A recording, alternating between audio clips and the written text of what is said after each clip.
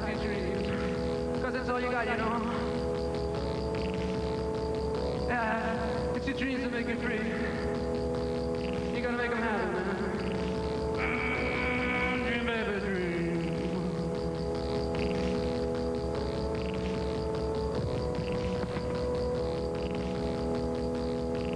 Yeah, you gotta get the dreams burning, baby. Dream, baby, dream.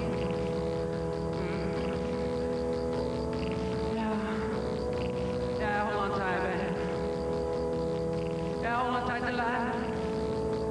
Light a fire to dream.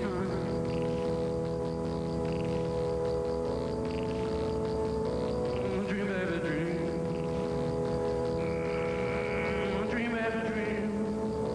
Forever.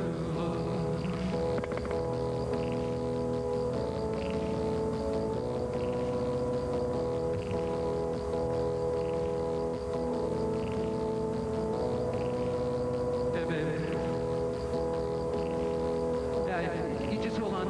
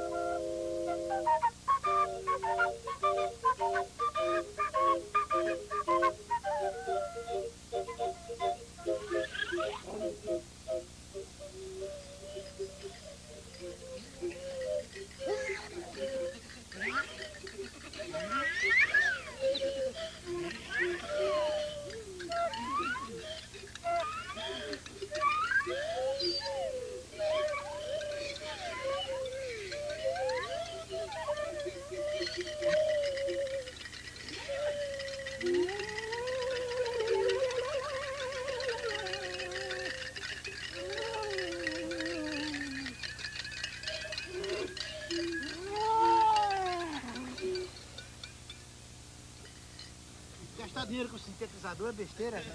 Campeão, mas contigo, deixa em 7 e não toca dentro da água, não. Ah, é.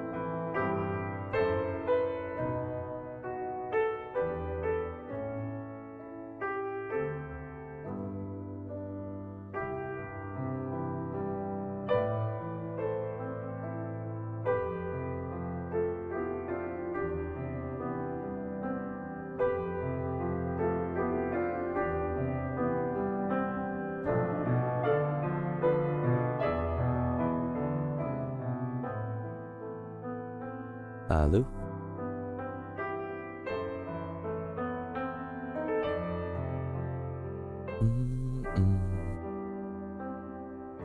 Alô, alô?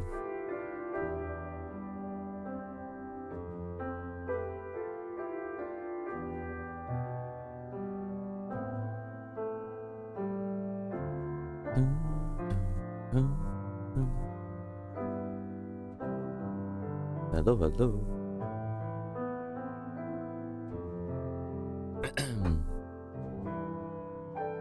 What up?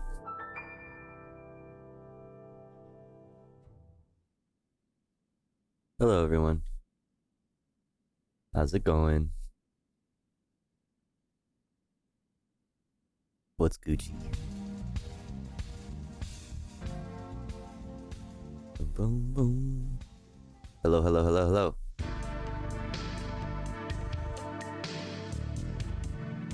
What's up?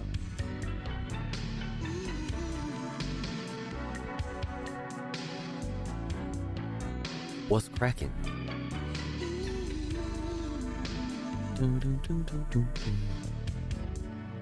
How's it going? Good to see everybody. Happy Wednesday night for 30 more minutes. Jamming, but happy it's news time. Let's go, baby. Let's motherfucking go. DJ hours, dude. You already know what it is. Tofu's live. I must be having trouble sleeping. I must be a vampire.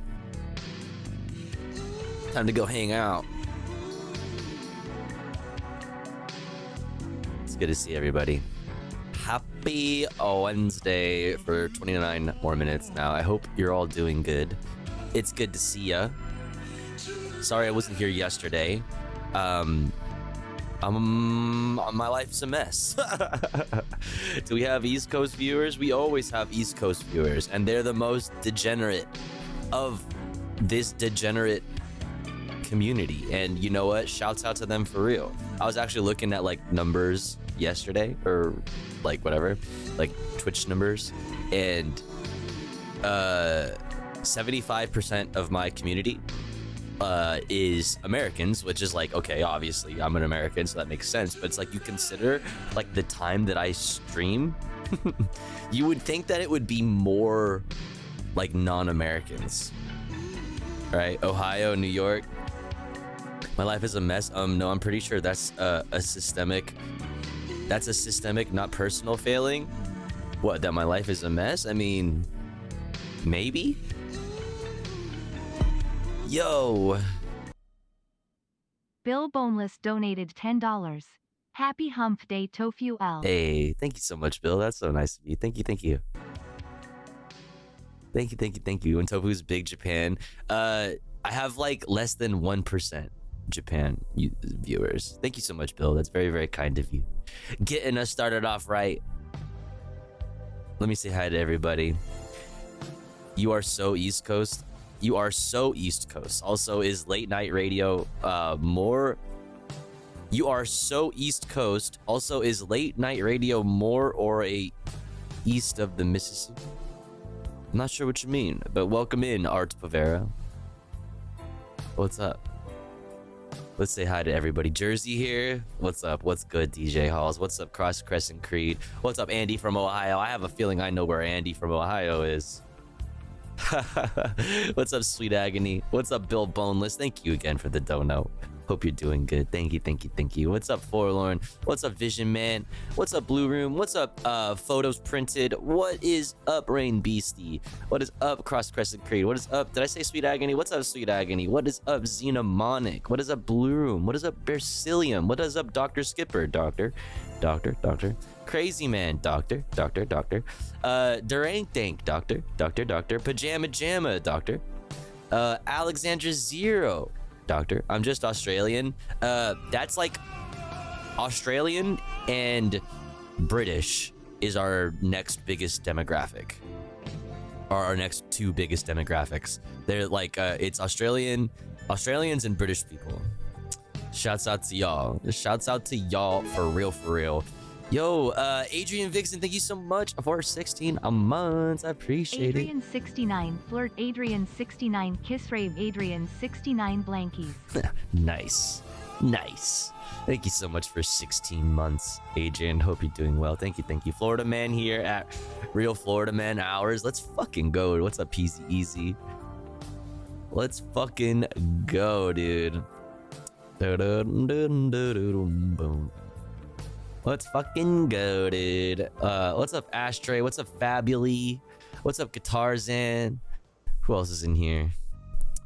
Who else did I miss? Tech Tink. Who else? High Def. SP404. The Rank Dink. Who else? Who else is up in here? What's up, Reclaw? Hey, everyone. It's good to see everybody. Like I said, sorry I wasn't here yesterday. I was so I don't know, dude. Like I just couldn't fucking sleep. Not so after Monday's stream, I just did not sleep. I just couldn't fucking sleep. I tried so hard. You know what I mean? I tried so hard and I got so far, but in the end, it doesn't even matter, right?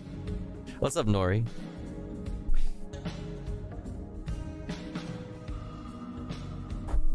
A sleep challenge impossible? My fucking life, dude, is just pain. It's just pain and suffering, and you know. Rest in peace, Chester, for real. What's up, Solar? But yeah, so I didn't fucking sleep, and then like I don't know, I didn't fucking sleep, and then I fell asleep like when I would start stream, which is weird because that's like a normal time to go to sleep. Really confusing. My life is a mess. My whole world is upside down. It's like when I normally start stream is when a normal person would go to sleep, like a healthy person. You know what I mean? With like a normal adjusted lifestyle, right? So like it fucked my whole shit up. Fucked my whole shit up. So like I ended up not streaming, obviously, because like I was like asleep for most of that, and I don't know, just yeah. So and then I stayed awake, and I was like, all right, I'm gonna try to stay awake as long as I can. I'm gonna try to stay awake, or like when I woke up anyway, I'm gonna try to stay awake until like I need to go to bed after stream tomorrow, aka today, like after tonight's stream. Nah, I fucking fell asleep, but I don't even remember when I fell asleep, but I woke up like again when I woke up when I should be starting stream. So like I did the exact opposite as the day before. I'm a mess. I'm so confused. I don't know how much I slept. I don't know who I am. Pretty sure none of us know such people, which is why this community is so awesome. It's so comfy and cozy. Because we understand each other, okay? Wild how I be going through the same shit. That's what I'm saying. My sleep is entirely fucked as well, I understand. Let's go. See, that's what I'm saying, you know? Us fucked sleep schedule havers need to have a stream. Oh, Jesus Christ. Jesus Christ. The moon is our friend. Thanks for streaming. Thanks for chatting. We're all Amy Goodman here. That's so true. You're so right. That's why you see me here at the beginning of stream and the end of stream. Based. Holy based.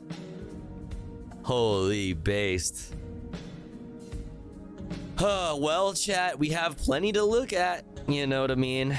For real, it is a bonfire in the wilderness, safe from the world until the sun rises. Wow. I love that. We have lots to do, chat. Lots to look at. Lots of fun stuff as well. I'd like to make sure we get to fun stuff. You know what I mean? That's obviously, you know the vibes. I'm trying to make sure we have more time to do comfy content. There is plenty of not comfy content, however, to look at first. All right, let me get the music started. 1 sec.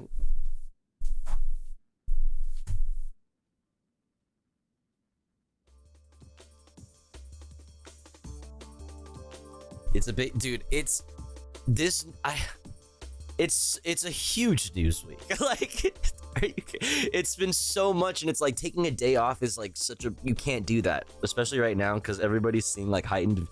You know, there's more people, like there's more new people floating around on Twitch looking for news content right now. So it's like now's not the time to take days off. Like every time a streamer takes time off, it fucks your viewership. It's like you see a dramatic drop off in viewership, and then you have to like work really hard to build it back up to where it was. Like in this past year since 2024 started,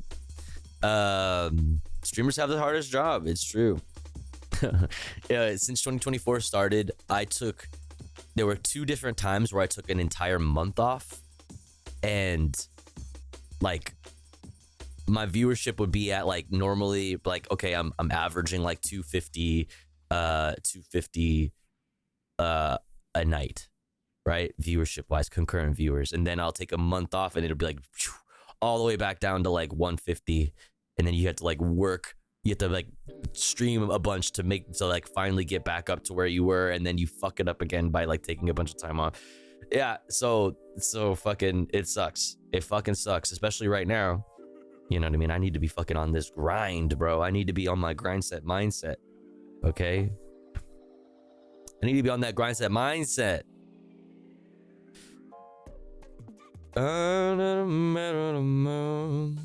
Anyway, it's good to see everybody. How are you all doing? If you had to describe the way you're feeling right now with one word, what would it be? Maybe except Azan?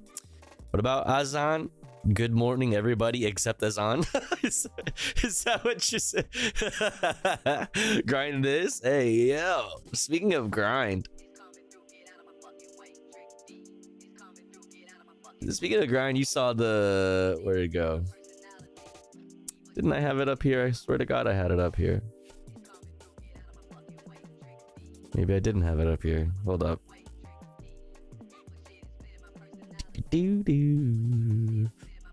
Anxious. Feel that. Stressed. Spiky. Okay. Spiky. Flea food. Fuck. That's not good. Fuck. Stomach issues. Oh no. Vibey. What's up, Achado? Indecisive. I feel that. Like part of the problem. That's how you're feeling right now? Like part of the problem? Nothing worth. What's up? EP. What's up, Akai? Okay. Blech, says Bill. Tired, just woke up. Elated. Okay. What's up, Henry? How am I feeling? Transplanted? Damn. What is this?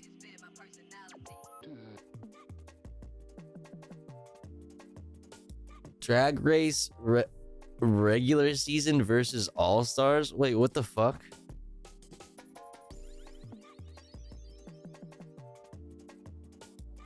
Is this a real picture?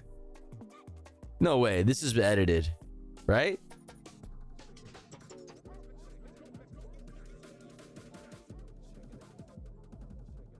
Is this real? Bro, what? Okay, I want... He's Botoxed up. Is that what this is? Is that all you need to do to get this?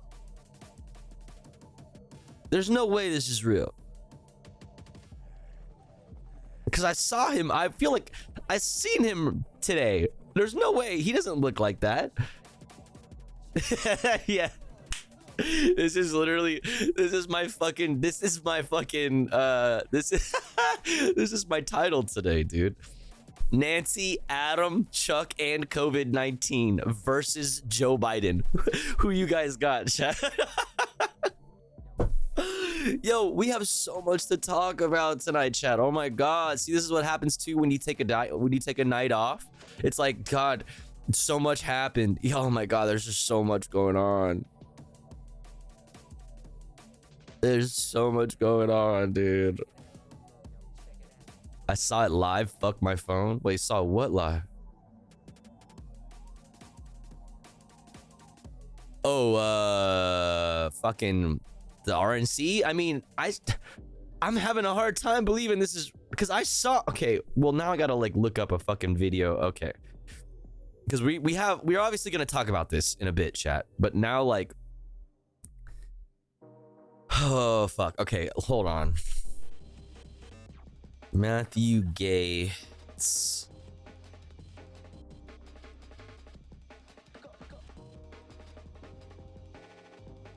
Oh my God, wait. How did I not notice this?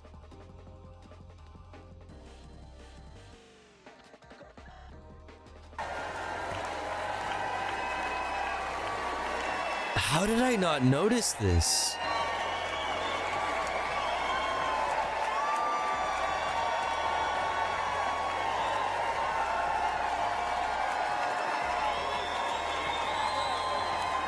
Donald Trump is Oh my God. He does. No way. Elect him president again, and America will be. Oh my God. How did I not notice this? Cloned. Yeah, no, that's not the real Matt Gaetz. Nope, no way. That's more than Botox. He had surgery. Okay, okay. It's so unfair, okay, that these fucking assholes get to have all the fucking gender affirming fucking, gender affirming care in the world. All right, that's not fucking fair. I want this. How come this fucking asshole gets that shit? I want that shit. How come he gets that shit? I want that. Fuck, dude. What the fuck? You don't deserve this shit. I hope the fucking I hope the grinder dick was phenomenal, dude. Unstoppable too. Meanwhile, Joe Biden's been out of it. Democrats have been. Dude, that's insane. He had that shit put. Holy fuck, bro. He had that shit straight fucking. Yo, does he have concealer on?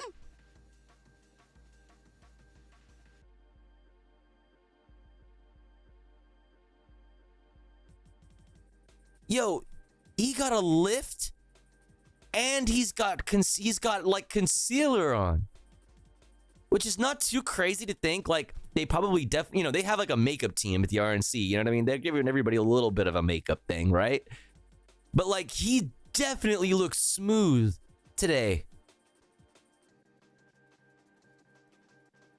Honestly, that's so crazy, bro. Like, I hate that I'm actually jealous of the fucking gender affirming care that people like Matt Gaetz get to fucking have.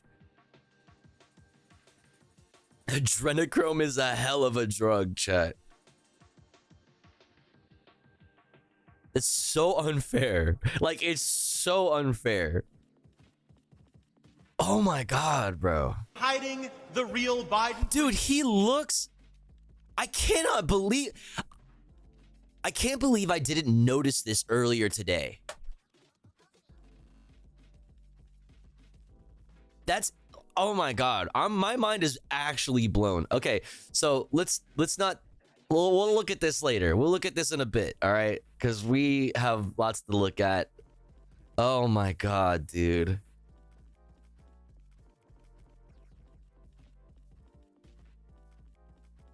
That actually is blowing my mind right now. Oh my fucking God.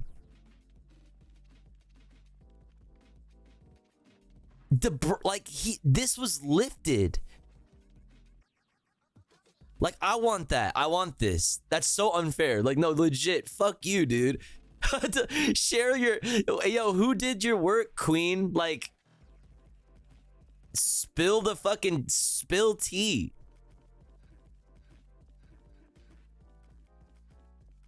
Because, I might hit him up next time I'm in Milwaukee. That's crazy. Someone said he had the work done because he heard it was a minor. Shut the fuck up.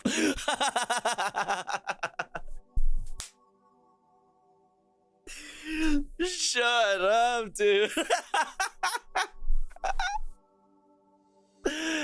No. Bro. Oh my God. Yo, Bill. Thank you. Bill donated $5 toward Botox. Thank you.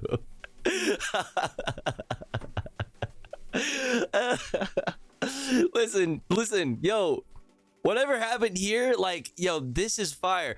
Yo, oh my God, boy moding MTF, trans femmes, like, be like 2 months on estrogen, don't really notice any difference yet. Sag. 6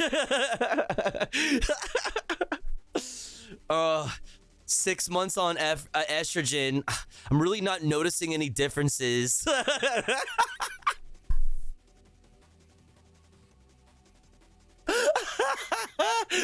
Oh my god. Amazing, dude. You're actually blowing my mind with this shit. I cannot believe that I fucking didn't notice this earlier. The arch in his eyebrow, I'm losing my mind. It's so slay. She looks great. I'm so happy for her. Like, what the fuck?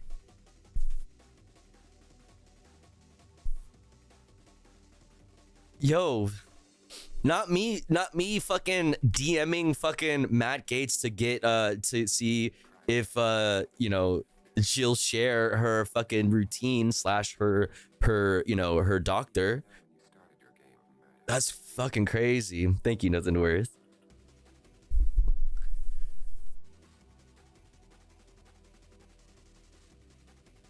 What happened to Matt Gates' face? All right, we'll look at this. We'll read it. Not the Miami New Times, dude. That's crazy. Okay, we'll look at it. Dude. Sis, spill the skincare routine, okay? Holy. BBO Gates, dude. Spill, sis. Shut the fuck up. Shut up, dude. You guys are killing me. You guys are killing me. All right, we'll get to it. We'll get to it. Oh my god, we'll get to it. Let's start off the stream, okay? Let's start off the stream. We'll start off with some light stuff. I have some brand new music videos that I think one that I've seen and I think is really cool, one that I haven't seen but it's from a band that I really like. So we'll fucking get into it. Yo, Peace Fire Now, thank you so much for 3 montherinos. I appreciate it. Welcome in. What is this?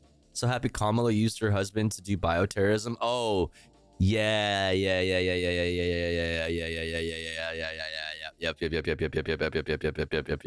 Yeah, well, let me put this over here. Yeah, we have a lot to go over, chat. This is why I can't take days off, man. Can't fucking take days off, man. Look at, oh my god, this story is insane, dude. What's up, Lada? What's up, Midnight Time? I got my new record today. What record? It's called Biden Has COVID. I love that song. No sleep, no days off, gang, for real, bruh. I'm saying, yo, you think the second husband is fucking Biden? Yo, you think the second husband is fucking Biden? Yo. Yeah. What? Bold of you to assume that he's the one fucking Biden and not getting fucked. Sorry. What can be unburdened by what has been. All right, you guys are on fire today. All right, we'll get into it, chat. Let's start it off.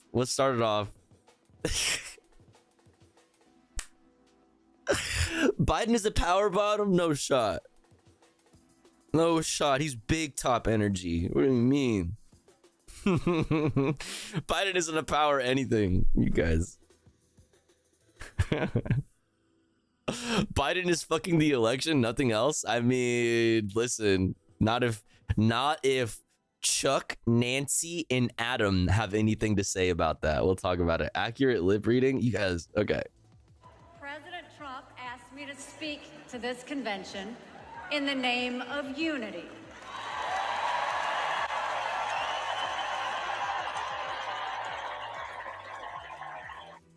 Wait, what?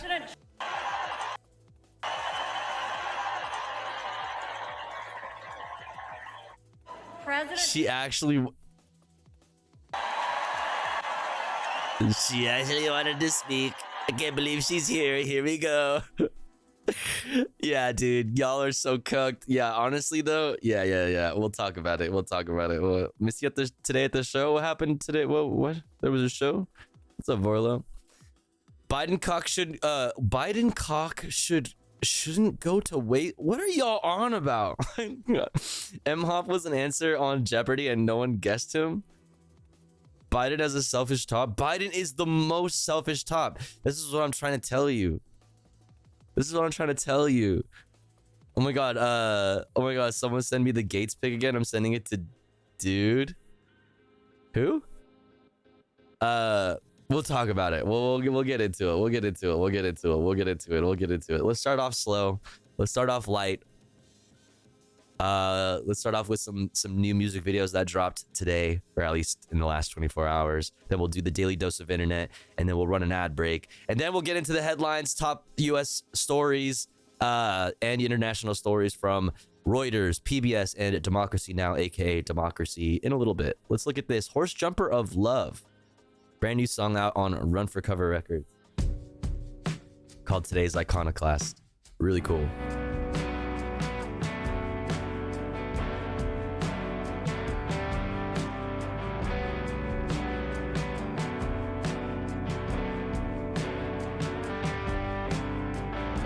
Today's iconoclast. The feeling never lasts. It's not hard to tell that you're not doing well. Your smile down the hill. I ran to meet you there. We gave blood to our fantasies. We played fuck, kill, marry.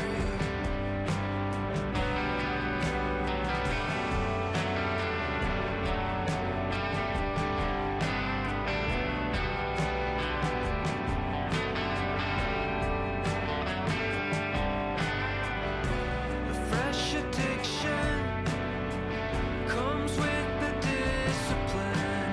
Hates the noise of sorrow. I read it in the Amazon Basics Bible. Today's iconoclast. It's nothing serious.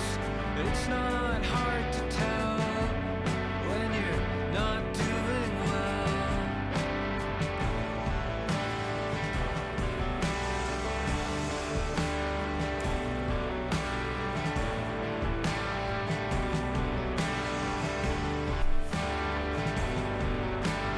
I saw your wings get clipped. It's a bloodbath. You could call it what you like. Spit smacks on porcelain. Marry down the drain. The beating of a white wing. The beating of a white wing. Beating of a white wing. White wing.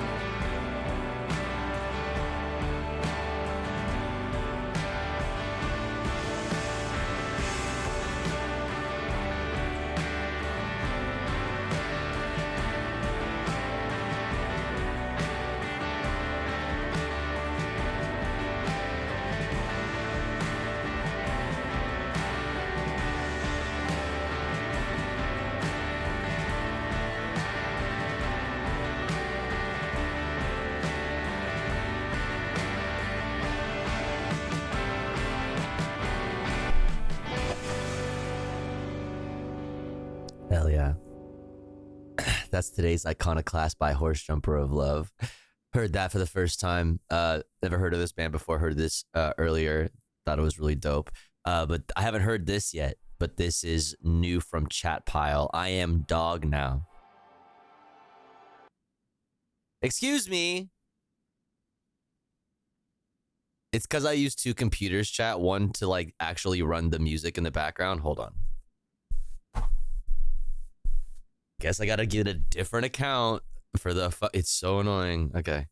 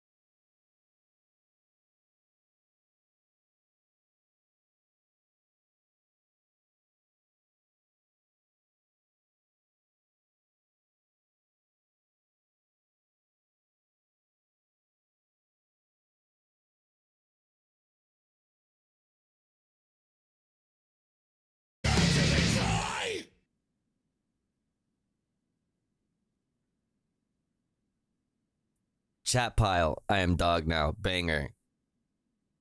Banger. Banger. Exclamation point watching in the chat for a link to the playlist that contains all the videos that we will be watching this evening, including the ones that we just watched. Sick.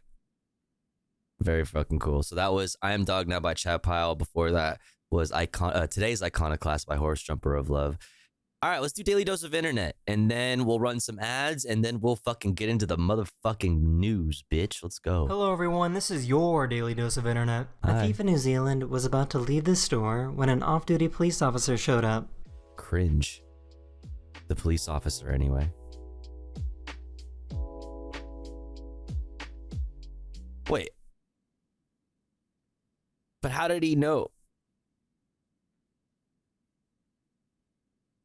Off-duty police officer showed up.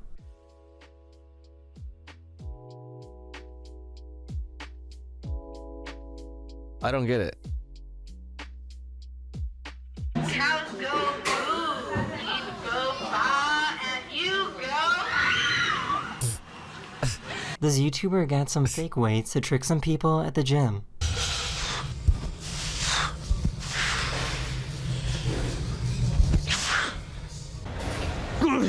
This kind of content is so stupid. I'm sorry.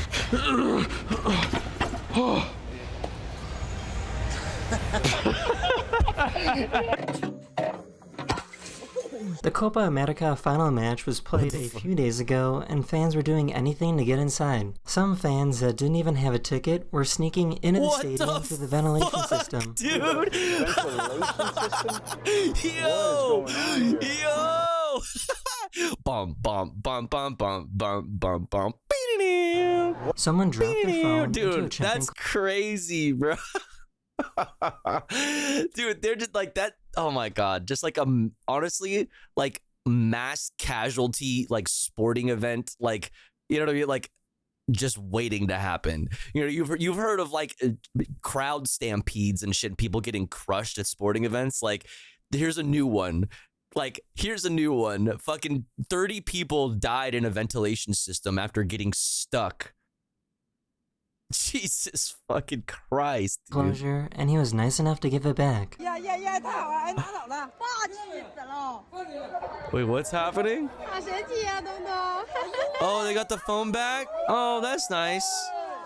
Bacon pancakes, making bacon pancakes, bacon pancakes, Hey. making bacon pancakes. Whoa. Bacon pancakes, Hey, making bacon yeah, pancakes. yeah. What? Bacon pancakes, making bacon pancakes. What? Yeah. Making bacon pancakes, making pancakes, making This is bacon probably the most pancakes. impressive magic trick That was I've bars. seen in a while.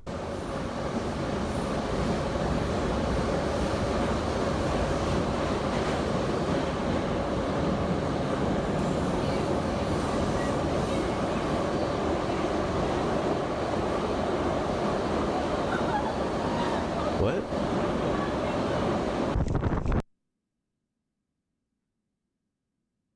What?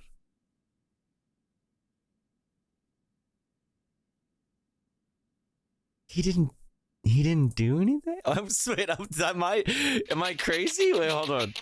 This is probably the most impressive magic trick I've seen in a while.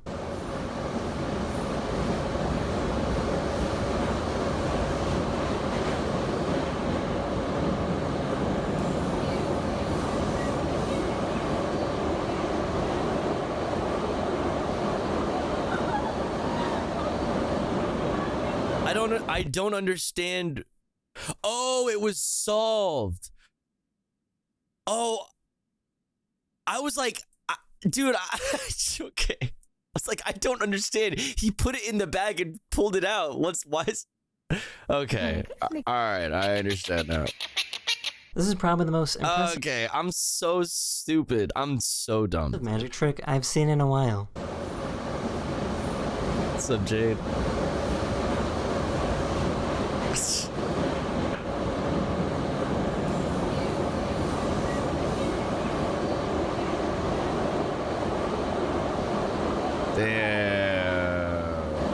Damn, that's crazy. Okay.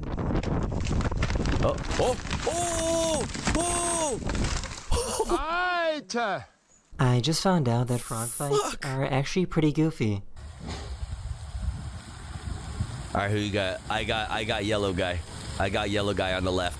Yellow guy on the left is gonna fucking kill him. Oh wait, shit, are they both yellow? Fuck. Oh! This RC show looks absolutely chaotic. What the fuck? Okay, this is like the shit of fucking nightmares. What in the world? What in the world is happening? Chaotic. Oh my god. That's actually like kind of terrifying.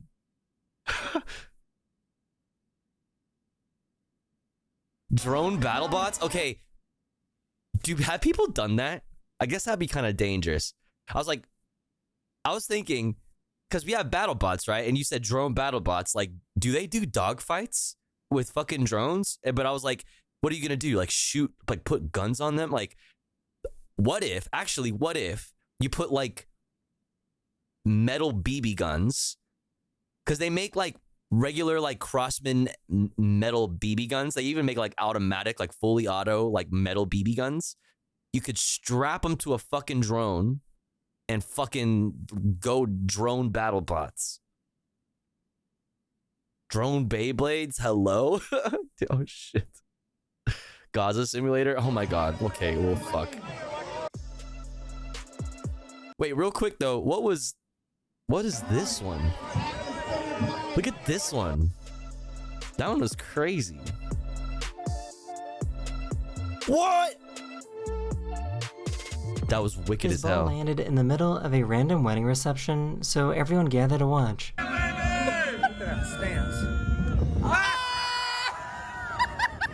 That is the end of this video, or we hope you enjoyed. What?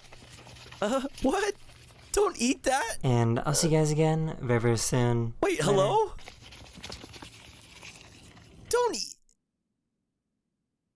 The ink is safe to eat? What about the paper?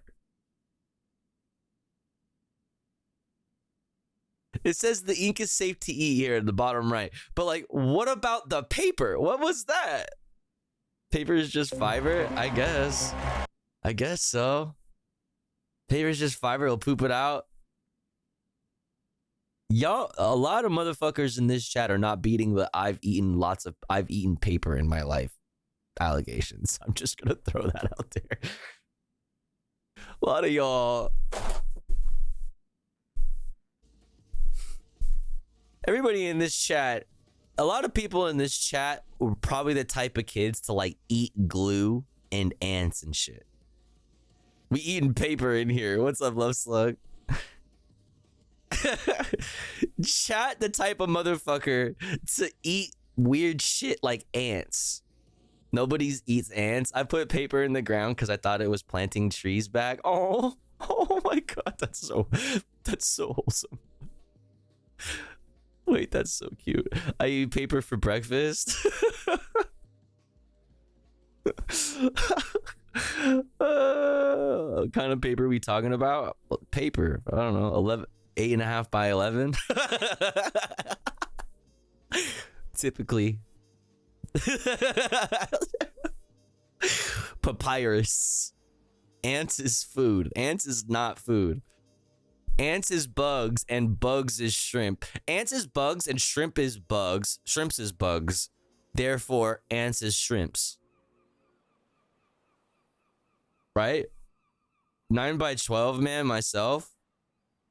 Whoa, we have a rebel here. We have a rebel in the chat. Whoa, look at me. The rest of the world, goes 8.5 by 11. Not me. I'm 9 by 12. Not me. What's up, J-Logic? Real chads can take in the 11 by 17. Now that's what I'm fucking talking about. Now that's what I'm talking about. That's that shit that I do like. What is this? Oh, we've seen this. We saw this. We saw this. Listen. Listen. We've...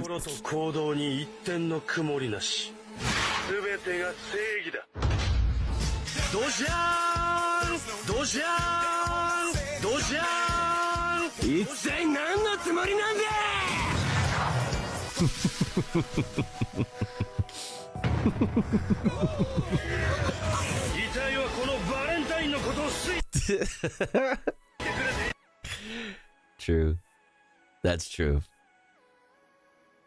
That's true. Oh my goodness, chat. All right. Cool. So now, next up, chat, we're gonna get this fucking show on the road, chat.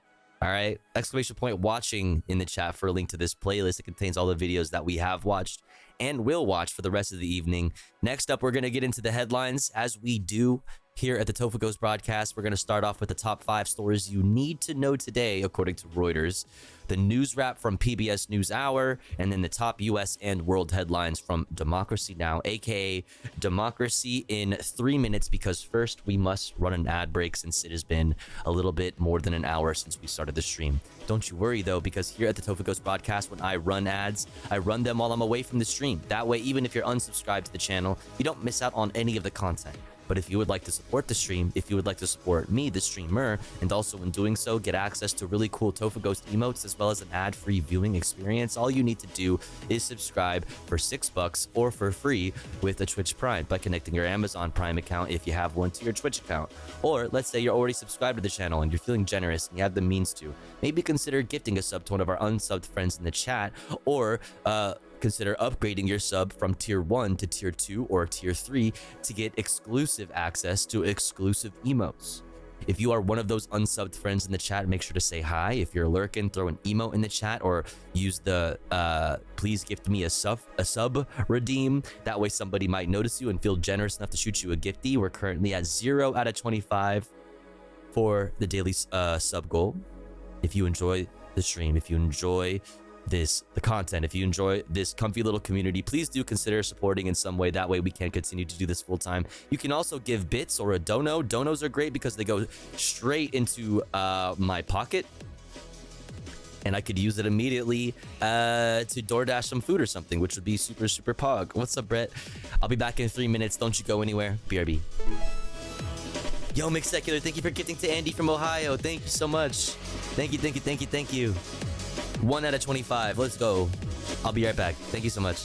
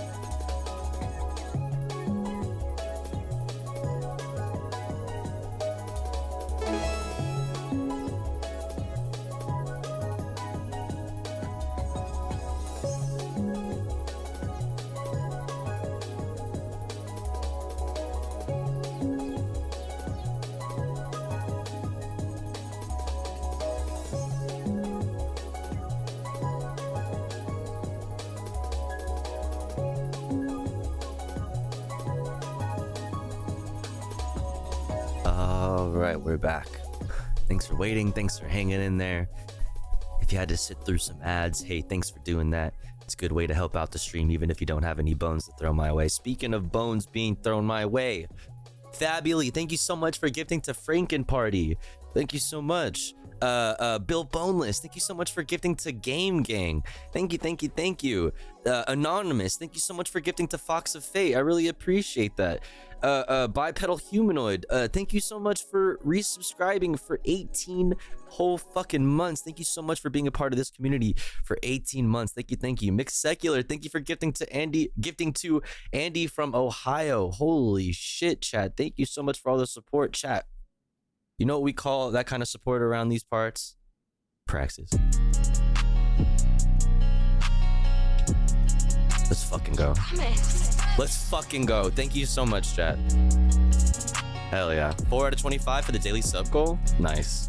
Sometimes I feel like Karl Marx, but that would be dogmatic. Sipping on this drink, I just spilled it on my fabric. If you have that knowledge, then you know you need the praxis. Red book on my lap. Yo, Henry, thank you for getting to Ray K. I feel like Karl Marx, but that would be dogmatic. Sipping all this drink, I just spilled it on my fabric. If you have that knowledge, then you know you need the praxis. Red book on my lap, you can never catch me lacking. Thank you, Henry. Bitches be so corny. I be with the masses cause the rich kids be so boring. I be on the internet whenever I feel lonely, and I rather feel like Che Guevara than ever be Tony. Tell my mama when I grow up. My bad, I'm a communist. Take a flight to Cuba. Roll a blunt right in that bitch. All up in Jamaica. Swear you need to Yo, Andy. She don't wear no makeup. Thank you so much for getting to Nude Eskimo. Let's go. We should take like all of it. Careful who you talk to, cause they fed and they be counterfeit. I switched out the AR for but an AK like a Soviet. Say I get her high like some opiates. Sometimes I feel like 6 out of 25. W. Thank you so much, chat. Sipping all this drink, I just spilled it on my fabric. What's up, dude? Hey, Beloso with the tier 2 at the minimum, with the communist, with the tofu com emo. W. If you have the knowledge, then you know you need the praxis. Red book on my lap, you can never catch me lacking. Careful who you talk to, cause they fed and they be counterfeit. So fucking true, bestie. So motherfucking true. Thank you so much, chat. I really appreciate it. Thanks for all the support. Thank you. We're gonna get into the stream. Unless you guys want to keep jamming. If you guys want to keep jamming, it's up to you. We can. You know what I'm saying? I could be convinced with the, you know, some more gifties or some shit. But for the sake of time, since it's already past midnight now, we're gonna fucking just get into it.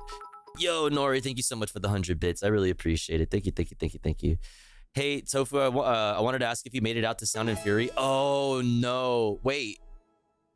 Sound and Fury? Isn't that not, or am I thinking about a Sound and Fury Presents show? Isn't that not for a few days? But yeah, I haven't made it out. Yo, Brett with the 5 bomb. What the fuck? Yo, thank you so much. Keep jamming. You fucking got it, dude. You fucking got it. Let's see, what are we doing here? Banger. This one goes out to Brett. Wait, not that one. Not that one. This one goes out to Brett. Oh, also Bill, thank you for gifting to Will Realms. Let's go. If you got a gifty from Brett or anybody else, please make sure to thank them. Thank you. Peace Fire, thank you so much for the 100 bits. Headed downtown. They got hammers, you Better watch out. You better watch out. The system that you love, they gon' tear it down. Yeah. Tear it down. The Antifas are headed downtown. You better watch out. Hey, so come get down with this little Tifa shit. Leaderless, ski mask on, but we ain't on a skiing trip. Middle finger up every single time we see the pics. Fuck 12 A-cap, that's what you should teach the kids. That's a Bitch, fact. we got sauce like a pizza dish. No, I haven't. On my face, you can't see the shit. No, I haven't. Is it on YouTube? Share it. What? The system, every president's a piece of shit. Bitch, that's a fact. Little I ain't bitch. trusting any government. Coming hella fraud on them bitches. They could suck a dick. They trying to drain your energy out like you suck your bitch. That's why we headed downtown. bitch, we bout to run this shit. The Antifas are Headed downtown, headed downtown, headed downtown. They got hammers, you better watch out. You better watch out. The system that you love, they gon' tear it down, tear it down, tear it down. The Antifas are headed downtown, you better watch out. Broken, I can't pay my rent. Blame it on Antifa. Just last week, my wife done left. Blame it on Antifa. Alright, I'm out. Fuck Andy, no. Fuck Annie, no. Yo, Jim Scheller, thank you so much for the fucking fresh tier 1. Thank you so much, Jim. Welcome in. I really appreciate that. Okay, this just played automatically, so we're just letting it ride. We're just letting it ride. This was just on the fucking... This just played. Yo, Jim, thank you so much for gifting to Dirtbag. Let's go. Oh, everything's better with billionaires that are in our submarine. So true. They fuck up our planet every day. So when they die, celebrate. Sins on a shed with billionaires dead under the sea. So true. Down here they don't have oxygen. That means that they cannot breathe. I don't think they're going to find them, and that makes me real happy. They shouldn't have been pieces of shit. And these fuckers, they died at night. Under the sea, under the sea. Oh, everything's better with billionaires that are in our submarine. Oh, that transfer expired. They fuck up our planet every day. So when they die, no tears on my shed with billionaires dead under the sea. Fishing link. The transfer expired. So you have to send like a new transfer. Or at least, I think it said that. Let me try it again.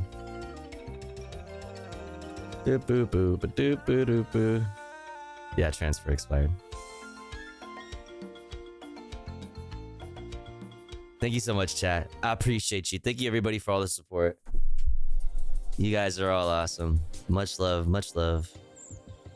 Much love. We're still on a hype train. But, you know, we're gonna get into the... Oh my god, this is so funny. We're gonna get into the fucking thing. You know what I mean? The thing and the stuff. Did you see this?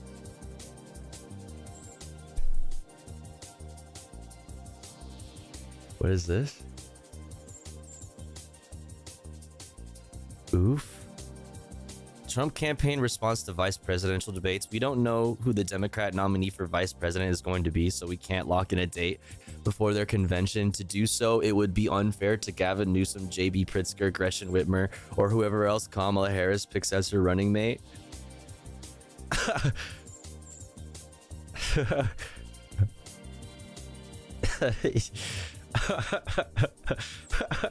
It's really Jover, dude. It really is Jover.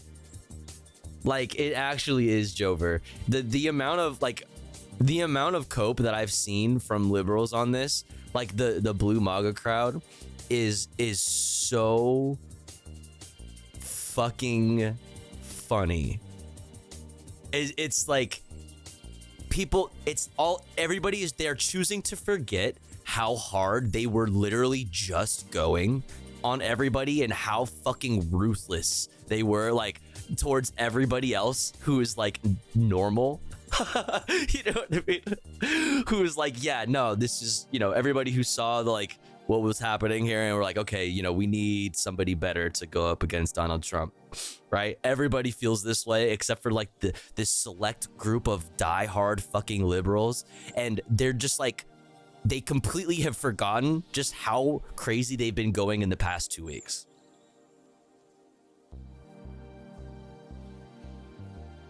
Like, it's so fucking funny to see. It is so funny to see. Joe is so stepping down. The timing of him saying, okay, I don't want to get unlocked on it yet because we have other shit to get into first before we talk about this, but the timing around, like, you know, him saying if there was you know, a medical condition, if I did get diagnosed with some kind of medical condition, I would consider stepping down. And then in the same day is announces a COVID diagnosis. Like, dude, You got Nancy Pelosi, Adam Schiff, and Chuck Schumer calling for you to resign. Dude, it's like, it's done. It's done. Like, Mama Bear has spoken, right? Mama Bear has spoken. It's done. So we'll talk about it. This meme is so funny. It's literally my fucking title today. All right, let's get into the headlines, chat. Top 5 stories you need to know today, according to Reuters. Then we'll get into the news wrap from PBS, and then Democracy Now, aka Democracy, in a couple minutes. Let's check it out. Top 5 stories. Number 1. Donald Trump's former rivals for the Republican presidential nominee, Nikki Haley and Ron DeSantis, are offered full-throated, sloppy, wet, noisy endorsements, okay, of his candidacy, his rock-hard candidacy at the party's convention.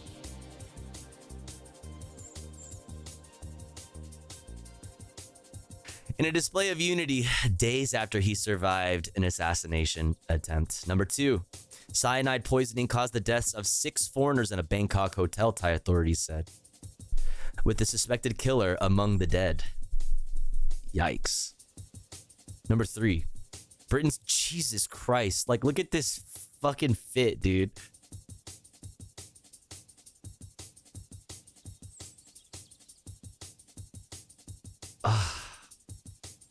Gay.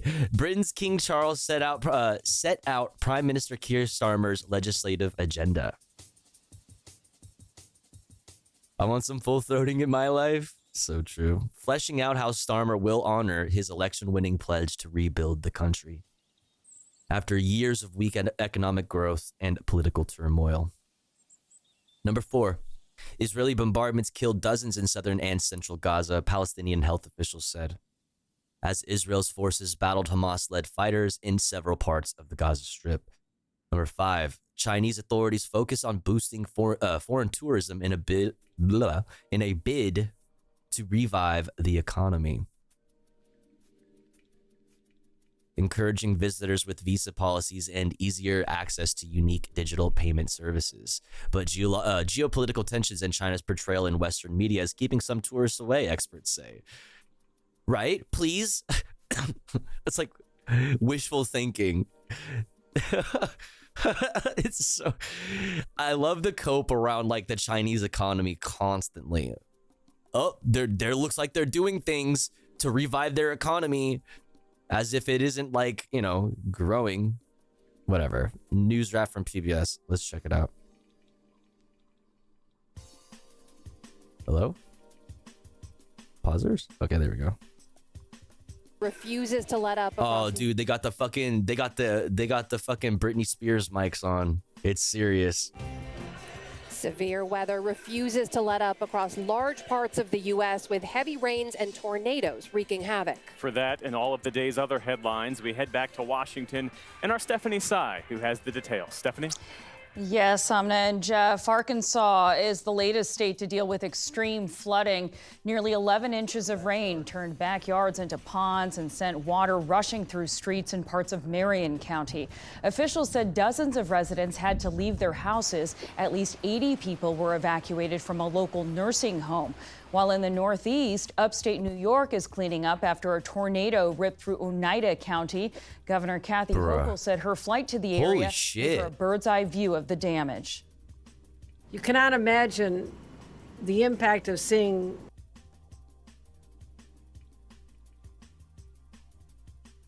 from the sky how vast the destruction is. When you see entire... Is this normal? Yeah, like is it normal to have tornadoes in New York? Genuine question.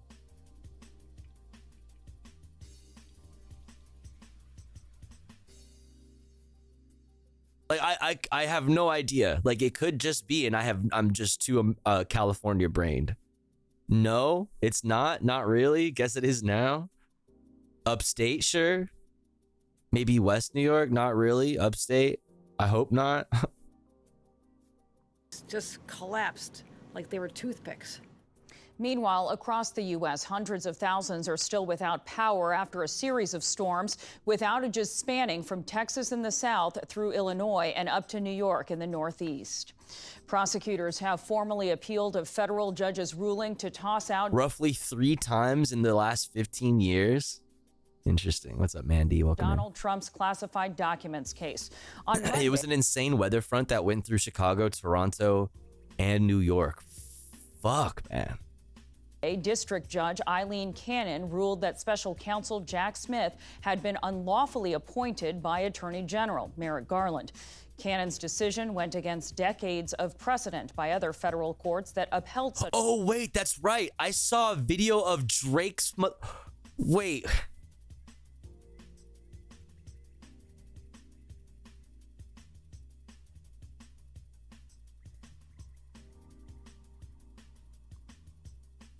Oh my God, I forgot about this, dude. He said, this better be your espresso martini. You bougie bitch, you better get the bucket. You bougie bitch. You bougie bitch, you better get a bucket quick.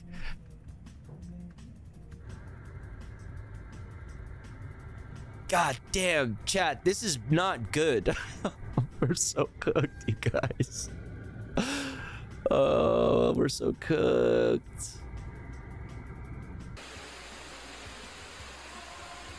No, legit though, when shit starts to affect people like Drake, that's how you know shit is actually starting to get real, okay? Because like the people who are shielded from the effects of like global warming and just like, you know, capitalism at large, generally, you know, the people who get the brunt of it in this time, you know, are obviously those that are the most vulnerable, the poorest amongst us and whatever. But like, it's not even Drake is safe. Oh, that's not good. That's not good, dude. It's bad. In fact, it is bad. What is this? Edible not hitting. It's just so stupid. Yo, that shit had me in the fucking first round. I'm not gonna lie. That shit had me. The fucking I'm sick tweet. Such appointments. The decision was the latest legal victory for the Trump camp following the Supreme Court's ruling earlier this month that gave broad immunity to presidents while in office. This appeal could result in months of legal wranglings, meaning any outcome would come well after November's presidential election. In the Middle East, an Israeli delegation touched down in Cairo, Egypt today, where I'm dead. Serious about 2024. International mediators are trying to push forward a ceasefire deal between Israel and Hamas. Talks resumed as Israeli Prime Minister Benjamin Netanyahu faced criticism from opposition lawmakers in Jerusalem for his management of the war. But he insisted today that Hamas will only bow to heavy pressure. We are making progress in achieving the war goals, freeing hostages, eliminating Hamas, and ensuring Gaza will not be able to pose another threat to Israel, thanks to combining military and political pressure. And I can tell you unambiguously that Hamas is indeed under pressure. The more we persist with the pressure, the more they will give up. I mean, yeah, you like even the United States said like a while ago now that Hamas has been essentially like dismantled. You know what I mean? They've essentially been fucking, you know, they've been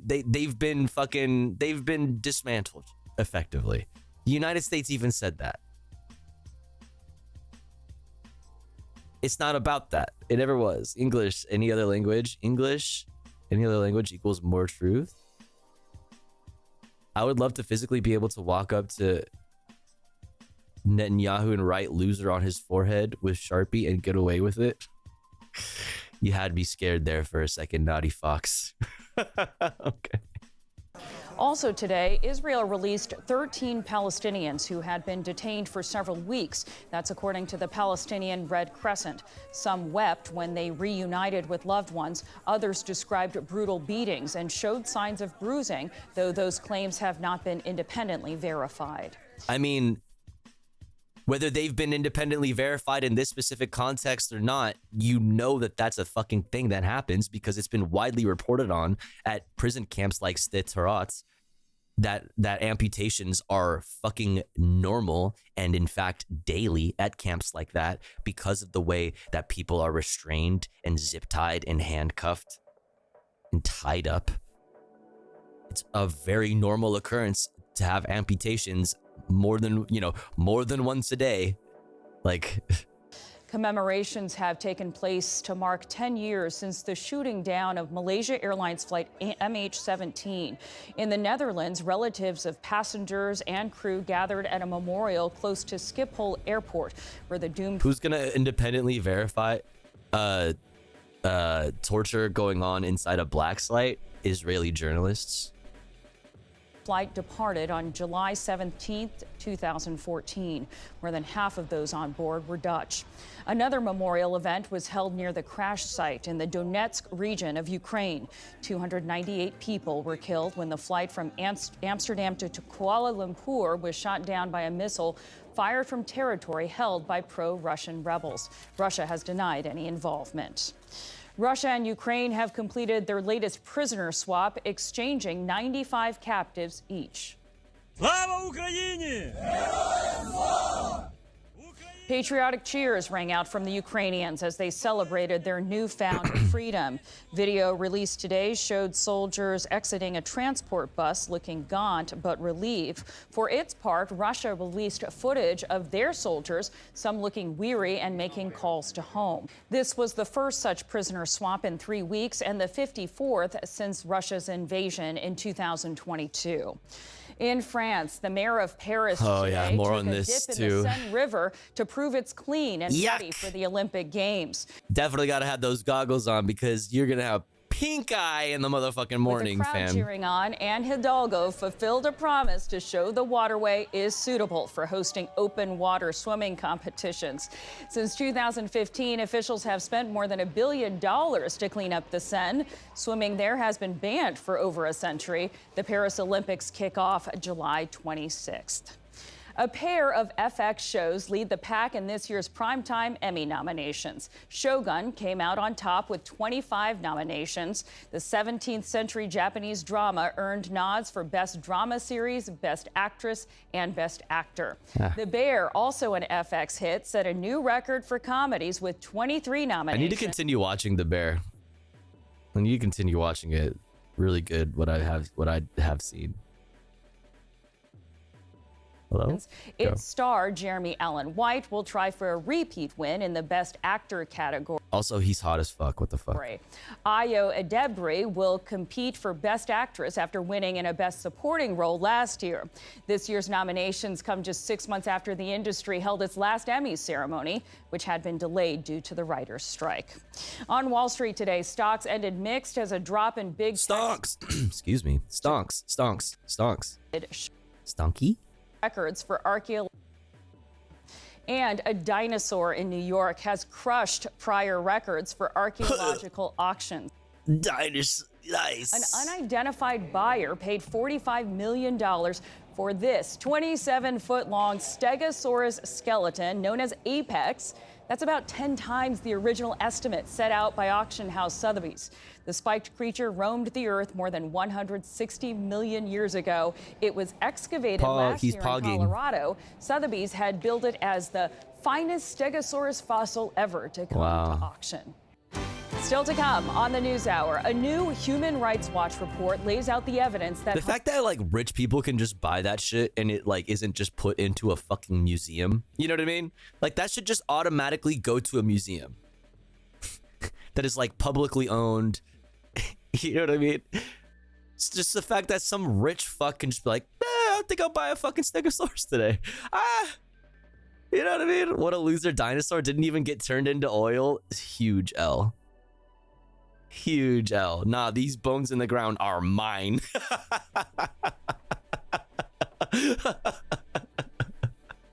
Committed war crimes on October 7th. And thousands in Houston remain without power in the Texas heat more than a week after Hurricane Beryl. All right. Bam, bam, bam. This is the PBS News Hour. Publis. Democracy Now! Let's go. Welcome to Democracy Now!, democracynow.org, The War and Peace Report. I'm Amy Goodman. Peace Bitch! and the president. You did it wrong. You can't do that. That's against the rules. That's against the rules. You did it wrong. Oh. Democracynow.org, The War and Peace Report.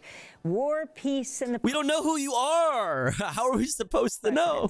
Breaking with convention. I'm Amy Goodman. Oh, in okay, Gaza, there it Israeli is. Forces have killed at least 42 She switched it up on us, dude. people in airstrikes on a UN-run school in Nuseirat and on a so-called safe area in Al-Mawasi near Khan Yunis. The Nuseirat attack, which killed at least 23 Palestinians, is the 6th time Israel bombed an UNRWA school in the past 10 days.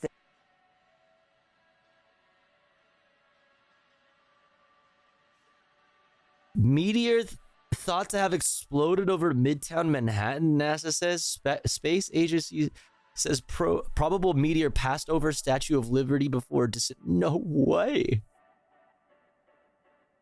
Disintegrating 29 miles above the city. Is there fucking footage? Is it a bird? Is it a plane? New Yorkers were puzzled by the sound of a loud boom and shaking sensations on Tuesday morning. The probable answer, an out-of-this-world visitor in the shape of a fiery meteor that exploded high over Midtown Manhattan. NASA Meteor Watch estimates that the meteor, essentially a chunk of space debris, passed over the city in broad daylight and was first sighted at an altitude of 49 miles above Upper Bay. But the group underscored this estimation was crude and uncertain. Interesting. Saw it on my phone notifications. It was just fireworks. See, that's what they want you to think. Really what it was? Really what it was the Anunnaki taking Joe Brandon and leaving his clone. The Anunnaki took Joe Brandon and left his stunt double clone behind to deal out the rest of whatever's happening here. Yeah, that tracks. No, that's just facts. That's just facts. Anyway, let's get back to it. This is a survivor.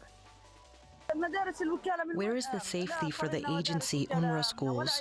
There are no more safe agency UNRWA schools, nor safe clinics, no more safe houses, no safe streets. We have been left desolate, displaced, and destroyed. And here we are. What have the children done to deserve this? Where are the countries? Where are the people? Where is the world? What do we do with the wrath of mothers, children? What is their sin? What have they done? UNRWA, the UN Relief and Works Agency for Palestine Refugees, reports 70% of its schools in Gaza have now been bombed, and over 500 people who'd taken shelter in them have been killed by Israel since October 7th. Separately, UNRWA projected it will take 15 years to clear the rubble from Israel's destruction of Gaza. 15 years. Oh. And that's just to clear the rubble, not even to rebuild. And, you know, lawmakers on the Hill voted unanimously to not fund any sort of rebuilding efforts. The Center for Constitutional Rights has filed a Freedom of Information Act request to access communications of the Biden administration related to the International Criminal Court's investigation into Israeli war crimes in Gaza. The group says it's focused on efforts by the U.S. and U.K. to block the ICC from delivering arrest warrants for Prime Minister Benjamin Netanyahu and Israeli Defense Minister Yoav Gallant. Lebanese state media reports Cringe. Israeli air attacks in southern Lebanon have killed at least 5 Syrian civilians, including 3 children. Israeli military and Hezbollah have been trading near daily fire across the border since Israel's war on Gaza began. In New York, a federal jury Tuesday convicted New Jersey Senator Bob Menendez of Bobby Goldbuzz. God, there's so much news, dude. I can't believe I didn't stream it. There's just so much going on constantly. Oh, Bobby Goldbuzz Menendez finally catches one.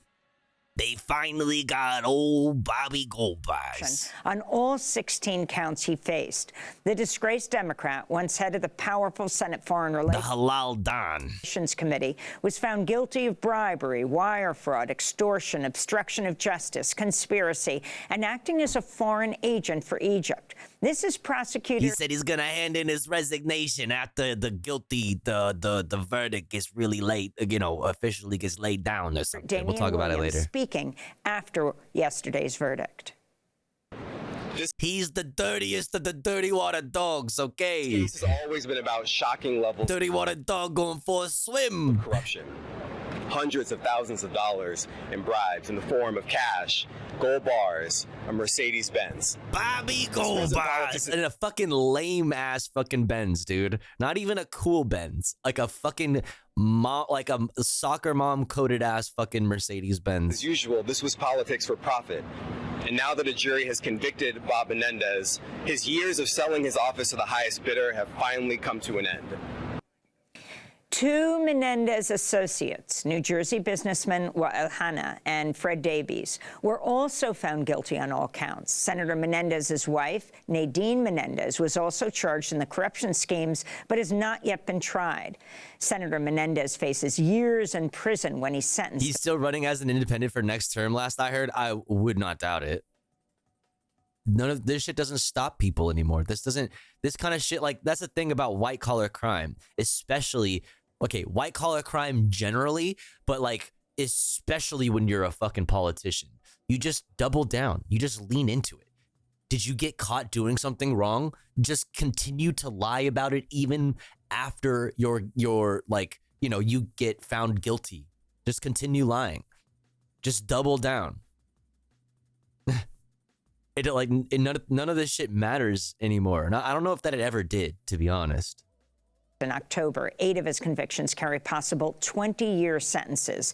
Democrats are calling on Menendez to resign, which would allow Bobby Goldbuzz doesn't listen to nobody. He resigns on his own terms, okay? Bobby Goldbuzz will resign if he feels like it's necessary.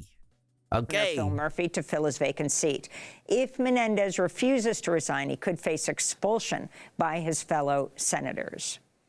I don't know that they would, though. I bet you that there would be a considerable amount of senators that wouldn't be willing to expel him. In Milwaukee, activists and community members gathered in the streets to condemn the police killing Tuesday of 43-year-old Milwaukee resident you gotta Samuel talk about this Sharp. too. So the much officers going who on. killed Sharp, an unhoused black veteran, are from Ohio and are in Wisconsin as part of a group of 4,500 law enforcement officials in Milwaukee Classic for the out of RNC. towner.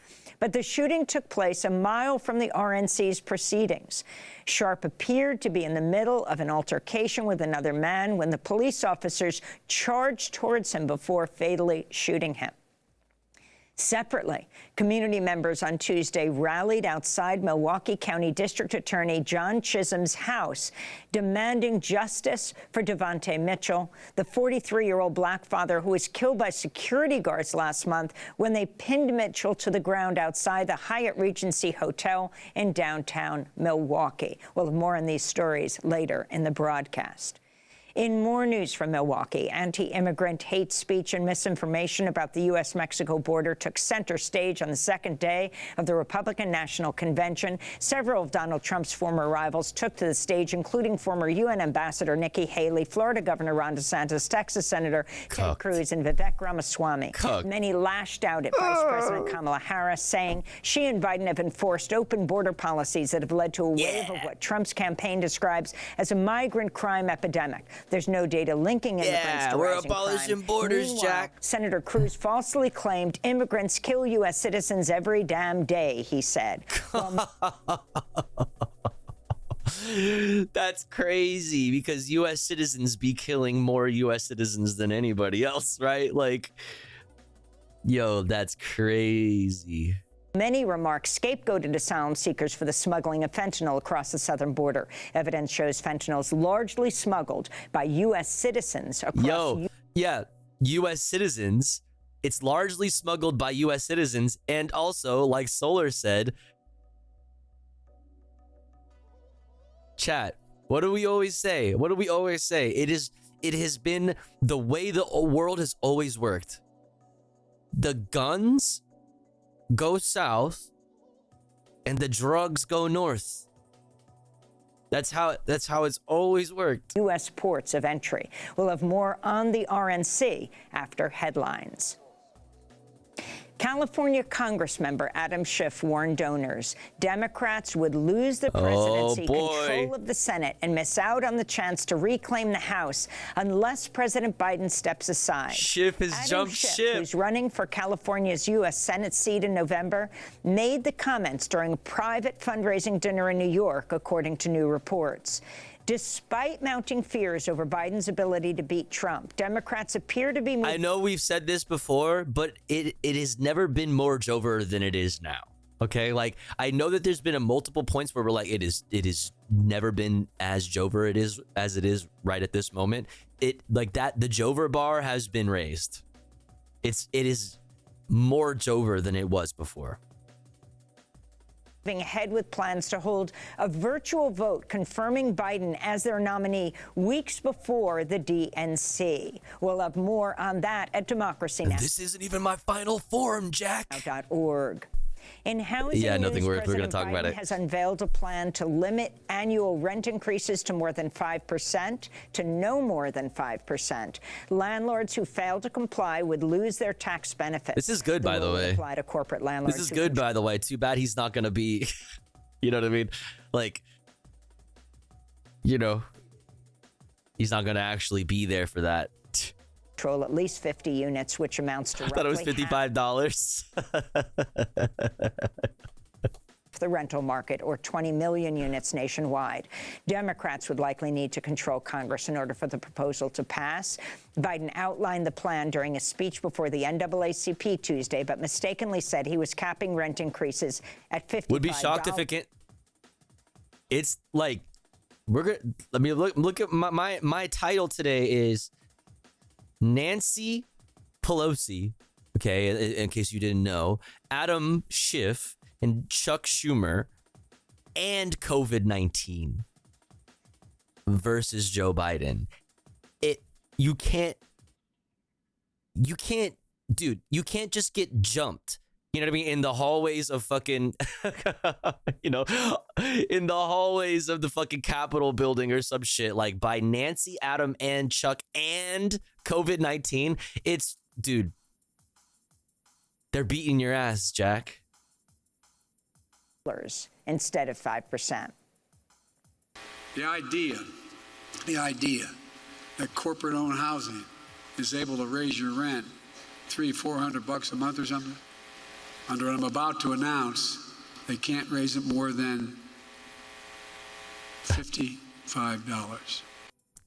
The fact that he had to pause too makes it so much worse. Yeah.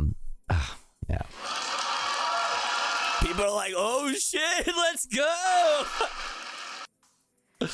COVID 55. Texas Congress member Greg Casar has challenged his Republican counterparts to prove their commitment to workers by backing union boosting legislation. In a social media post, Casar wrote, quote, If Republicans want to talk like they're pro-worker, they're not. This is bullshit. We should not even be fucking entertaining this. We shouldn't even be entertaining this. Conservatives have never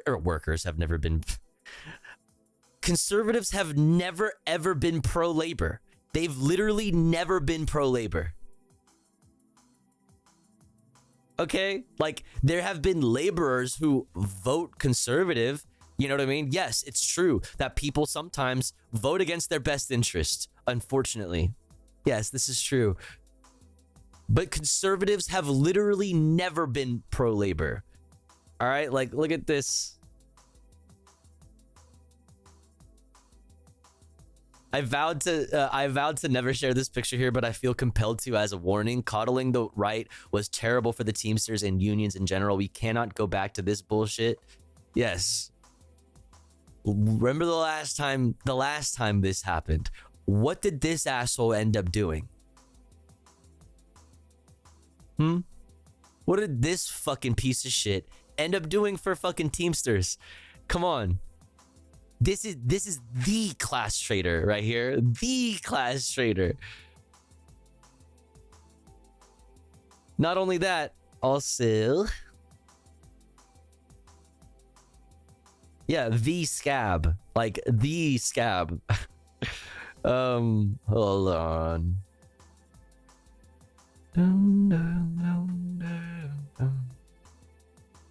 I thought I retweeted it, but I guess not. Let's see. Retwiddled.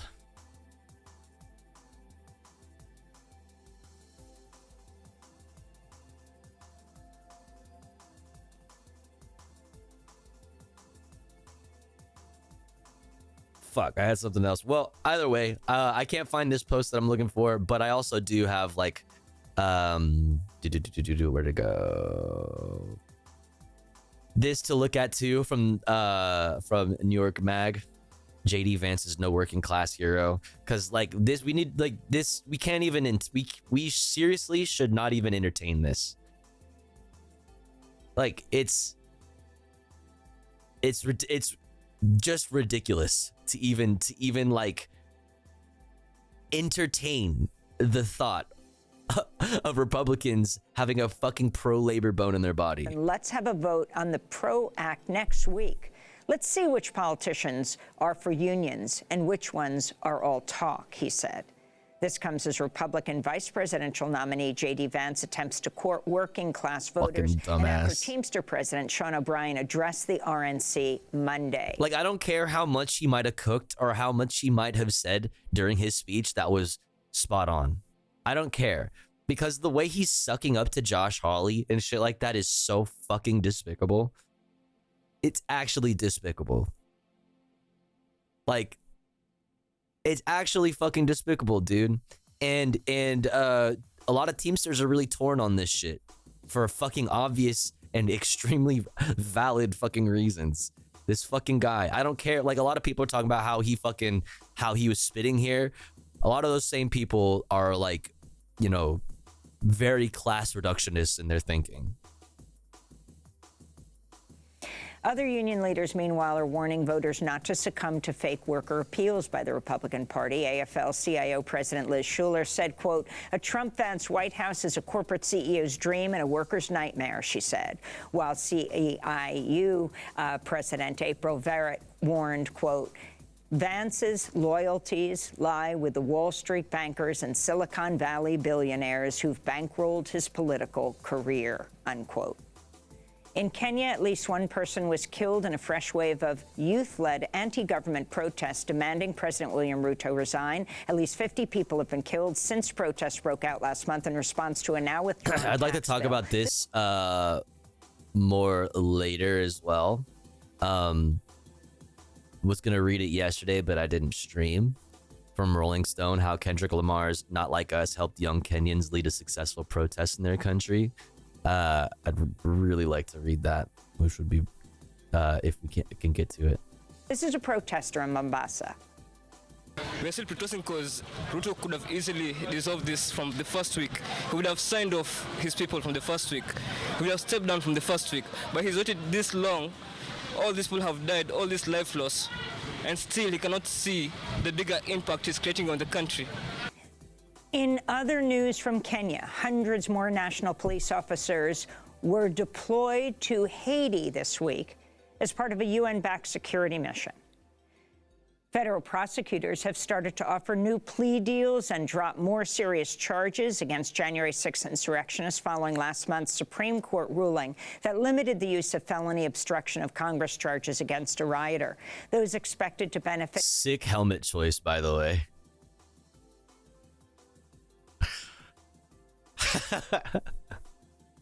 You know what I mean? Everybody else got their like normal, like this dude, he's like, nah, I like this helmet specifically. The use of felony. I want to wear this helmet. Of all the helmets, you know what I mean? I want to wear this one.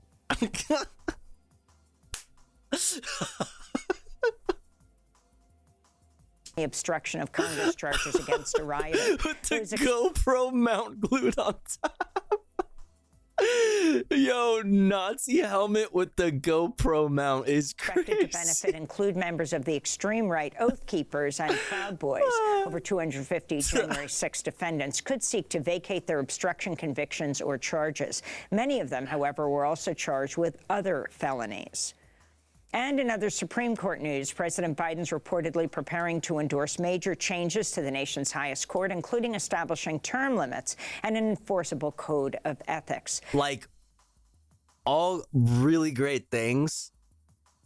You know what I mean? But like, I think right now,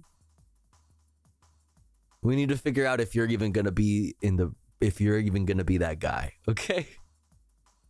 Biden is also reportedly considering a call for a constitutional amendment that would eliminate broad immunity. But also, like, chat, remember all of the things, I have to say this all the fucking time, bring it up every fucking time.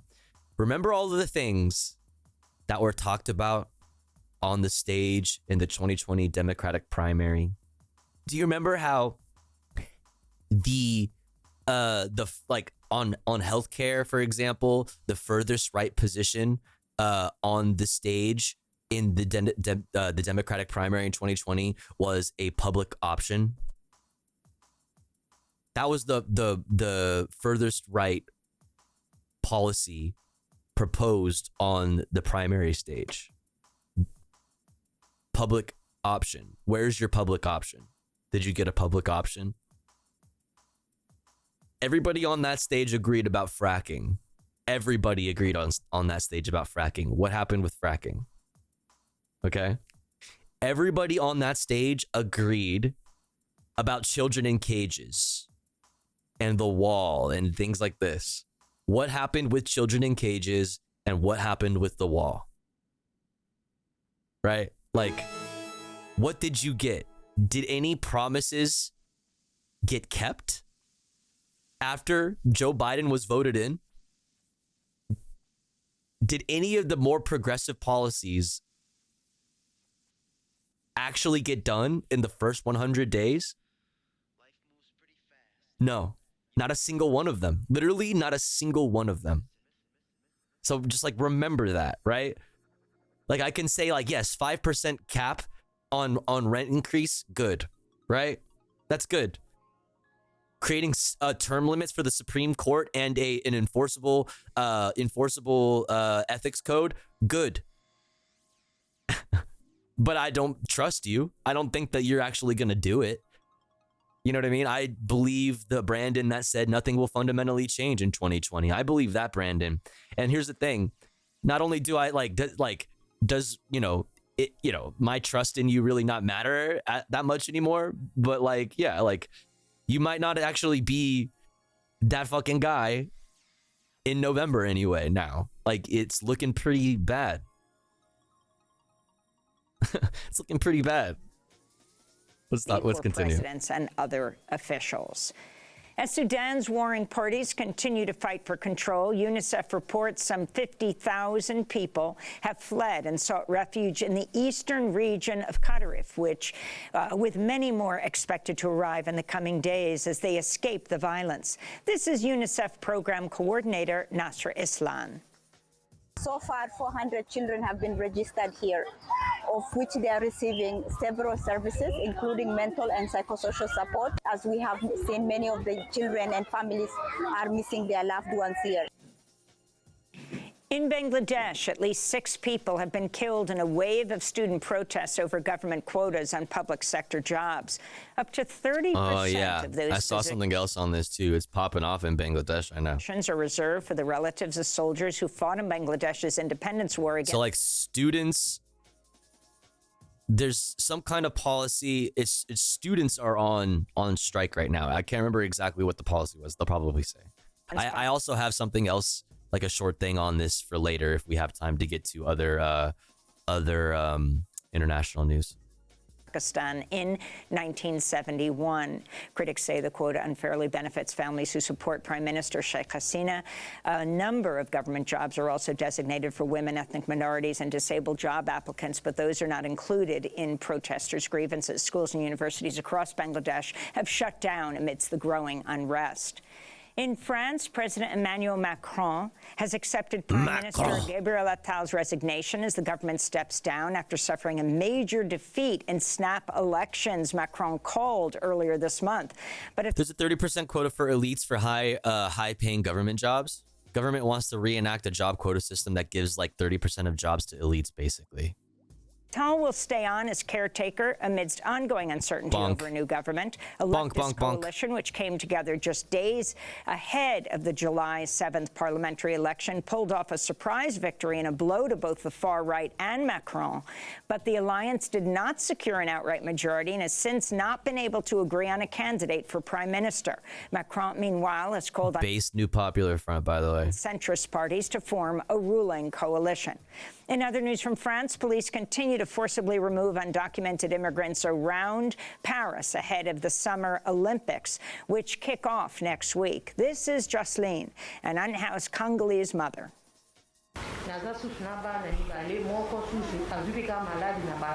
I have 2 children, and because we're living on the streets, one fell ill with asthma, so it's very difficult for me with the Olympic Games. We do all of our activities in Paris. What will become of us now? Can anybody find a solution for us? I'd like to, because we were going to talk about this Monday, but we got too stun locked on the RNC. I'd like to, if you're a regular here, you've heard me talk a lot of shit about the Olympics and what it means for Los Angeles and what it will mean for Los Angeles in 2028, what that means for homeless people, what that means for the expanding of the police state, et cetera, et cetera, et cetera. And how that also is the same for France right now. So I had this is from a few days ago that I'd like to take a look at. Also,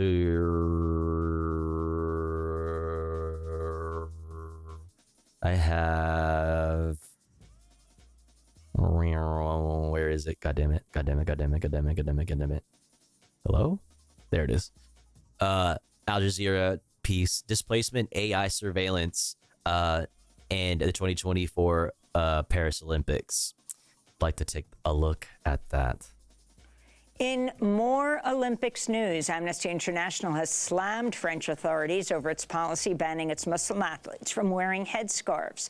The group said, quote, banning French athletes from competing with sports hijabs at the Olympic and Paralympic Games makes a mockery of claims that Paris 2024 is the first gender-equal Olympics and lays bare the racist gender discrimination that underpins access to sport in France, Amnesty International said. And a new U.S. Senate report finds Amazon Prime Day results in a massive spike in warehouse worker injuries. Oh, fuck, yeah. I wanted to look at this too.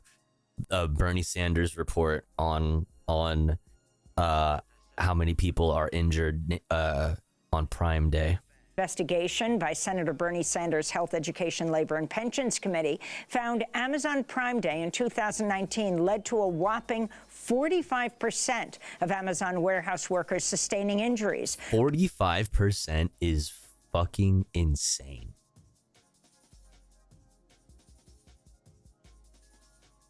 Like 45% of your workers is like, that's a crazy number. Bernie Sanders said of the findings, quote, Amazon may be a $2 trillion corporation. Its owner, Jeff Bezos, may be worth $215 billion, but that does not give them the right to put their $36 billion in annual profits ahead of the health and safety of their workers. This type of corporate greed must end, Senator Sanders said. And those are some of the headlines. This is Democracy Now!, democracynow.org, the War and Peace in the Presidency, breaking with convention. Dude, you can't just keep fucking switching it up on me, man. What even was that last? Dude, she switched it up like crazy. Democracy Now!, democracynow.org, War, Peace in the Presidency, breaking with convention. War, Peace in the Presidency, breaking with convention. Dude, it's like she knows and she's trying to fuck me up, dude. She's trying to fuck up my flow, bro. Okay? She's trying to fuck up my whole shit. All right, chat. We're going to get into some other stuff next, okay? We're going to talk about Senator Bobby Goldbaz Menendez, okay? We're going to talk about Cerise Castle, the journalist who is responsible for largely for this here, essentially here. For this here, her exposing deputy gangs in the Los Angeles Sheriff's Department, has a new piece about how she was surveilled by the Los Angeles Sheriff's Department. According to Sheriff's Department records, she was surveilled after she did this work here on LASD gangs. So I'd like to take a look at that. Then we're going to talk about Brandon having COVID and everybody being mad at him and asking him to chill out. You know what I'm saying? And then we're going to talk about, oh my God, there's so much. We're going to talk about RNC updates. We're going to talk about fucking Matt Gaetz and gender affirming care. And we're going to talk about, we have like assorted international news, unrest in Ireland. I would like to talk about Kenya and this article here, Kendrick Lamar's Not Like Us, helping Kenyans lead a successful protest in their country. We have so much that I'd like to take a look at. Also, !watching in the chat for a link to this playlist that contains all the videos we'll be watching and all the videos that we have watched. Okay, but first, chat, before we continue on, we must run an ad break because it's been an hour since our last ad break.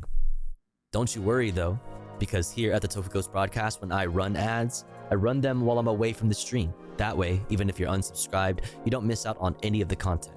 But if you would like to support the stream and support me, the streamer, and also in doing so, get access to really cool Tofu Ghost emotes and an ad-free viewing experience, all you need to do is subscribe for $6 or for free with Twitch Prime by connecting your Amazon Prime account, if you have one, to your Twitch account. Or let's say you're already subscribed to the channel and you're feeling generous and you have the means to. Maybe consider gifting a sub to one of our unsubbed friends in the chat, like Brain Fonda, a Ruby Sandwich, or whoever else. That way they can also enjoy the Tofu Ghost emotes and an ad-free viewing experience. If you are one of those unsubbed friends in the chat, make sure to say hi. If you're lurking, throw an emote in the chat or use the please gift me a sub redeem. That way somebody might notice you and feel generous enough to shoot you a gifty. You can also throw bits or a dono my way. Donos are really cool because they go straight into my wallet and I could use it immediately to DoorDash some food after stream, which would be very pog. We're currently at 14 out of 25 for the daily sub goal. Excuse me. Just over halfway there. Thank you so much for all the support so far. If you enjoy the content, if you enjoy the stream, please do consider supporting. That way we can continue to do this full time. I'll be back in 3 minutes. BRB.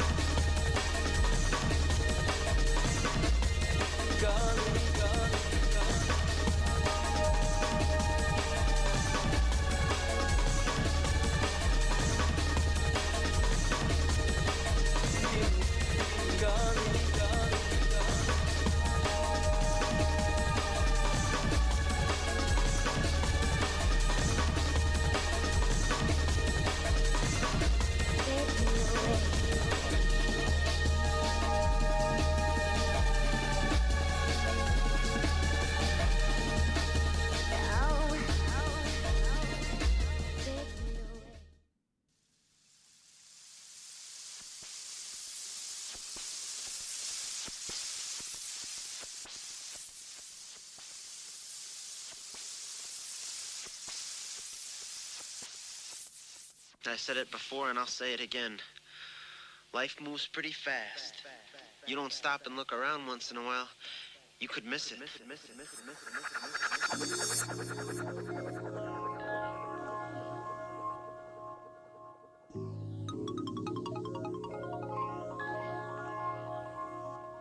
All right, we're back. Thanks for waiting. Thanks for hanging in there. You had to sit through some ads. Thanks for sitting through those ads. I appreciate you. It's a good way to help out the stream, even if you don't have any money to throw my way. Also, Alien Dogstar, I'm so sorry. I just realized that I never. I was waiting. I saw you subscribe or resubscribe for 3 months. Legend, huge W. But I was like finishing up my point, and I was like gonna like remember to say thank you after I got my point out. But then I was stupid and forgot. Alien Dogstar, if you're still in here, I apologize. Thank you so much for 3 months. Thank you, thank you, thank you, thank you, thank you. Thanks for being a part of the community. All right. Let's get back into it. Let's get back into it. Let's get back into it. Okay. Let's start off. Let me just knock out this this LASD gangs stuff here real quick. All right, and then we'll get into Bobby Goldbar's. Then we'll get into Bobby Goldbar's Menendez, his guilty verdict. And then we'll get into Brandon getting jumped. Getting jumped, dude. By the gang. And then other stuff. But first this, lapublicpress.org. I wrote the history of LASD gangs. Then the sheriff's department started surveilling me. Yo, Feed Zach, thank you so much for the raid. What's up? Welcome in. I hope you had a wonderful stream. Hello, hello, hello. I'm Tofu. We talk about the news. DGen Hours news stream, ! Watching in the chat for a link to this playlist that contains all the videos that we have watched and will watch for the evening. Usually we start off with something light like new music videos and daily dose of internet. Then we do the headlines and then we get into specific news stories. Right now, we're just coming out of the headlines and I'm about to read this story here from LA Public Press from the journalist who wrote the history of LASD gangs. And how the LASD, Los Angeles Sheriff's Department, started surveilling her afterwards.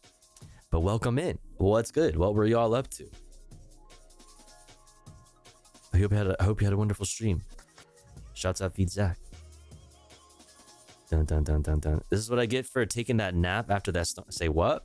What happened? Fucked up story? Yeah. Welcome in, y'all. Anyway, let's get into it. I wrote the history of LASD gangs. Then the sheriff's department started surveilling me. We watched On Cinema at the cinema. Okay. What's up, Nico? From Cerise Castle. By the way, this is the reporting that is being referred to here is this exclamation point LASD gangs in the chat. This is like the most thorough reporting on the history of deputy gangs in Los Angeles. And because of this, it put her obviously on their radar and they started surveilling her according to their own records. So let's check it out. In March of 2021, I published a 15-part series detailing the history of deputy gangs inside of the Los Angeles County Sheriff's Department. Email records released by LASD revealed that my work immediately attracted attention of dozens of department personnel and triggered direct surveillance by the Sheriff's Department of at least one activist promoting my work.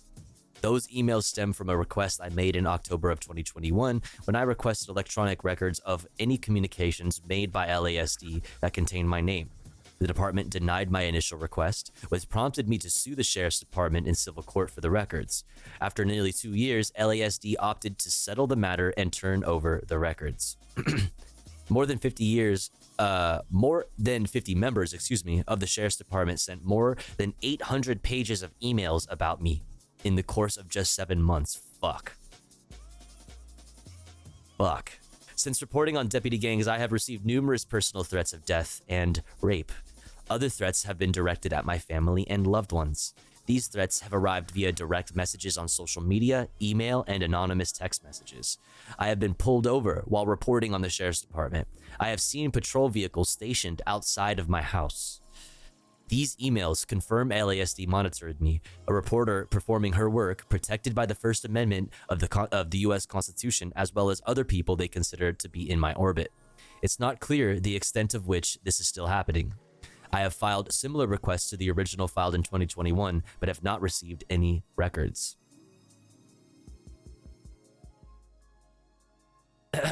Surveillance begins. The first email in the packet I received was generated via a request for comment I made on March 16th, 2021, following up on a previous request for comment for my then upcoming series on deputy gangs.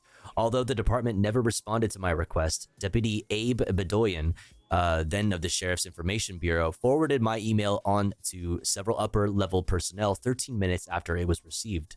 In his message, Bedoyan wrote that he knows, quote, below allegations are currently being investigated, but I wanted to forward this for you.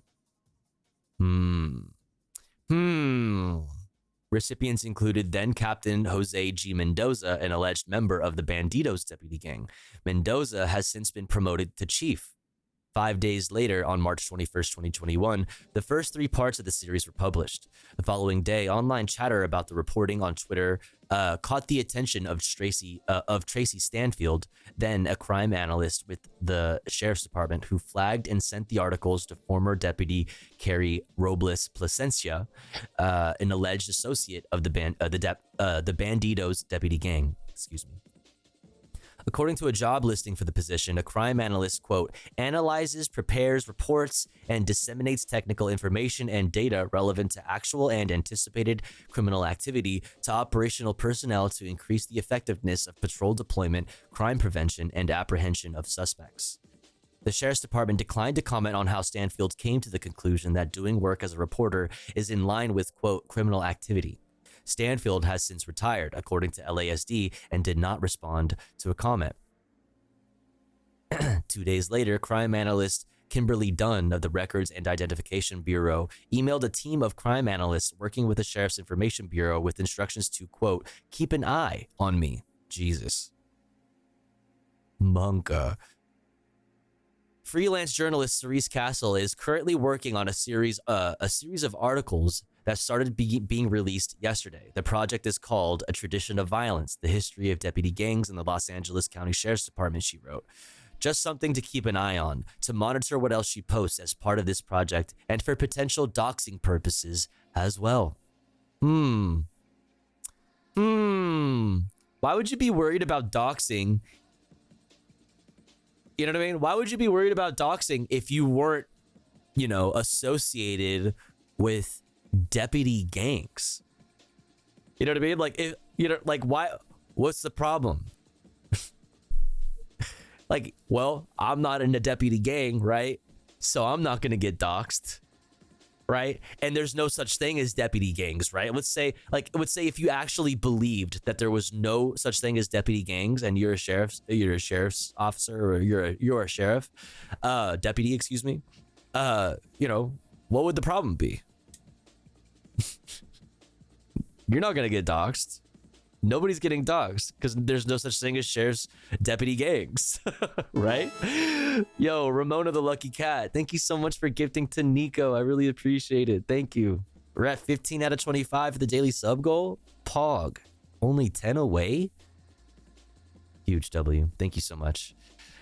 In response to the findings of the story, in response to the findings of this story, the Sheriff's Department said in a statement that, quote, "We are not monitoring your social media accounts. Since taking office, Sheriff Luna has expressed the importance of transparency and the freedom of the press."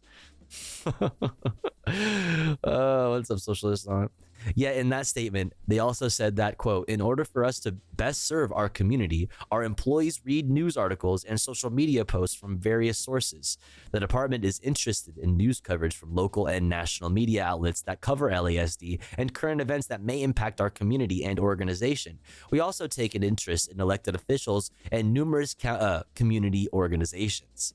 Dunn's email is the first of a series of communications where the Sheriff's Department begins to circulate my personal information, including photos and social media profiles, as well as addresses and phone numbers of people LASD personnel believed to be connected to me. Speaking of doxing.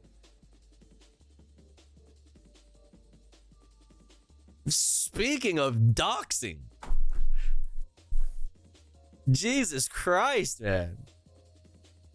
Funny thing is that law enforcement typically has their public information restricted to make it harder for someone to find out information about them. I used to be a skip tracer. What's that? So eventually I would come across records where the information was restricted from public records I would check. Excuse me. Interesting. What's up, Adam Bomb? By the way, here's a good, if you're in LA, this is a good resource for you in regards to that. Exclamation point watchers will bring you to watchthewatchers.net. If you're in LA and you need to identify an LAPD officer, this could be a good tool for you. What's up, Andy? Skip tracing is part of debt collection. It's locating a person's phone number and location. Gotcha. All right, let's continue on. An attack on press freedom. The department's surveillance actions were condemned by several press advocates I contacted about this story. It creates a significant chill in the fact that journalists should be able to do their jobs without fear that they're going to be targets or potential targets of law enforcement retaliation, said David Loy, legal director of the First Amendment Coalition. I just can't fathom any legitimate reason to maintain that kind of intelligence file on a journalist. Well, I mean, it's pretty easy to think of a reason, but nothing that's, you know, not extremely sus, right? Or if not like outright illegal, you know what I mean? Or for violent reasons, like literally. Ashanti Blaze Hopkins, president of the Society for Professional Journalists, said in a statement, quote, "It is not only disturbing, but grossly inappropriate for any law enforcement agency to surveil a journalist who is not suspected of committing nor has committed a crime. The job of a journalist is to hold the powerful to account, and that includes law enforcement agencies. Any tactics used by any government agency to intimidate or dissuade a journalist from investigating a story is absolutely unacceptable. These actions can cause a chilling effect that ultimately leaves the public less informed. Journalism is not a crime, but over the last few years, we've seen LASD personnel repeatedly retaliate against members of the press just for doing their job. There's been a pattern by the department of trying to frame innocent journalists as criminals, from freelancers to staff of staff of major outlets, related legal settlements nearing 7 figures out of taxpayer pockets, fucking easily 7 figures, easily. And other court records invariably show LASD failing to abide by their own mission statement, creed, and core values, said Adam Rose, the secretary and press rights chair of the Los Angeles Press Club.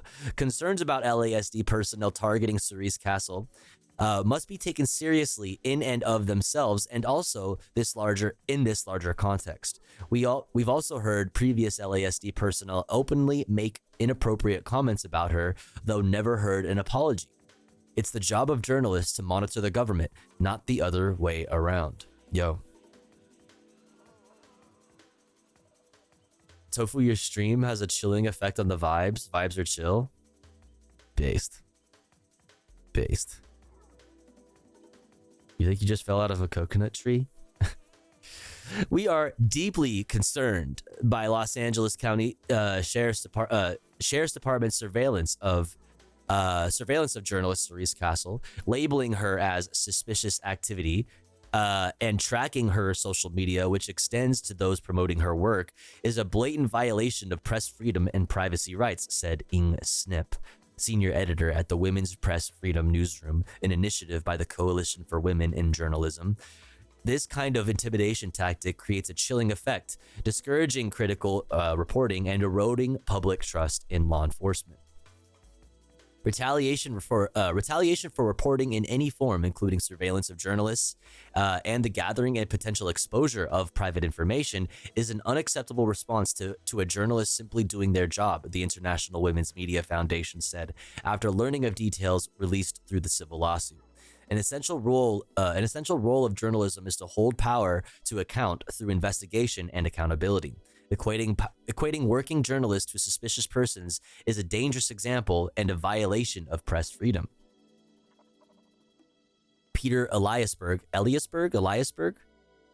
Chief Counsel / Menheim family attorney for First Amendment rights at the ACLU of Southern California, agreed. The Sheriff's Department should not be engaged in doing surveillance, keeping files, and keeping dossiers based on what is clearly First Amendment protected activity, he said. Equally troubling is the fact that the Sheriff's Department is constantly claiming poverty. They don't have enough resources. They need more people, right? And yet they can invest resources compiling dossiers about journalists, Eliasberg said. I would say it is impossible to see any legitimate basis to do this. I would hope that the Board of Supervisors would look with a very jaundiced eye with the Sheriff's Department when the Sheriff's Department says we need more resources and ask hard questions about why they're spending resources doing this kind of surveillance of journalists. Boom. Boom. Make it make sense, fam. Make it make sense, fam. The choice of Los Angeles County Supervisor Lindsay Horvath, what did I get choice? What the hell? The office of Los Angeles County Supervisor Lindsay Horvath said in a statement that she, quote, does not condone monitoring journalists. The office of Supervisor Catherine Barger said that she, quote, supports freedom of the press and its constitutional rights. She is not aware of LASD monitoring any members of the press under Sheriff Luda's leadership. Well, make yourself aware then. Supervisors Hahn, Mitchell, and Solis did not respond to a request for comment. I had suspected that the Sheriff's Department had been watching me before I had received the emails confirming it. Since reporting on deputy gangs, I have noticed different department members consistently watching my Instagram story. Yikes. Including LASD's official account. Yikes. I've seen patrol vehicles parked outside of my apartment, despite the fact that I live in the city of Los Angeles, which is outside of the Sheriff's Department's jurisdiction. Yikes. Instances like these have led to my making major adjustments to the way I live my life, which is, a huge part of, mission accomplished to them, right? They want you to be afraid. They want you to have to structure your life around fear. They want you to have to think about the police and them generally, like the police generally throughout your day, throughout your week. It's legal intimidation. I don't identify my friends and loved ones publicly. I avoid publicly announcing where I will be at any given time. When I meet new people, I caution them that getting close to me may mean that they will be watched too. Jesus fucking Christ. Holy fucking shit, man. Holy shit. What a fucking nightmare. I've made these adjustments without thinking too deeply about it, in an almost robotic-like way. It was only when I drew near completing this reporting that I began to realize that all of this might have been traumatic. It took me nearly a year to write this story, which is the slowest I have ever worked on a reported piece. It took a conversation with a relative to make me consider that learning this information may have had an impact on my mental health. I'm disturbed by what I have learned in these documents and fear for what it means for other reporters who want to do accountability reporting on policing agencies. Yeah. I mean, I've done nothing near, you know what I mean, this level, right, in regards to accountability around policing, like publicly. But I do have experience of a tweet at the beginning of, I've talked about it on stream before, years and years and years ago. I guess it's not that many years ago, but at like the very beginning of lockdowns, when everything just started popping off, when it like lockdowns just started going into effect and everything was really like shit was really hitting the fan in 2020. I like took a video, I like recorded cops being pieces of shit in a fucking in a Chipotle when everybody was supposed to be masking up, and they were talking about how they don't wear masks because they come into contact with nasty shit all day, every day. So like they're not worried about it and whatever. And everybody else was like forced to by law at this time, especially when you were in a fucking, you know, a Chipotle, right? Like a restaurant, like, you know, this was like, remember where we were at this time, right? I took, I recorded cops being pieces of shit and me confronting them about not having masks on, and the Los Angeles Times picked up the video and used it in their reporting on the police not following guidelines or whatever. I had the LAPD official account in my DMs after. Like, and that's just one video. Like one small video that I posted on Twitter. And yeah, like the LAPD literally DM'd me to try to like reach out about it. And I was just like, yeah, fucking right. Like, are you kidding me? Yeah, right, dude. Like, I'm not fucking stupid. Like, are you joking? And it was very scary. It's a very scary thing, dude. And that's like something so small in comparison to like doing reporting on the history of, like the history of deputy gangs in Los Angeles. That's like this is a whole other level of this. Like, I can only imagine what kind of hell Cerise has gone through since doing that reporting. I can only fucking imagine how terrifying that is. And like, what a fucking insane sentence. Like, she has to fucking warn people that are like, before they become too close to her, that like, if they get close with her, they might be surveilled by the police. What a fucking nightmare. Anyway, here's this year. Very important. I remember tweeting about a scam company in my country like 10 years ago, and a VC came to my DMs suggesting we get coffee. What the fuck? What's up, Mesos? True investigative journal straight up have one of the most dangerous jobs. Yeah, for sure.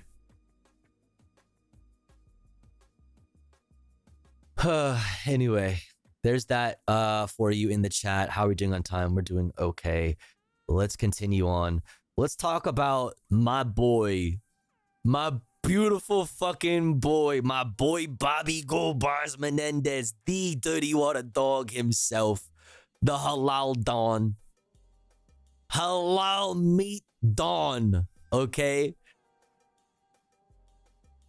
Bobby Goldbricks, guilty for taking bribes. Let's talk about it. This is Democracy Now!, democracynow.org. The War and Peace in the Report. presidency. Okay, she's doing it wrong. Okay, well now I have to add. Now I have to memorize her new thing. This is Democracy Now!, democracynow.org. War, Peace, in the presidency, breaking with convention. I'm Amy. War, Peace, in the presidency, breaking with convention. I'm Amy Goodman. War, Peace, and the presidency, breaking with convention. I'm Amy Goodman. In New York, a federal jury Tuesday convicted New Jersey Democratic Senator Bob Menendez of corruption on all 16 counts he faced. He was found guilty of bribery in aiding Egypt and Qatar, as well as wire fraud, extortion, obstruction of justice, conspiracy, and acting as a foreign agent. This is U.S. Attorney Damian Williams. This case has always been about shocking levels of corruption. Hundreds of thousands of dollars in bribes in the form of cash, gold bars, a Mercedes-Benz. Bobby Gold Bars. Did I have something else on this? Let me just check real quick. Yeah. All right, we have this as well. This wasn't politics as usual. This was politics for profit. And now that a jury has convicted Bob Menendez, his years of selling his office to the highest bidder have finally come to an end. Bob Menendez faces up to 222 years in prison. What?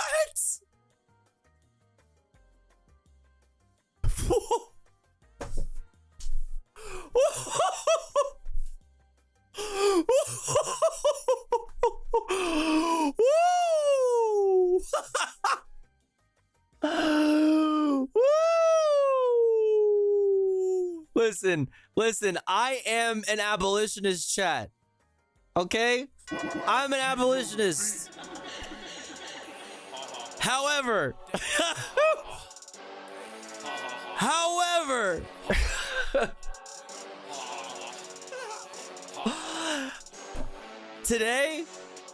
not today. White collar criminals actually fucking getting accountability? Hey.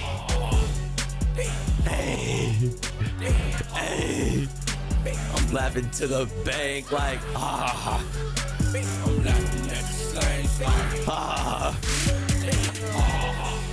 Damn. 222 years.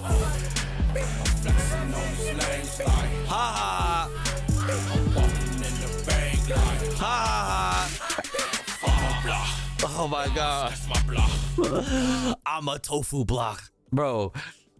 Democrats are now calling on Senator Menendez to resign. Joining us here in Milwaukee at the Republican convention is Robert Henley, an award-winning investigative reporter who's been covering Menendez for decades, is here doing a two-hour... Motherfucking decades, dude.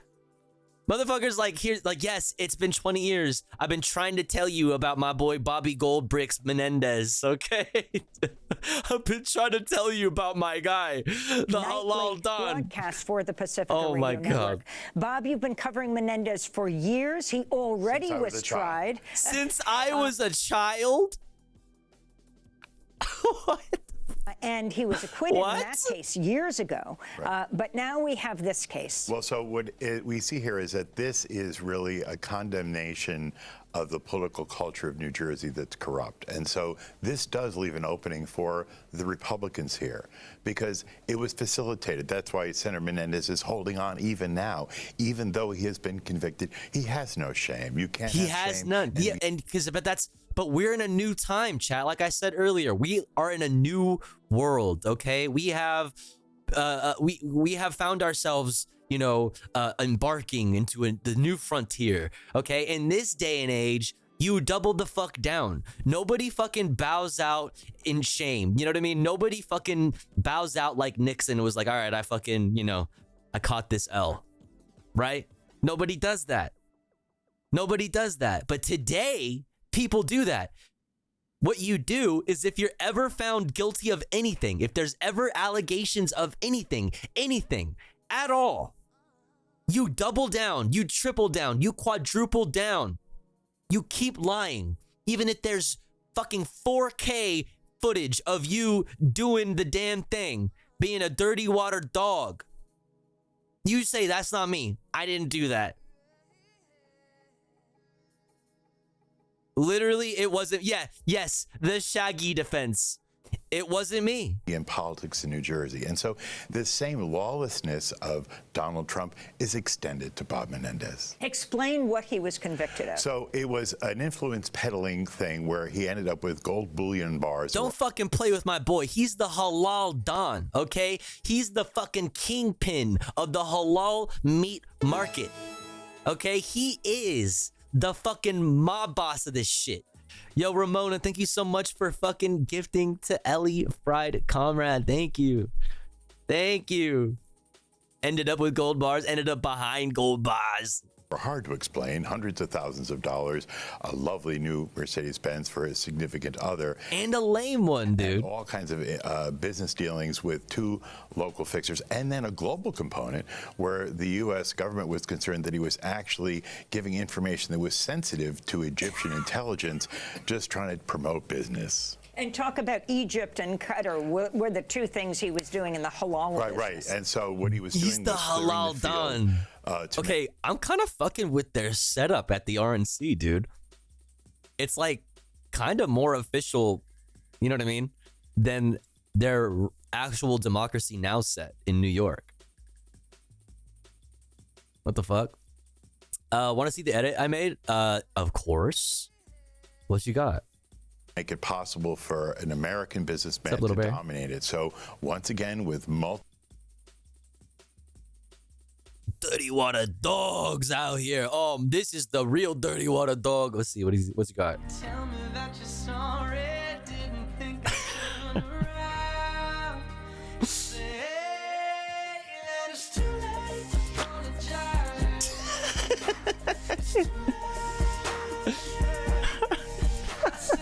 Too late to apologize. It's too late.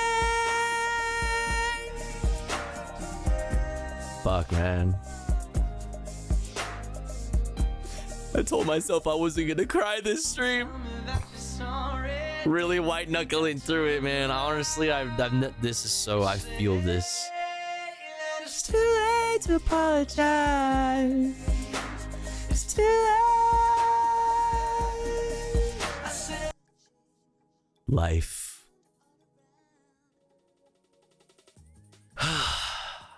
Life.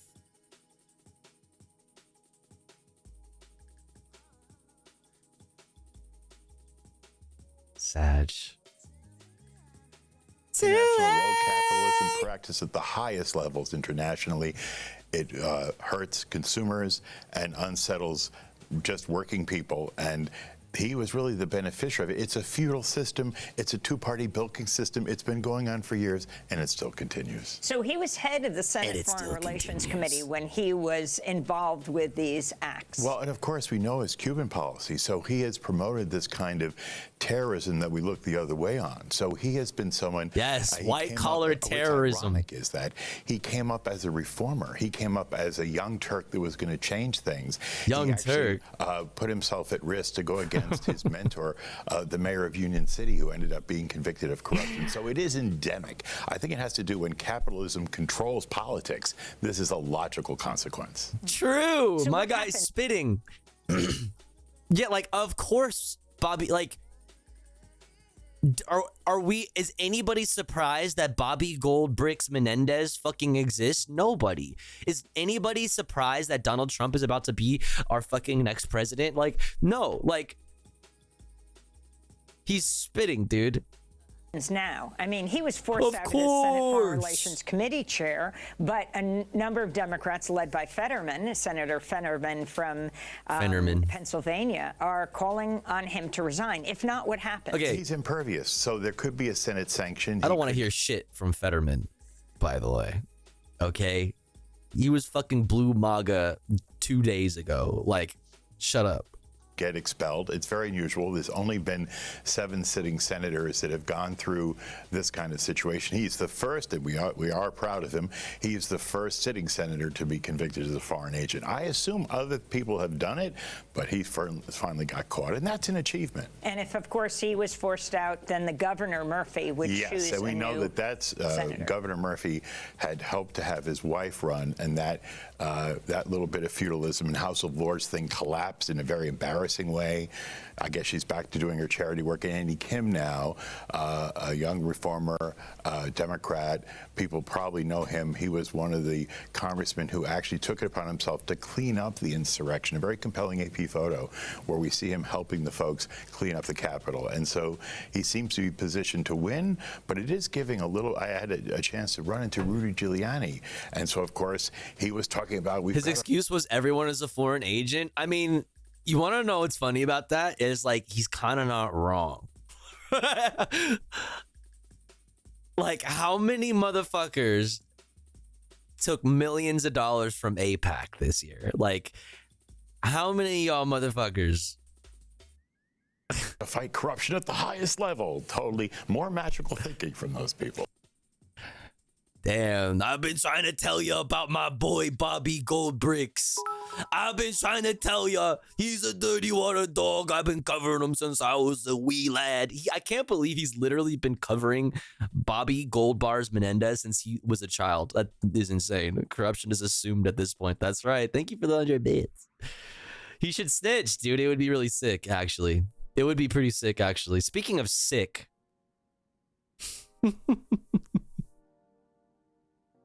Actually, wait. No, we'll hold off on that. We won't look at that just yet. I'm sick. No, we're not going to talk about it just yet. Just look at this real quick.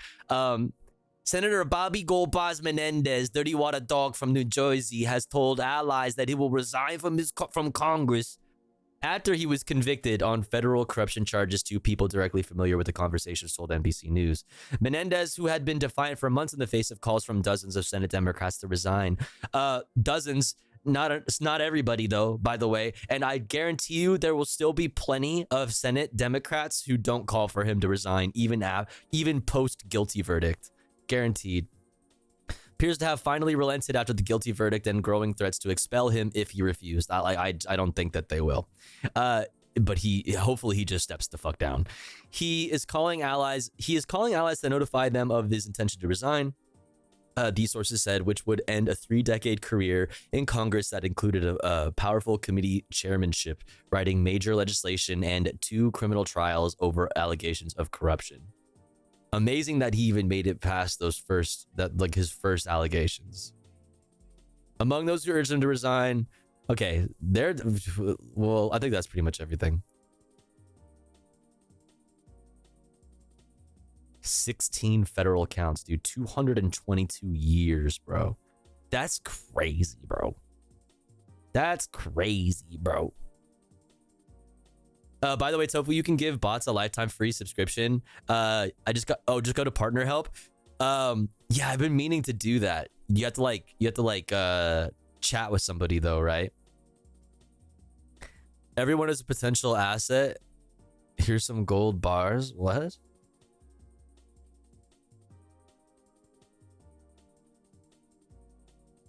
When you get home from Costco and realize this is the closest you'll ever get to living the life of Bob Menendez. Damn, dude. So true. So true. Yeah, it takes 5 minutes. Okay, yeah, I need to do that. I need to get on that. When you talk about the I'm sick, I have a picture meme. All right, hit me. Nobody's working harder than these two to save America. Ah, bro.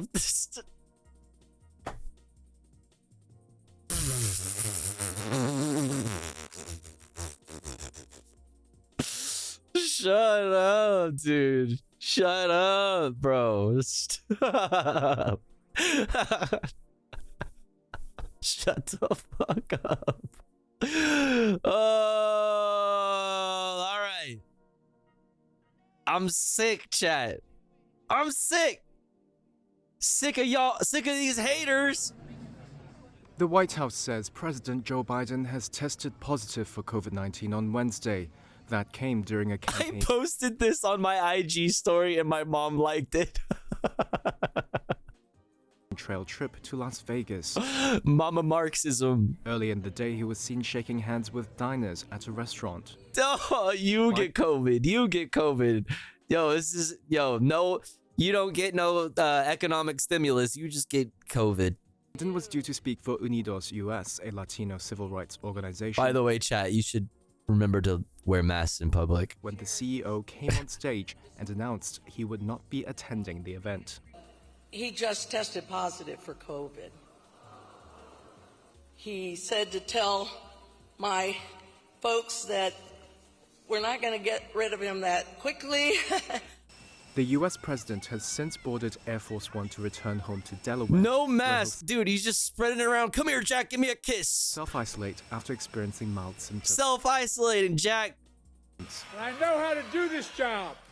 The 81-year-old president remains defiant as calls grow for him to drop his bid for another term in office. Some fellow Democrats feel he's too old to seek re-election.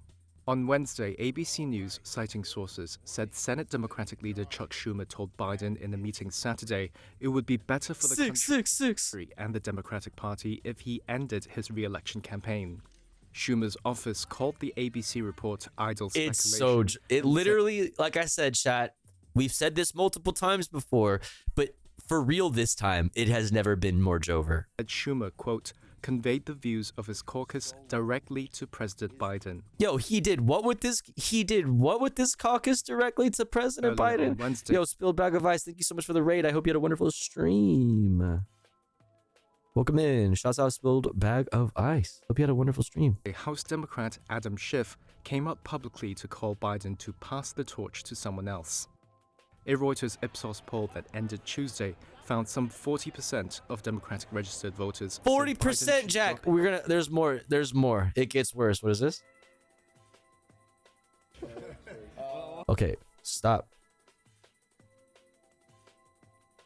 That's true. How do I get him banned? How do I get him banned off Twitch? Hassan is a cracker. Fuck that cracker. Oh my. Stop. Oh my god. Dude, bro, you can't fucking do that, bro. You can't. Bro, you can't do that, dude. You fucking YouTube terrorist. Holy shit. Tofu, let's do this. Wait, this? Wait, what do you mean? I will not be doing this. Tofu, it's a challenge to go to 10 bar. Oh.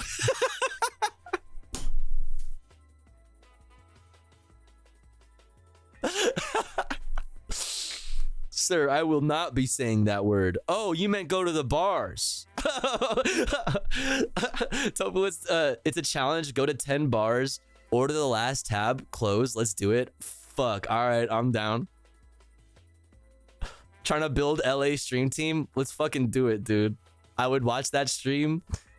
Let's do it. I'm down. I'm game.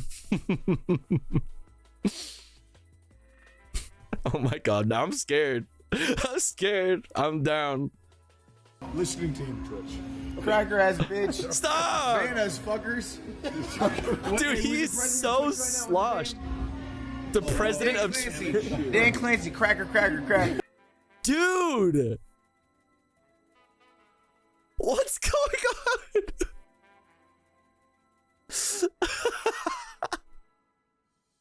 What the fuck is happening right now?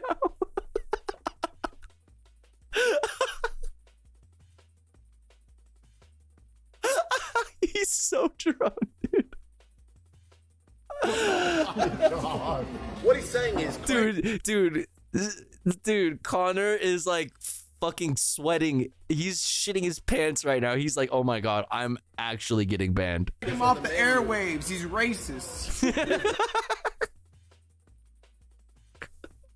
Crackers on the menu, actually. We got crackers on the menu. Fucking YouTube, that YouTube privilege. Bunch of fucking, oh my God, dude. Straight up YouTube terrorists. That's crazy, dude. I can't believe he did that. He's so drunk, dude. His re-election bid. Meanwhile, some 65% of independent registered voters agreed with him. President Joe Biden has tested positive there for he COVID. is. This happened in Las Vegas, and that's where we find our Ouija Jang, who's traveling with the president and has all the latest details. Ouija, please fill us in. Well, Major, we were inside this massive ballroom with several guests who were waiting to hear from President Biden, and he was running late, which is not unusual because he had other events. He had an interview scheduled right before this, and so we thought he was just running a little bit behind. But then the CEO of Unidos USA, the organization that was throwing this event, made the stunning announcement on the stage telling guests that President Biden was deeply sorry, but he was not going to make it tonight because he had just tested positive for COVID. He wanted to focus on his health and, of course, did not want to get anybody sick. Now, Major, this is before we heard anything from the White House. So the world learned about the president's testing positive in this very room. And then we got more details from the White House, including from President Biden's doctor, who said this afternoon he started feeling mild symptoms. He had a runny nose, he had a cough, and he just didn't feel well. And so he didn't have a fever, but he took a COVID test anyway and tested positive. He has already taken 1 dose of Paxlovid, which is used to treat COVID. He's already on his way back to Delaware, where he will self-isolate. And we just heard from the president as he was getting on Air Force One, and he said that he's actually feeling good. But Major, this is such a big development at a time when the president is already dealing with so much politically. He has a grueling travel schedule, and now he has to focus on getting better from COVID. He can't. He has to be out on the fucking trail. He won't be, you know what I mean? Because he has to fucking get better. He's old as shit, dude. He's so old, dude. Like he has to take it easy because this could end him. Yo, Ramona, thank you for getting to Doom. I appreciate it. What the fuck? I appreciate it. Yo, Dixlexia? I got the Dixlexia. He should resign, dude. Give Kamala the president. Dude, I was gonna say give Kamala the Harris now. My brain is broken. I gotta resign, Jack.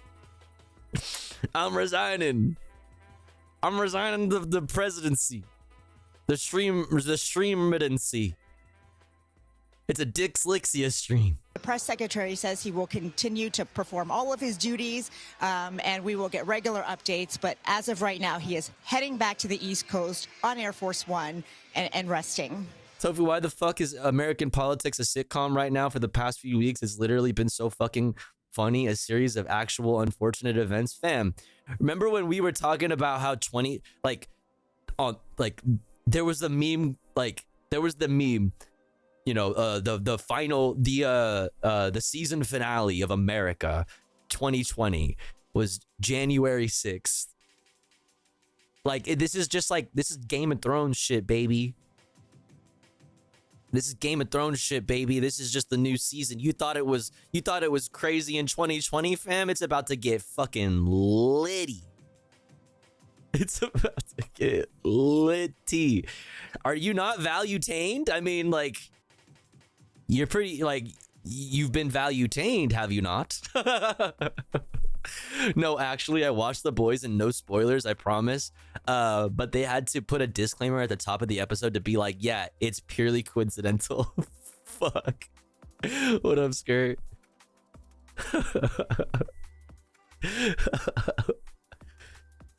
Oh, man. Yo, everybody go follow Young Skirt. Do it. Yo, Skirt. Pizza Bone is hard as fuck. I fucking love Pizza Bone. I love Pizza Bone. Divine win, baby. This is important medical news, but it can only be described as a part of a cascade of bad news. Or as Ed Solra said, a series of unfortunate events. Yeah. Medical and otherwise for former President Trump. Ouija Jang for us in Las Vegas. Thank you very much. Las Vegas. Nearly 2/3 of Democrats want President Joe Biden. Look at this, chat. Majority of Democrats want Biden to drop out. Like, it's actually Jover.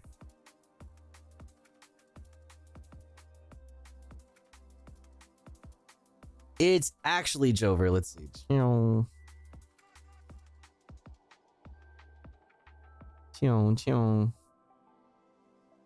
Brandon tests positive for COVID-19 and he will self-isolate in Delaware. I think we got all we need to know about that. Yeah. Second gentleman Doug Emhoff tests positive for COVID. Vice President Harris has tested negative, dude.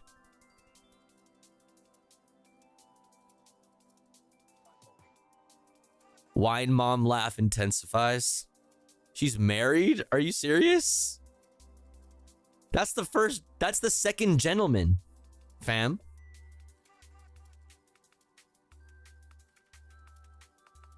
That's the second gentleman.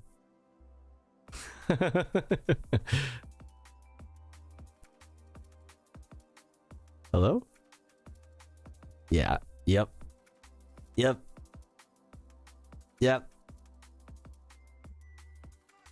To withdraw from the race and allow his party to choose another nominee, according to a new poll from AP Norc.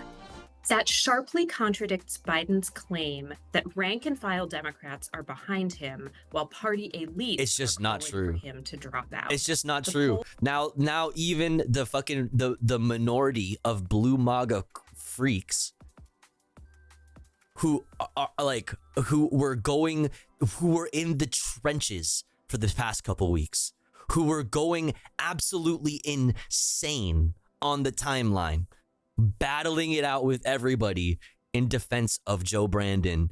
You know what I mean? They're all fucking silent and just wallowing in a giant fucking ocean of copium. They're just floating in a fucking giant ocean of copium. Poll shows that the share of Democrats who think he has the mental capability to serve as president has fallen to around 3 in 10 since February.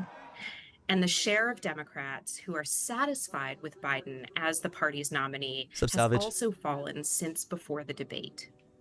All of this has left Americans overall much more likely to think that Trump can win the 2024 election than Biden. There was one bright spot for Biden in the poll, though.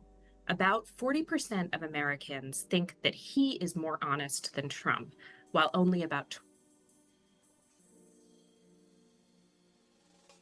Tell me when the last time anybody actually, like, yo, being honest, when was that? Oh my God. Being perceived as being honest, when was the last time that like actually mattered?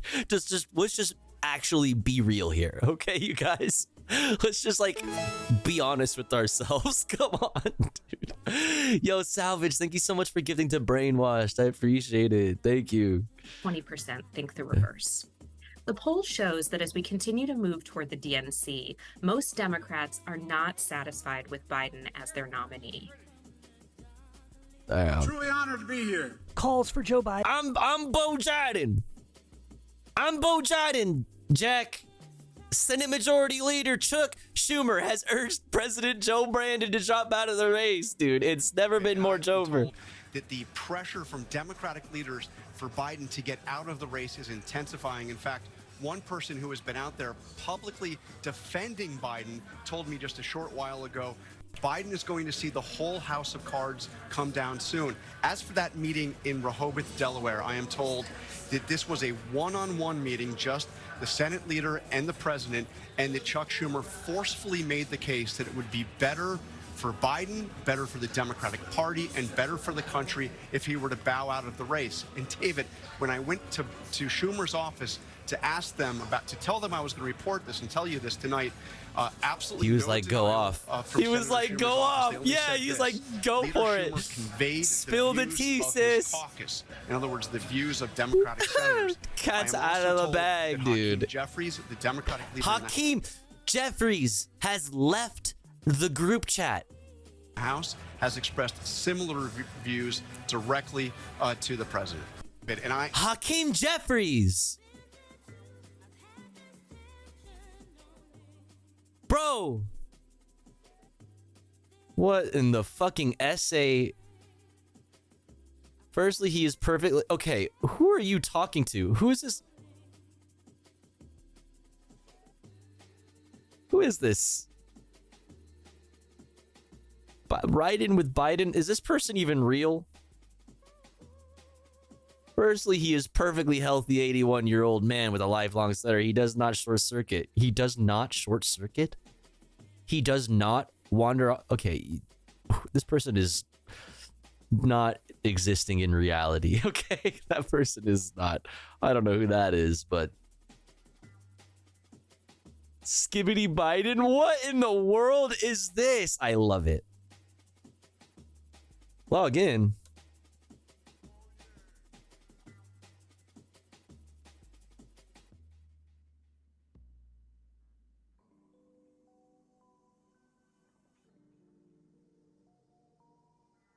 It was on Colbert, I think. Oh, well, now I hate it. Okay, well, now I hate it. If Colbert made this meme, I hate this meme. What's up, Pupusama? Fuck me, dude. Okay. We have 5 minutes until the ads. All right, let's look at other people. Let's listen to the chorus of people calling for him to fucking bow the fuck out, dude. Representative Schiff, dude. Shifty Schiff. To step aside as the Democratic candidate in the 2024 presidential election continued to grow from within his own party. On Wednesday, U.S. Representative Adam Schiff of California became the 20th congressional Democrat to suggest Biden end his re-election bid against Republican challenger Donald Trump. That's according to the Los Angeles Times, which quoted Schiff saying, "A second Trump presidency will undermine..." Has hit the tower. What? Hello? He's being kind of zesty with it. And by zesty, I'm saying because he's a gay guy. Or, oh, wait, he's not actually. He's Kamala Harris's husband. What the fuck, dude? He's stupid ass. Wait, who did you think that was? Oh my God, I took it for granted that he's a beard. Like, absolutely. I forgot that that's not a thing that, like, I say on the stream. That's so fucked up. That is way, like, that's crazy. That is crazy. I was thinking of Chasten. I was thinking of Chasten Buttigieg. I was thinking of Chasten. That's the future first gentleman, sir. That's the future first gentleman. 2028 all the way. I've got high hopes. This motherfucker, dude. Somehow that was homophobic. I don't know. And racist. I'm calling it. Canceled.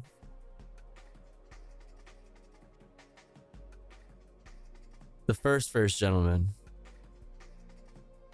Well, I mean, Grindr was crashing at the RNC. Yeah, that's true. We're going to talk about it. What are you doing? What do you mean? Is there a problem? You have an issue with what I'm doing right now? The very foundation of our democracy, and I have serious concerns about whether the president can defeat Donald Trump in November. Democratic concern about the 81-year-old incumbent's ability to beat Trump surged after Biden's halting debate performance on June 27th. But Biden has so far stood firm. At an NAACP rally in Las Vegas this week, he told the crowd he was, quote, all in. Freedom, democracy. I'm Bo Dryden. Always marching, always believing, always keeping the faith. We're going to do this. Twirling towards for democracy or whatever. Let me ask you, are you all in? Because I'm all in. Biden was greeted by chants of 4 more years as he spoke to the major gathering of black voters. I'm sick. Tracy Presley is an NAACP delegate from the crucial swing state, Wisconsin. So my feelings after seeing him speak today is he's definitely strong, he's definitely ready to do the job, and he understands the assignment. This was pre-COVID. This was getting jumped in the fucking hallways. You know, getting jumped in the hallway by Nancy Pelosi, Adam Schiff, and Chuck Schumer, and COVID-19. And I don't believe that it's a time for him to step down right now. But Schiff's voice could be particularly resonant. The California Democrat is a prominent Trump critic who headed the 2019 investigation that led to Trump's first impeachment over his alleged effort to pressure Ukraine to help him win re-election. Trump remained in office because the Senate declined to convict him. Schiff is currently campaigning for the U.S. Senate. Some Democratic lawmakers have voiced concern that Biden staying in the race could hurt the party in down-ballot races. Womp womp. 3 of the Republican National. Pelosi privately. Okay, we'll look at this one in a sec. Okay, fuck. The ads are about to run. These are both pretty long.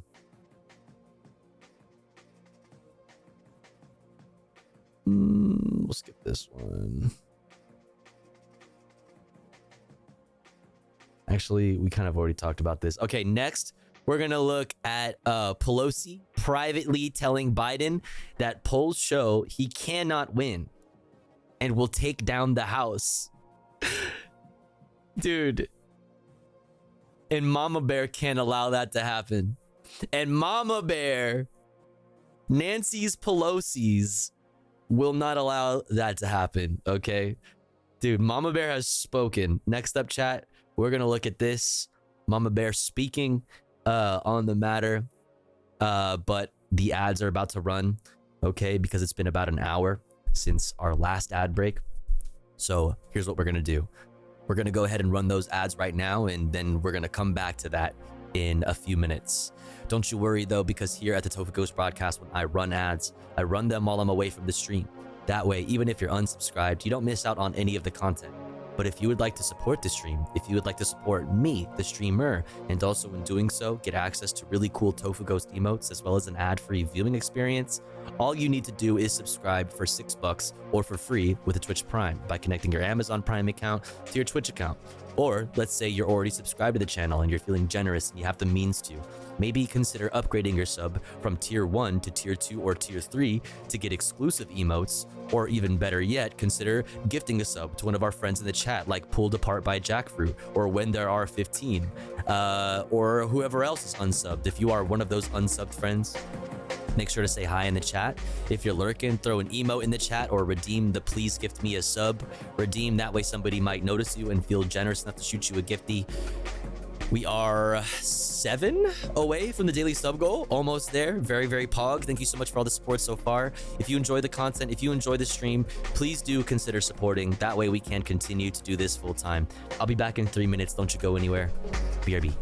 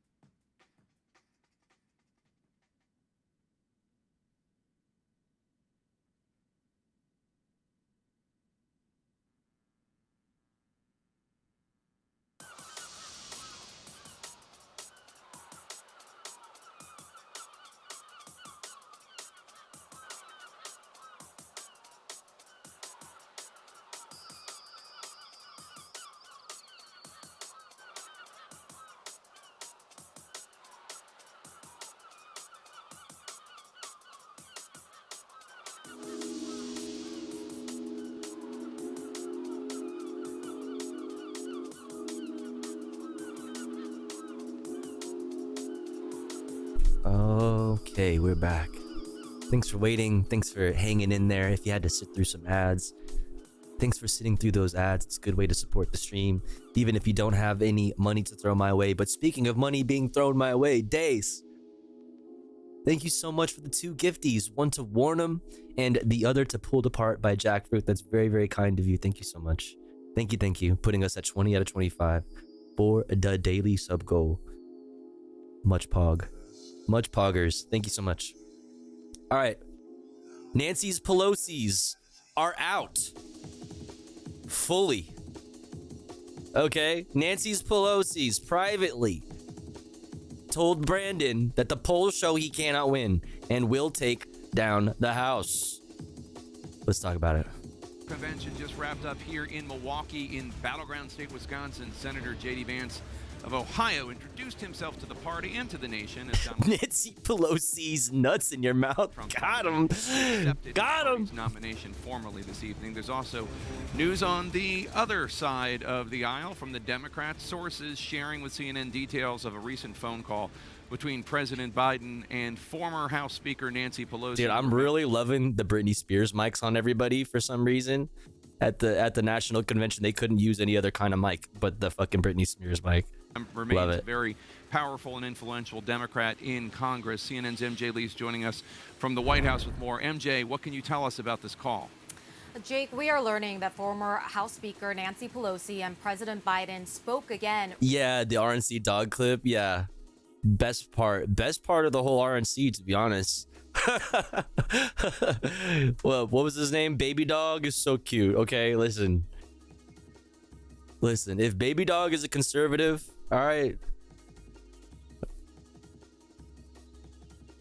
then so am I. And that Pelosi told the president that polling shows that the president cannot defeat Donald Trump and that he could destroy Democrats' chances of Nancy winning the showed House Biden her poll. if he were to continue seeking a second term. Now, we are also told by our sources that the president responded by being defensive about the polling, telling Pelosi he has seen the data. Yo, Joe Biden's doing the captioning for us today. A winner for the totaling second. Anyway.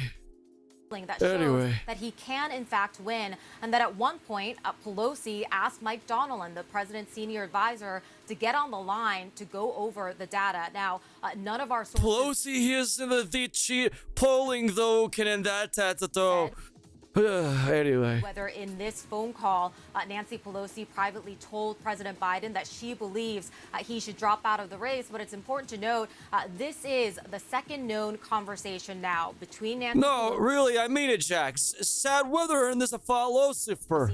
and President Biden since his debate performance that really shook the party. In the race, but sorry, I'm just a child. What even is this? Like, how do you even come up with this?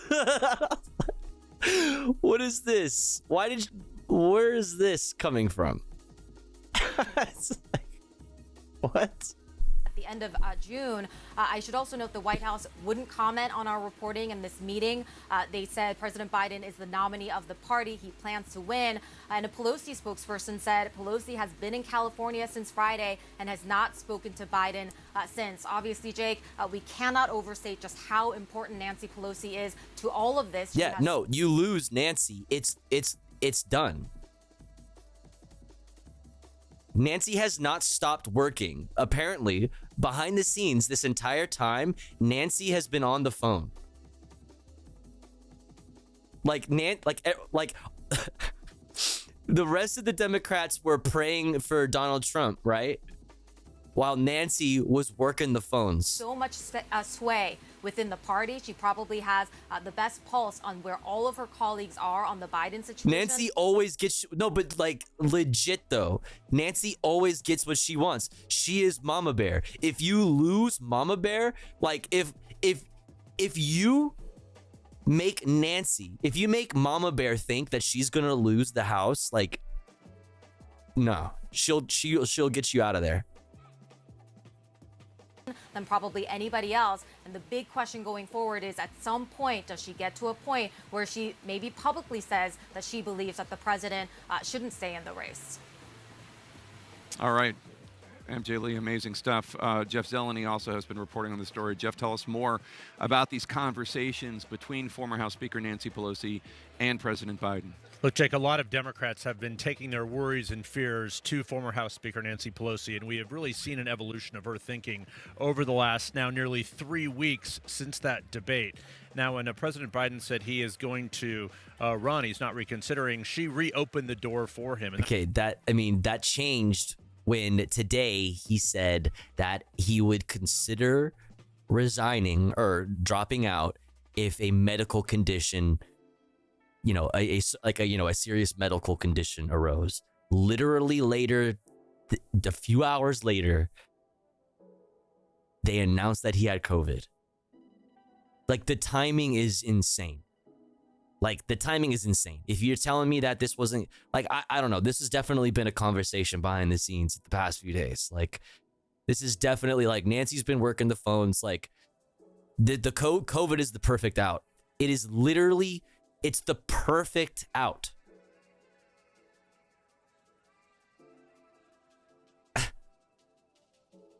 Not allowed some other House Democrats to have conversations with her. So she has been trying to handle this behind the scenes, if you will. But what we are hearing is that it hasn't worked. So they are being slightly more public with this. But she's not alone. I believe he has COVID. COVID numbers are up, chat. Like, he's old as shit. You know what I mean? Like, he's like hanging out with a lot of people. So is the second gentleman, excuse me. There's so many gentlemen, or actually there is only one gentleman and he's the second gentleman, but whatever. You know what I mean? The second gentleman has been shaking a lot of hands, right? So does the president. He's on the campaign trail. Saturday, a key meeting in all of this. History may show this to be a pivotal meeting here, depending on what happens. Senator Chuck Schumer, the Senate Majority Leader, traveled to Rehoboth Beach. That's where the president was spending the weekend. He had a private one-on-one meeting with the president, expressing concerns of Senate Democrats as well, that they do not think that they can win and are worried about him winning in November. So, Jake, taking together all of this is a different moment here as we hit the 3-week period. As for the president, he's back in Delaware. The campaign tells me tonight he's in this race. He's not changing. And they say he'll be the Democratic nominee. Of course, we'll see about that. Yeah, I don't think so. Jeff Zeleny, let's stick I around. don't think so, man. My panel, and Chris Wallace and Dan. This is definitely pre-COVID. I want to show, like, announcement. Not, you know what I mean? Some recent video, the most recent video we have of President Biden. He has COVID. Oh, wait, no. Bitch, what the fuck? He had to cancel an appearance at an event. Bro, how did you have that analysis then? My guy is not going to be on the fucking campaign trail. This dude, look how old this man is. There's no way he's not going to be on the campaign trail, dude. Remember how a cold fucked up his whole shit and gave him, you know what I mean? Like, fucked up the fucking, the debate. That's copium, by the way. But, like, still, like, COVID's gonna knock him on his fucking ass, dude. This is his second time getting COVID? Dude, this is number 2.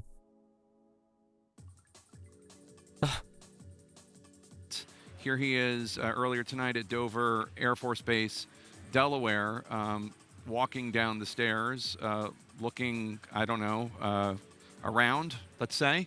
And it's a very halting procession down the stairs, though. 3? And the reason— Wait, 3? For real? Banana Peel donated $3. Joe, watch out.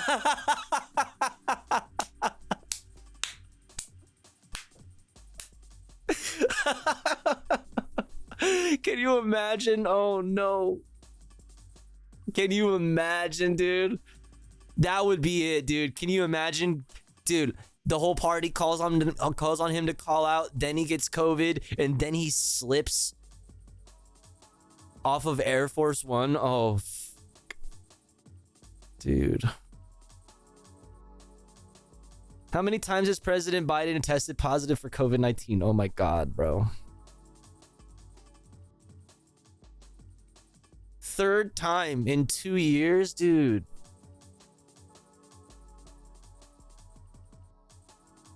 This is the same guy who said that he ended the pandemic. Same guy who said he ended the pandemic, chat. Oh, buddy. Oh, buddy. Because he won't wear a mask because that would be terrible optics for all the conservatives that he's trying to court, you know, as Democrats do. Damn, dude. 3 times? Yeah, pandemic's about to end him, man. He did by hoovering up all the virus himself. No, that was Bolsonaro. He left a little bit left. He left some. He left enough for Joe though. I've been boosted 4 times and still got it. I haven't gotten it. I've, you know, got all my fucking my boosties. I sometimes I'm not always perfect, but like, you know, most of the time I'm wearing a mask in public. You know, sometimes that like there's, you know, I haven't always been 100% since like 2020 on that, but like I'm pretty good about remembering to bring a mask with me to like very public things where lots of people are going to be around. And I haven't gotten COVID.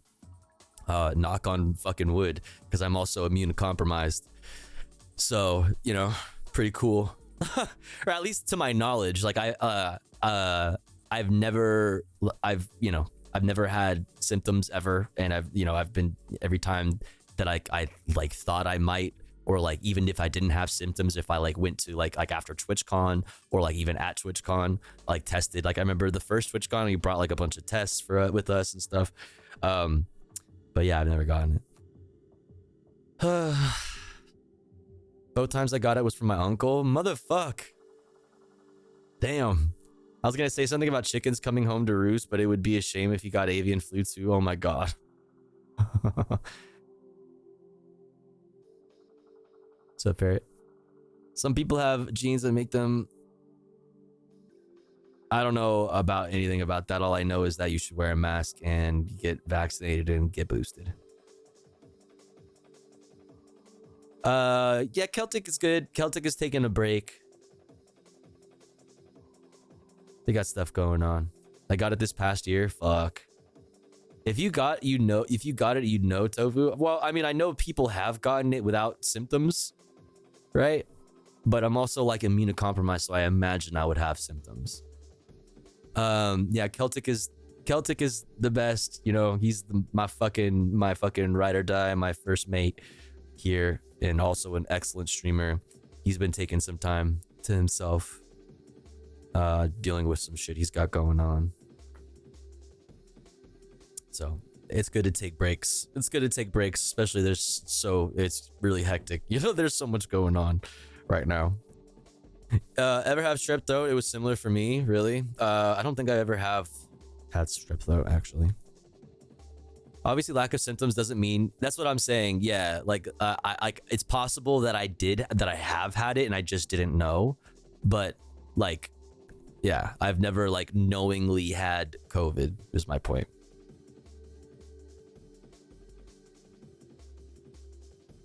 Good news from Ireland. I saw bad news in Ireland that I had to cover, actually. I had this. Not this, but this. Anti-immigration protesters, like, fucking going crazy, wilding out in the streets. But what's this?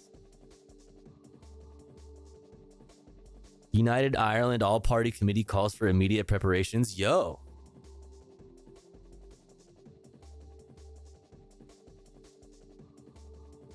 Wait, that's a W.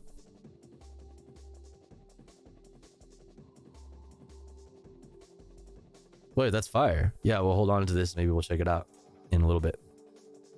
Fuck yeah.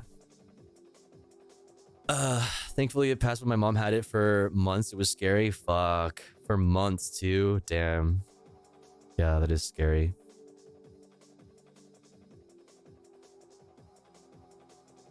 Oh, wait, what did you say? I got it and gave it to my whole family, and because fucking Bill Gates would not allow Oh, yeah.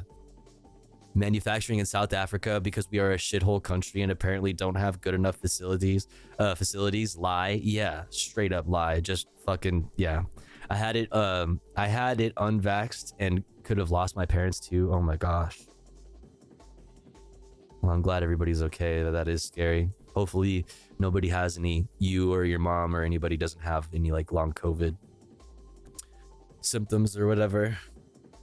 I got it easily, could have not known it. I took a test as a demonstration for coworkers and it popped. Damn, really? That's crazy. Yeah, that's what I'm saying. So like I said, yeah, it's possible that I have and I just didn't know, but I've never knowingly had it. Anyway, let's continue on. Where were we? Okay, I've kind of heard enough from this. Actually, no, we'll listen to the rest of their analysis on Pelosi's. And I wanted to show this video is I'm not sure in all these conversations how much it's being illustrated to President Biden, not just that Democrats fuck Bill Gates. Yeah, like it's such a funny thing because it's like so often it's like, dude, okay, y'all hate Bill Gates because you think he's putting microchips in vaccines. I hate Bill Gates because he's Bill Gates keeping access to those fucking vaccines for profit. Okay? I hate Bill Gates because he's a fucking capitalist scumbag. Okay? Who has blood on his hands. You hate him because of some stupid bullshit about like fucking like, you know, cabals and deep state and fucking New World Order and nonsense. Like cannot turn this around, that he's a drag on the ticket, that he is going to lose. But that the reason he is the drag on the ticket, the reason that his poll numbers are so bad is irreversible. It is because the American people think he's too old, not competent to do the job. That was highlighted even more in the debate. But that's where the American people, according to polls, have been for months, if not years. This is not something that he can turn around. We've seen him speak before the NAACP and lose his train of thought. We've seen him give interviews to it's Speed, Jover. Stephanopoulos? No, not Stephanopoulos. Holt? No, Speed, the YouTuber. Yeah, YouTuber. And he loses his train of thought in those interviews as well. This is not something that he can turn around. It's you can beat Donald Trump, but you can't beat Father Time. You can't. Wait, hold on. Stephanopoulos. Anyway. You can beat Donald Trump, but you can't beat Father Time, bro. Damn. Bars, dude. I'm not that innocent, bro. Listen, I mean, that is why what you are seeing, the private conversations that MJ was just reporting on, even more so with Nancy Jake Pelosi. Rapper. What we know, Chuck Schumer, we know that he was very direct with Joe Biden when he spoke with the president on Saturday. And we know about the series of conversations that he's had with House Democrats, particularly the one with some of the frontliners, the more centrist Democrats, who were very blunt with him on the polling, but also on the fundamentals that you were just talking about. I mean, now he has COVID. I mean, we both have had COVID. I certainly... Wait, I was like, you guys have COVID? Bro, my jaw was about to hit the floor. You and I both have COVID. We all have COVID right now. So like, I was like, what's happening? What's going on? I mean, now he has COVID. I mean, we both have COVID, have had COVID. I certainly have not felt great. But this is far beyond the moment that we are in right now. Jake, I have talked to House members. I've been texting with them, listening to what has been going on publicly, even in the last 10 hours, 12 hours, knowing what has already been going on privately, seeing it become more public.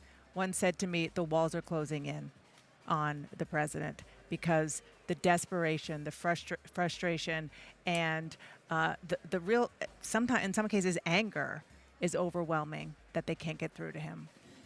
You know, sometimes you see an image, and it's almost a perfect metaphor for a situation. And to see Joe Biden looking so slow, so halting, so old as he came down the steps. And when it originally happened, CNN put it on live in a split screen. I forget exactly what was going on at the convention at that point, but, you know, there was energy and excitement and a plan for the future. Not saying it's necessarily the right plan. And you see Joe Biden, as his political support is crumbling, as his financial support is crumbling, as he suffered a health setback, as he had a series. I mean, Elon Musk is giving $45 million a month to pro-Trump super PACs. $45 million a month. As you say, of troubling interviews as he's making the effort to show that the debate that you moderated was somehow a bad night. It isn't going away, and tonight just seemed to be a culmination of it. Having said all of that, you know, it's one thing to say to a guy, hey, your numbers in Ohio or Pennsylvania are really, really bad. It's another thing to say you're no longer up to the job. That gets to a whole different, not a political level, a personal level. And for him and his wife. Which, on the personal level, fuck you, dude. Like, you've been on the Hill doing politicking since 1776, bro. Like, you were there when the founding fathers fucking John Hancocked that shit. Like, just go home. Yeah, just take it easy, man. Take it easy. I've been saying this since 2020, but I want to live in a world, right, where we're in a society that takes care of its elders. We should have, like, encourage our elders to chill out and let us take care of them and not have to work anymore. You should just live out the rest of your days, like, just like reading books and, you know, doing fun things, you know, like, and learning, or, you know, whatever, old people, cool, fun, fulfilling things. You know what I'm saying? Just chill. You don't have to work anymore. You're old, dude. Let the young people do the work. Like, truly, that's the world we should live in. Like, that's the world we should be living in. You should just chill out. You're too old. You're too old. Crafts, hobbies. Family, to come to terms with that is going to be very hard, and I'm not sure that he will. Yeah, and Anderson, that's one I'm wondering, these blunt messages that are being given to President Biden from Speaker Pelosi, from Leader Schumer, the Democratic leader of the Senate, and on and on and on. How many of those messages are performance-based as opposed to so forth and so forth? Your polling numbers are bad. Yeah. How many of them are the kind of blunt conversation that so many of us have had to have with parents or grandparents because of the inevitability, the situation that if we're lucky enough to get to be that old, we all face? Yeah. Adam Schiff, as well, has come out very publicly. I mean, David Axelrod, of course, you know, Jake makes the point about conversations people have had with family members, that we've all had with family members. And that's what this may boil down to, conversations with Biden family members. And from all the reporting, it seems that his world has shrunk, Anderson, to his family and a couple of close advisors. And someone has to recognize the reality of the situation. There was a memo circulating today among the congressional leadership done by a PAC for the Senate and House, PACs for the Senate and House, and in it, it said that 18% of people now say they believe the president is fit to serve. 18%, including just a third of people who voted for him last time. You put that together with the meeting with Katzenberg, which reflects, I think, the reality. The money has dried up. And I said earlier... There's a report that Jeffrey Katzenberg, a large fundraiser... Who is his key fundraiser. No one has done more for the president. And purely from like a donor standpoint. Why, like, after you start seeing all of this, You're seeing all the party leaders turn on him and him get COVID. If you're looking at this purely from an investment standpoint, like, why the fuck would you invest in that? Why would you spend millions of dollars, possibly, you know what I mean, thousands of dollars on, if not millions of dollars on a campaign where this is the case? You know, like, this is the context. Not looking good, dude. Then Katzenberg, he's devoted his life to this project. David Axelrod is not 86. There's no way David Axelrod is 86.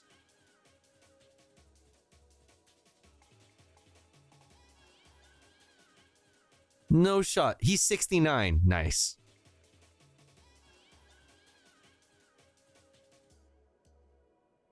Fucking liars.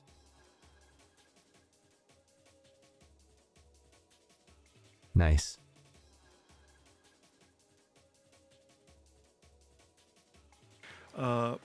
You know, someone has to say, here is the reality. There is not a path forward. He said in an interview that he would get out if he was told by his advisors that there wasn't a path forward. If his advisors don't tell him that now, they're not doing him a service, and they shouldn't be his advisors. True.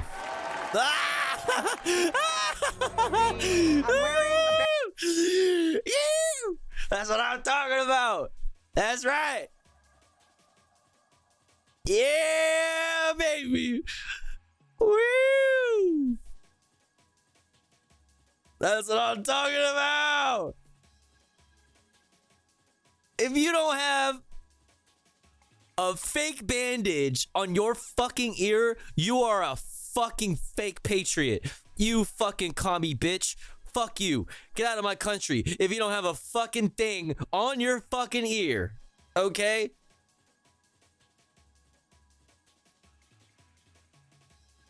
It's not a cult. We just love our country this much. Look at this, dude. Stop calling it a cult. Yeah, don't forget the fucking adult diapers. It's solidarity, dude. You love to see it. Yeah, don't call it a cult. It's solidarity. Wait, wrong thing. Yeah. This is so funny, dude. Ah, it's so funny. Okay, let's see. Oh.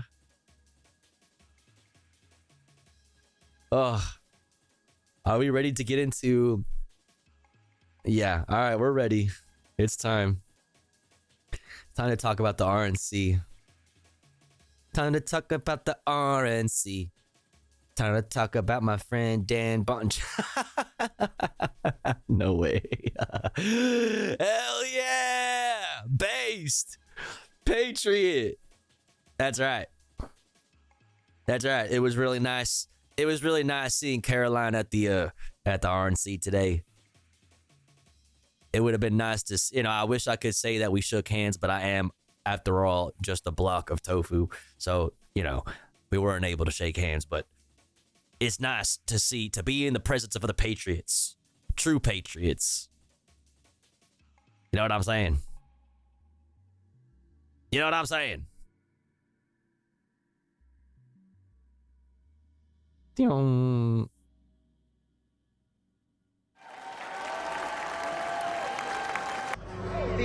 I'm wearing a bandage on my right ear and standing in solidarity with President Trump. Hell yeah. That this was a tragedy that should have never happened. And we want him to know that we are going through this with him. Fuck yeah, we dude. honor him, that we respect him.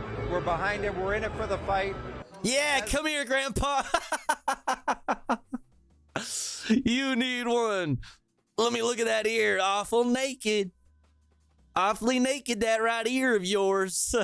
let me fix that up for you. More want to wear it. Yeah. Ew. Fuck yeah, I love my country so goddamn much. The swamp draining will... Gosh, she looks so good. God, the contour, the fucking, yo, her fucking facelift is so nice, bro. Like, I'm trying to, like, please DM me, let me know who your fucking doctor is, because wow, they do good work. Like, girl. Oh my God.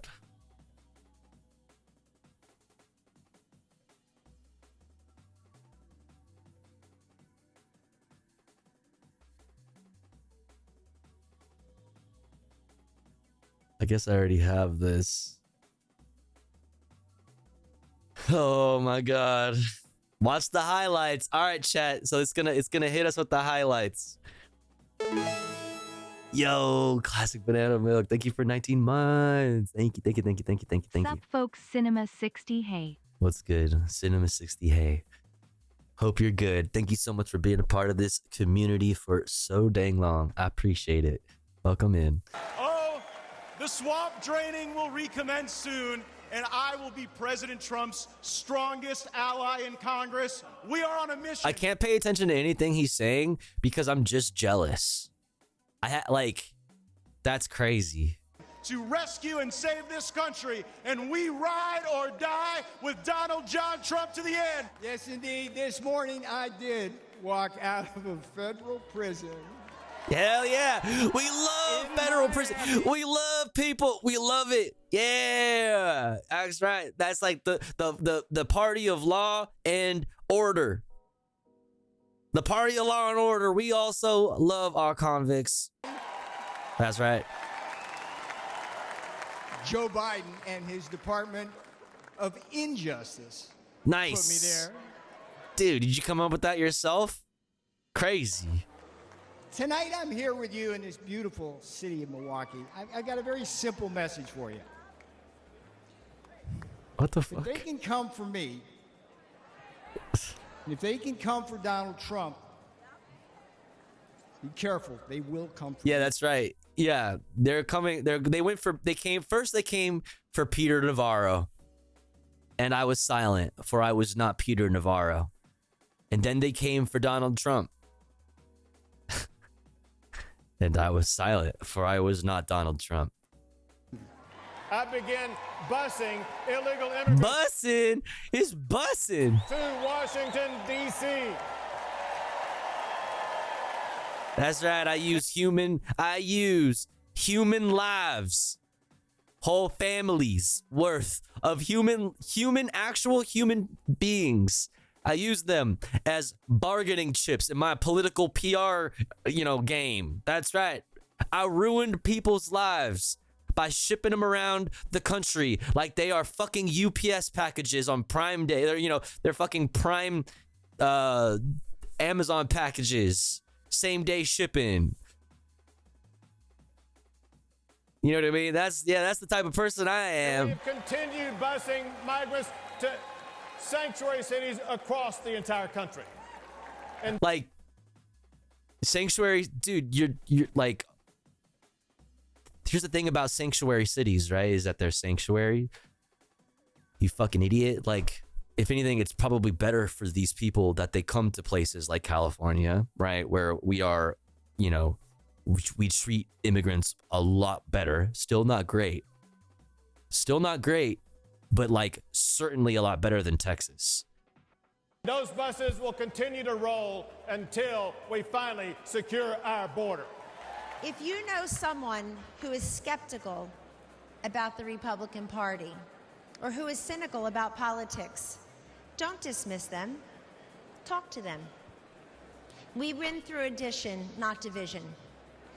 In Donald Trump's Republican Party, everyone is welcome. Everyone. This election is a choice between Joe Biden's vision for American weakness and Donald Trump's vision of American greatness.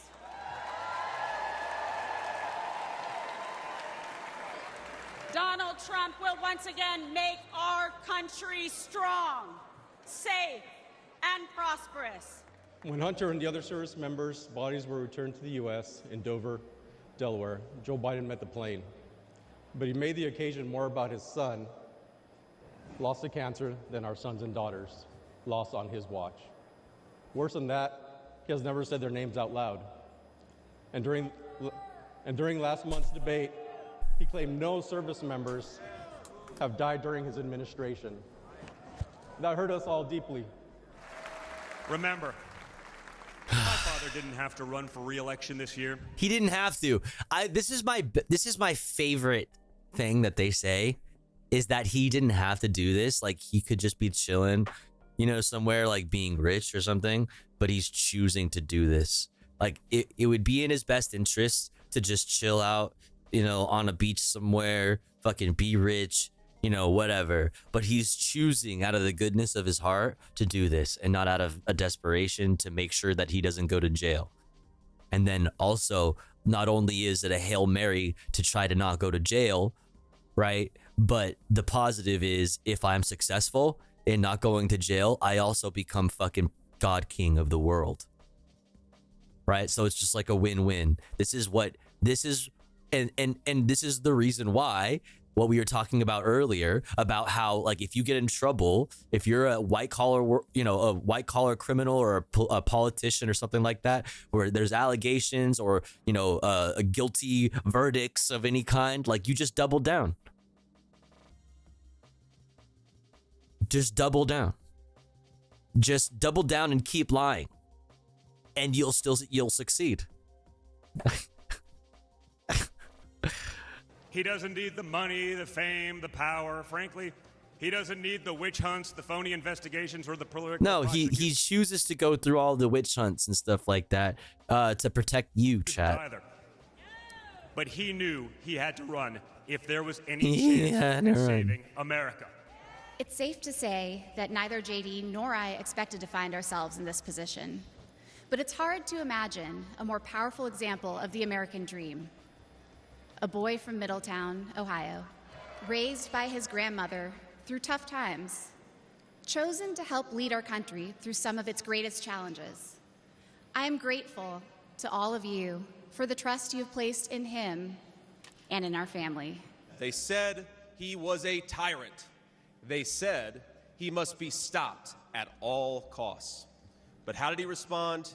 He called for national unity, for national calm, literally right after an assassin nearly took his life. And my message to my fellow Americans, those watching from across the country, is, shouldn't we be governed by a party that is unafraid to debate ideas and come to the best solution? That's the Republican Party of the next 4 years, united in our love for this country and committed to free speech and the open exchange of ideas. And so tonight, Mr. Chairman, look at these eyes. He's got like Melania Trump fucking eagle eyes. Here humbled, and I'm overwhelmed with gratitude to say I officially accept your nomination to be Vice President of the United States of America.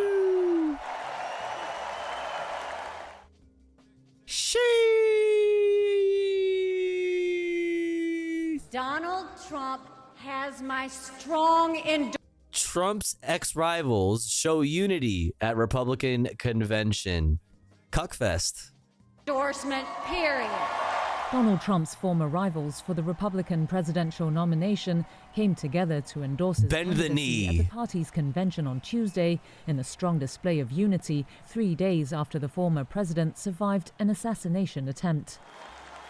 Former South Carolina Governor Nikki Haley had described Trump as unfit for office during her campaign, but on day 2 of the convention, she urged her supporters to back him over Democratic President Joe Biden for the sake of our nation. You don't have to agree with Trump 100% of the time to vote for him.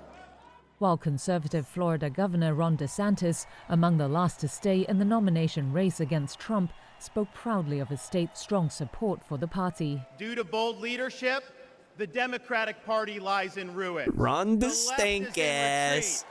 Dude, that's such cope. That's such cope.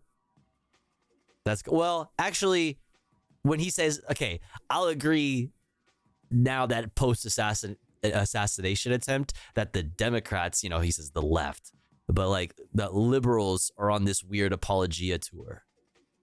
So I'll agree with him there. He looks so moist. He's very moist. The woke mind virus is dead, and Florida is a solid Republican state. Trump applauded alongside his running mate, Senator J.D. Vance, who was himself formerly a fierce Trump critic, once even comparing him to Hitler. If you want to make America great again. The show of group harmony appeared to be aimed at contrasting with the Democratic Party, which is divided over whether 81-year-old Biden should drop his re-election bid amid fresh questions about his mental acuity. When it came to policy, the evening speeches took on The Forgiato blow is so stupid, dude. We are facing an invasion on our southern border. Many were centered on the theme of law and order and infused with Trump's anti-immigrant rhetoric. The former president's daughter-in-law, Lara Trump, who co-chairs the Republican National Committee, then closed the night with a shift in tone. We, as Americans, must always remember, there is more that unites us than divides us. However, following Saturday's assassination attempt, voter fears about the polarized state of the nation appeared to have deepened. A Reuters Ipsos poll released on Tuesday found that 80% of voters, with similar shares among Republicans and Democrats, agreed the country is spiraling out of control in the wake of the shooting. I want to turn to Okay. Before we get into that other shit, let's watch Matt Gaetz's whole. Actually, how much time do we have? Actually, we don't have time for Matt Gaetz's whole speech, but let's read this about his face. However,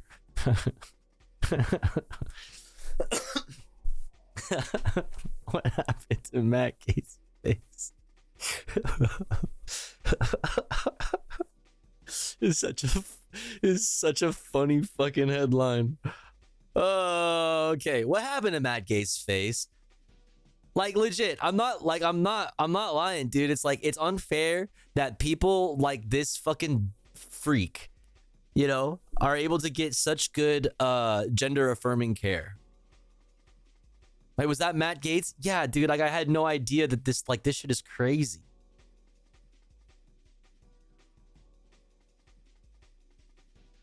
That shit is wild.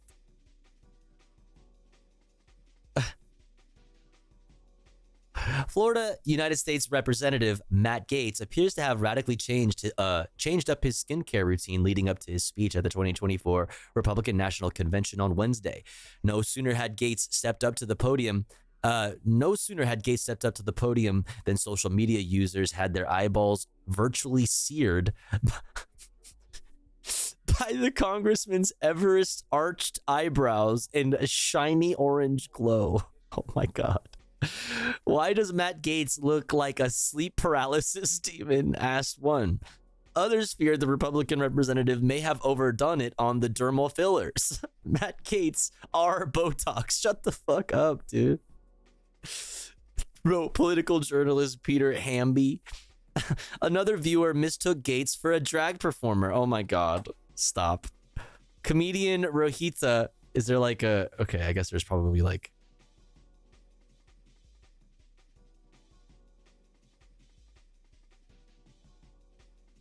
Oh, it's just like links.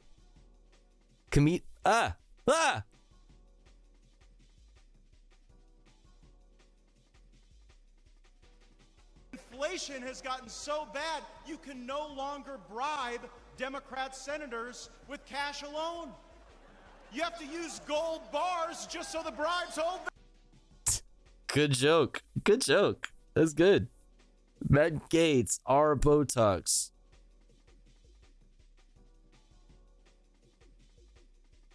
She looks great. Like, she did. Look at that shit. Wow. Comedian Rohita Kadambi took the next logical step, pointing out using this much Botox / filler is gender affirming care, by the way. Yes. That's what that is. That's gender affirming care. And for reference purposes, we have the quintessential Matt Gaetz before and after shots. It's crazy.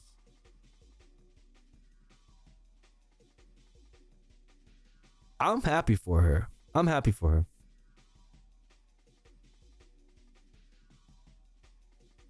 That's crazy, man. I'm just jealous. I'm just jealous. Listen, I'm just hating because I'm jealous. All right. I'm just hating because I'm jealous. Also, yeah, you guys saw that, right? Nick Fuentes is truly going through it right now. Dude. Yeah, man. I saw like a clip of him lose his shit when they like had somebody like sing like I don't know if it was in Arabic or something. I just saw like a clip. Like I think it was in Arabic. But they were like they were singing, and it was like you know, and obviously like a brown person, and he was like freaking the fuck out. This is really weird because he's bringing up like he uses Gavin Newsom's family, and he's like, what's happening here? What happened to the Republicans? Was it Sikh? Oh, okay.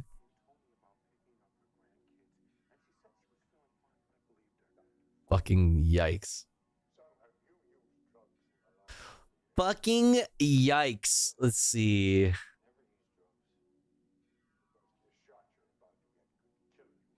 How long is this? Do we have time to knock this one out? I think we can knock this one out. By the way, let's talk about JD Vance and how he's no working class hero.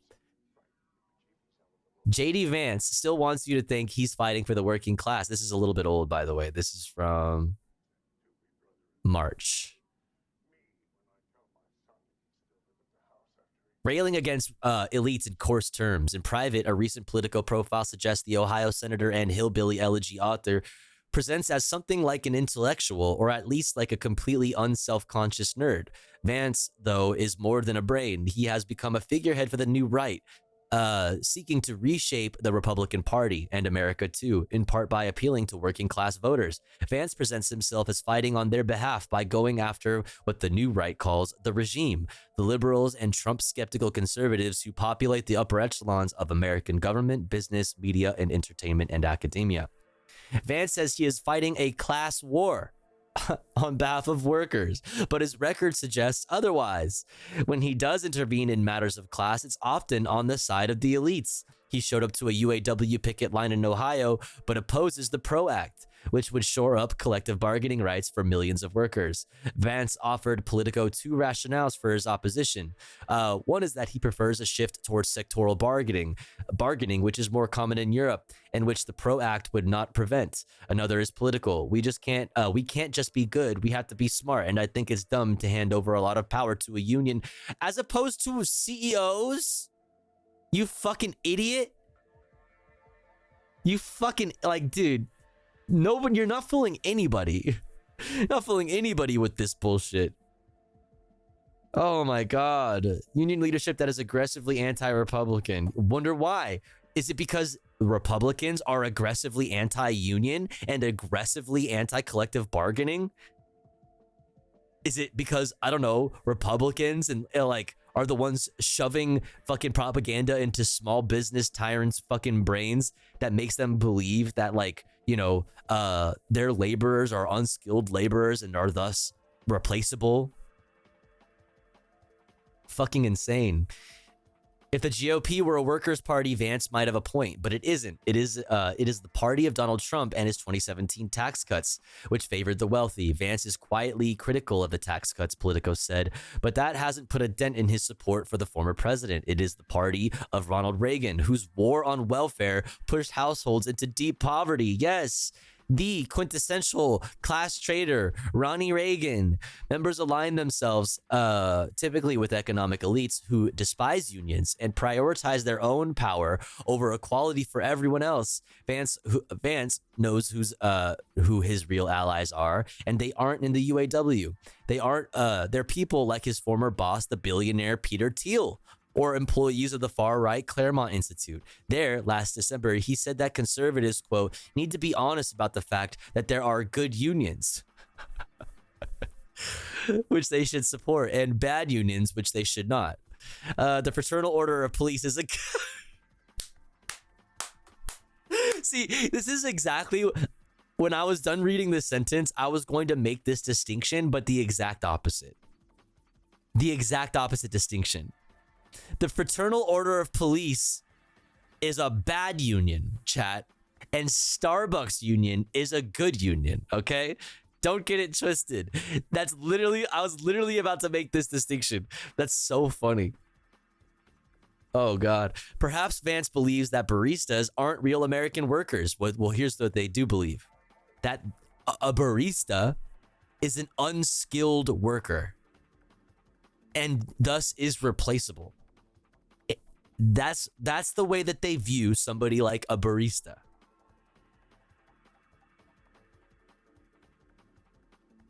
That's why unions have historically been so anti-Republican.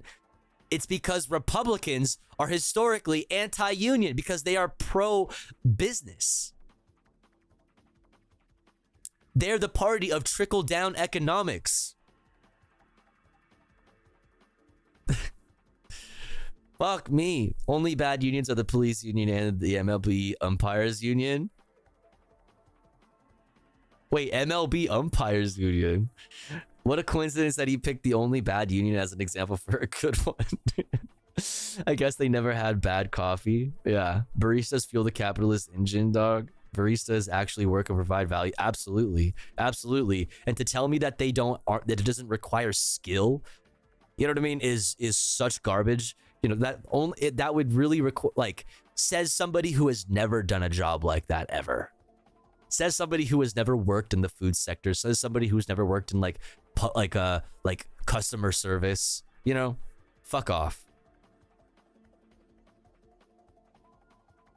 Perhaps Vance believes that baristas aren't real American workers, that because they skew young and left-wing, they are part of the regime he so hates. To get to that position, though, Vance must not only ignore reality, but disguise it. Cops, as violence workers, are worthy of conservative support, but baristas in low-wage jobs are not. Violence workers. I'm going to start referring to them as violence workers more often. I like that. He thus obscures the real class war with his own grievance politics.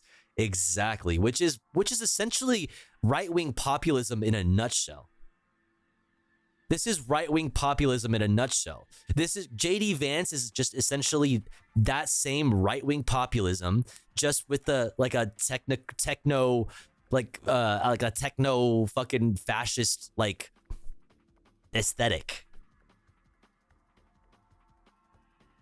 Vance coats a typical culture war position with here you go. Exactly. Jesus Christ. Vance coats a typical culture war position with a pseudo-populist veneer.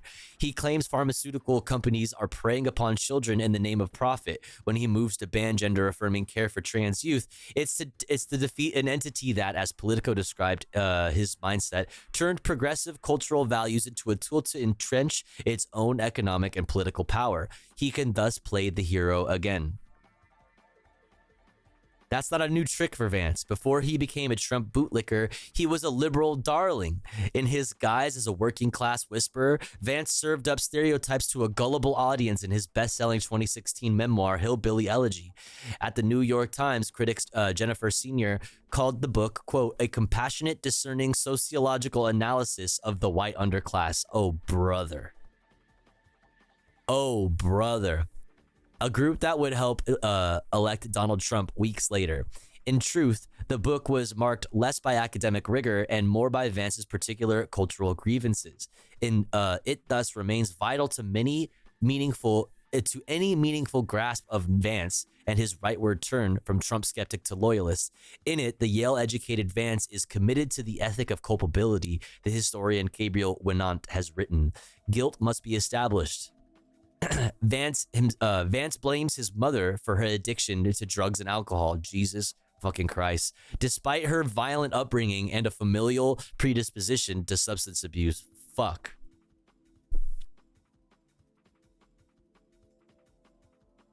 Holy shit. Genetics or morals. Vance can only find fault with the individual, never the society, Winant wrote. Because Hillbilly Elegy did not indict a system or a political economy, its answers flattered elite sensibilities. The white working class had indicted precarity upon itself through its own poor choices and cultural dysfunctions. Classic. Vance then owes his spot to the regime, to Amy Chua, the controversial Yale Law School professor who urged him to write Hillbilly Elegy, to Thiel, to Trump himself. After all this time and all this hot air, he still tells elites exactly what they want to hear. As Winant argued, Vance's false class politics puts the suffering of working class people in conspiratorial rather than structural terms. That tendency is on display throughout the Politico profile. Vance isn't stupid, and he knows that he can stitch anything onto a critique that is divorced from reality. He can peddle racism in anti-immigration ads and justify himself by his mother's addiction. This issue is personal, he said. I nearly lost my mother to the poison coming across our border. He can be anything to anyone. He can insist that he is still that working class whisperer. I mean, here's the thing about being anything to anyone. That's fascism, right? Like you need it to be anything to anyone. In order to be the dear leader, you know what I mean? You need to be anything to anyone. You need to be the dear leader to the fucking, religious zealots, the evangelicals in the South.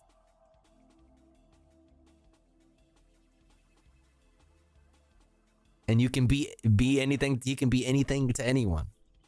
He can insist that he is still that working class whisperer, but the truth is far uglier. The working class has many enemies in Washington, and Vance is one of them. He is selling out America's workers to his friends and his allies on the right, and they have no interest in sharing power or wealth with the masses. The new right seeks power for itself and itself alone. In Vance's America, workers will stay on the bottom rung. J.D. Vance is no working class hero. Yeah, brainwashed. I don't blame you. Here's that for you, chat. How are we doing on time? The ads are about to run in 2 minutes. My goodness. My goodness, my gracious. Okay.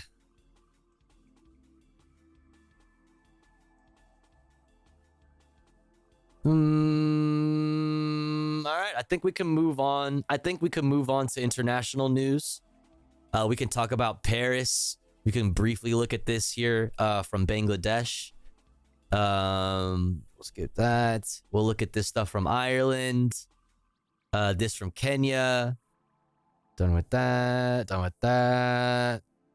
And then we'll do comfy content. And then we'll just do fun shit for the rest of the stream. All right. Sound good, chat?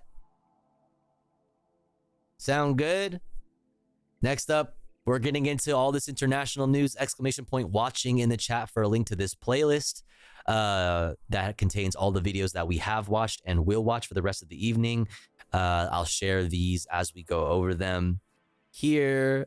Feel free to remind me to do so. But first, chat, before we continue on, it's been an hour since our last ad break, so we must run another one. But don't you worry, because here at the Topher Ghost Broadcast, when I run ads, I run them while I'm away from the stream. That way, even if you're unsubscribed, you don't miss out on any of the content. But if you would like to support the stream, if you would like to support me, the streamer, and in doing so get access to really cool Tofu Ghost emotes, as well as an ad-free viewing experience, all you need to do is subscribe for $6 or for free with the Twitch Prime by connecting your Amazon Prime account to your Twitch account. Or let's say you're already subscribed to the channel and you're feeling generous and you have the means to, maybe consider upgrading your sub from tier 1 to tier 2 or tier 3 to get access to exclusive emotes. Or, even better, maybe consider gifting a sub to one of our unsubbed friends in the chat, like When There Are 15, or whoever else is unsubbed in the chat. If you are one of those unsubbed friends, make sure to say hi in the chat. If you're lurking, throw an emo in the chat or redeem the "please gift me a sub" redeem. That way somebody might notice you and feel generous enough to shoot you a gifty. We are currently at 19 out of 25 for the daily sub goal, just 6 away from hitting that sub goal. Very poggers. Thank you so much. Also, the July tip goal is pretty much at the halfway mark, which is very awesome. Thank you so much to everybody who's tipped this month so far. You can throw bits or a dono to make that bar go up. Donos are cool because they go straight into my pocket and I could use it immediately to DoorDash some food or something after the stream, which would be very pog. Yo, Lemon Hands, thank you so much for 18 months of support. I really appreciate it. Thank you, thank you, thank you. Hell yeah. Welcome in. And yo, Dace, thank you so much for gifting to Rat Acid. Very, very pog. I really appreciate that. Very, very generous. Now we're only 5 away from the daily sub goal. I have high hopes, chat. Call me Pete Buttigieg because I have high hopes. I think we can hit that shit. Thank you so much. I'll be back in 3 minutes. Don't you go anywhere. BRB.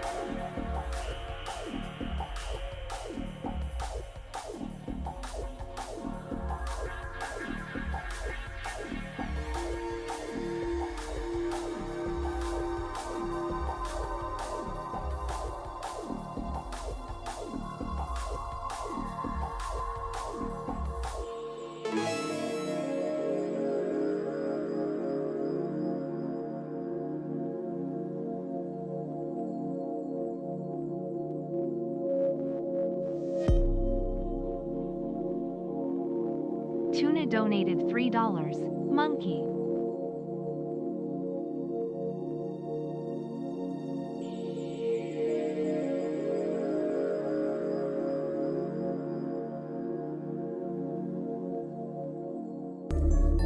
Funny monkey, lovable, I love funny monkey. Funny monkey, Let's go. funny monkey. Thank you, chat. Funny monkey, monkey chip. Yeah. Look at the monkey. It's a monkey. Hey, hey. Thank you, everybody. Hypers, hype, hype, hype, hype, hype. Chat, look at the monkey. So look at the funny monkey. Xenomonic, thank you for gifting the Time Squid. Thank you so much. Yarn Dragon, thank you for gifting a sub to Space Kitties. Thank you so much. Still Odd, thank you for gifting to Atom Bomb. Anonymous, thank you for gifting to Medical Doctor PhD. Legit Salvage, thank you for gifting to Hassan's Left Yiddy. That's good. Hassan's Left Yiddy. And also for gifting to When There Are 15. Thank you so much. And Dace, thank you again for gifting to Rat Acid. And Lemon Hands, thank you for 18 months. Let's fucking go. Xenomonic, thank you again. Yo, Yarn Dragon, let's fucking go. Still Odd, thank you for the biddies. And for the gifting to Atom Bomb, I appreciate it. Hell yeah. Thank you, Chad. I appreciate you all. You guys are the best. You guys are the best. Thank you, thank you, thank you. You know what? Here, you get another one. You deserve it. This one's on the house. Feel free to keep gifting, though, okay? This one's on the house, though. Really appreciate it, everyone. Yeah. Yeah.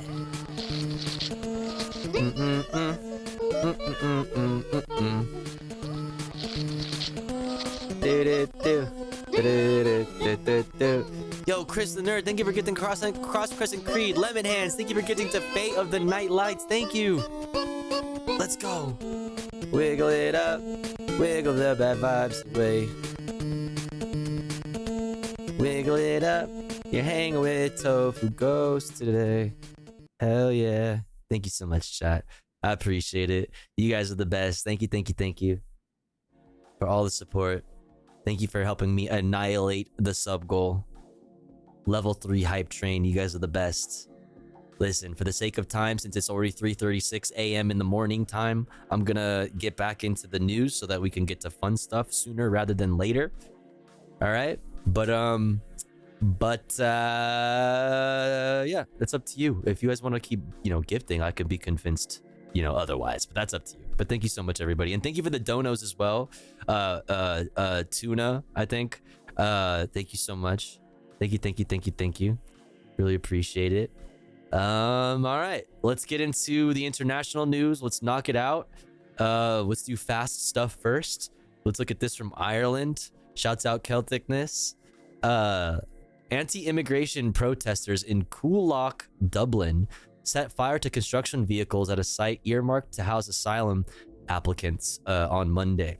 The situation escalated into full-blown unrest that saw 200 Gardaí, the police, clashing with rioters. Incidents between locals and the public order unit have continued over the past few days. The unrest is part of larger anti-immigration insurgency taking place in Ireland, with 33 arson attacks taking place against asylum infrastructure and 3 riots in the past 8 months. Damn. Last night, a man threatened to assassinate Mary Lou McDonald, the leader of Ireland's main opposition party, Sinn Féin. This follows a trend of intimidation by politicians by anti-immigration activists and extremists. Yikes.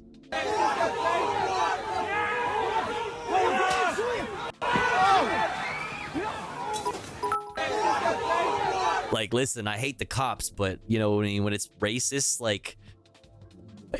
it's like, I guess let them fight, but also it's kind of scary that there's racists in the streets,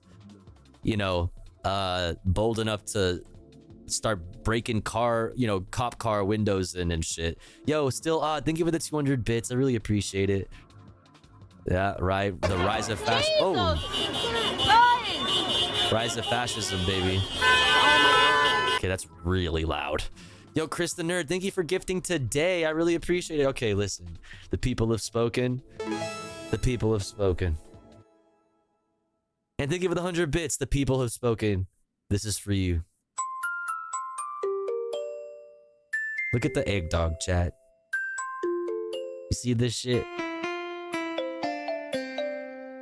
Meh, meh, meh, meh. Egg dog. Egg dog, egg dog, egg dog, egg dog, egg dog, egg dog. Dog, that's an egg. That's not an egg. That is a dog. Dog egg. Egg dog. Egg dog.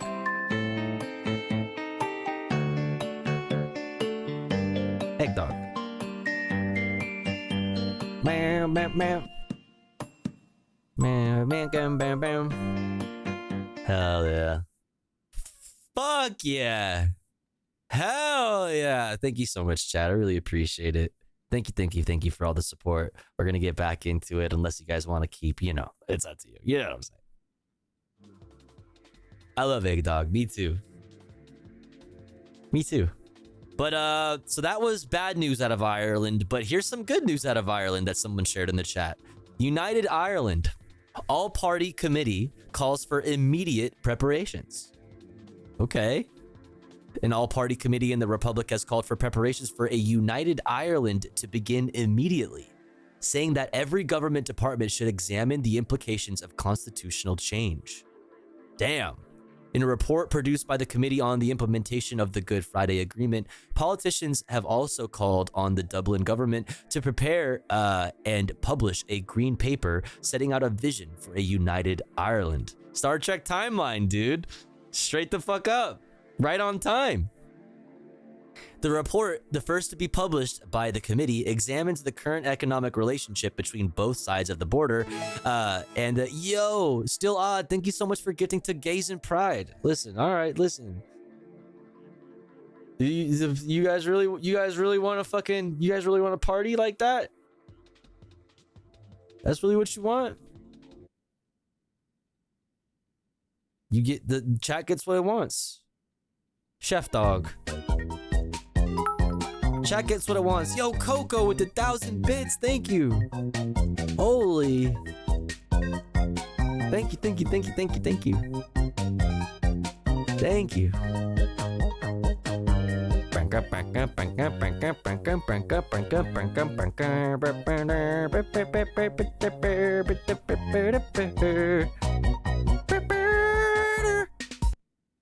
Hell yeah. God damn, that was sick. Fuck, man. That's crazy. Egg Dog really wilding out, man. So many egg dogs. So many. So many different egg dogs, so little time, chat. Will we be able to see them all? I don't know. It's up to you guys. It's up to you guys. But thank you so much for all the support. Thank you again, Coco, for the 1,000 bits. Still odd for the gifties and the bits and everything. Chris the Nerd, everybody, appreciate it. Lemon Hands, Xenomonic, Yarn Dragon, Anonymous, Salvage, appreciate you all. All right, where was I? The report, the first to be published by the committee, examines the current economic relationship between both sides of the border and the potential of an all-island economy. The report shows a major increase in cross-border trade, which has increased from around 2 billion euros in 1998 to some 20 billion euros in 2022. The report also examines the cost of a potential united Ireland and makes the case for planning for a united Ireland to begin. The group, which met 11 times since April of last year, recommended that an Oireachtas, I don't know how the fuck to say that, okay? I don't fucking speak Irish. Goddamn. Oireachtas committee to be set up and resourced and dedicated to the preparations for a united Ireland. Yo, still odd. Thank you for the 200 biddies. I really appreciate it. Thank you. Listen, if y'all want to keep throwing subs in there, we'll continue on, right? But for the sake of time, we're gonna power through this. It's almost there. We're almost done. But thank you so much, Still Odd. Thank you. Can we just resource and dedicated to the preparations of United Ireland? Yo, thanks for the hype train, everybody. I really appreciate it. You guys are the best. Thank you. It further recommended that preparations for a United Ireland should begin immediately. Chair of the group, Fine Gael TD Fergus O'Dowd, called for the others to seriously discuss the issues around the possibility of constitutional change. He also said that he hopes the change in the British government will be a reset of relationships with Britain. When we started all this, there was a government in the United Kingdom which has now changed, Mr. Dowd said. As that change occurs, I think we are on a reset of the relationship between Britain and Ireland, which hopefully will have influence and will be important for us into the future. Relationships has huge implications for the issues that we're discussing. The progress we may be able to make as a result of political change, about the willingness of our administration here.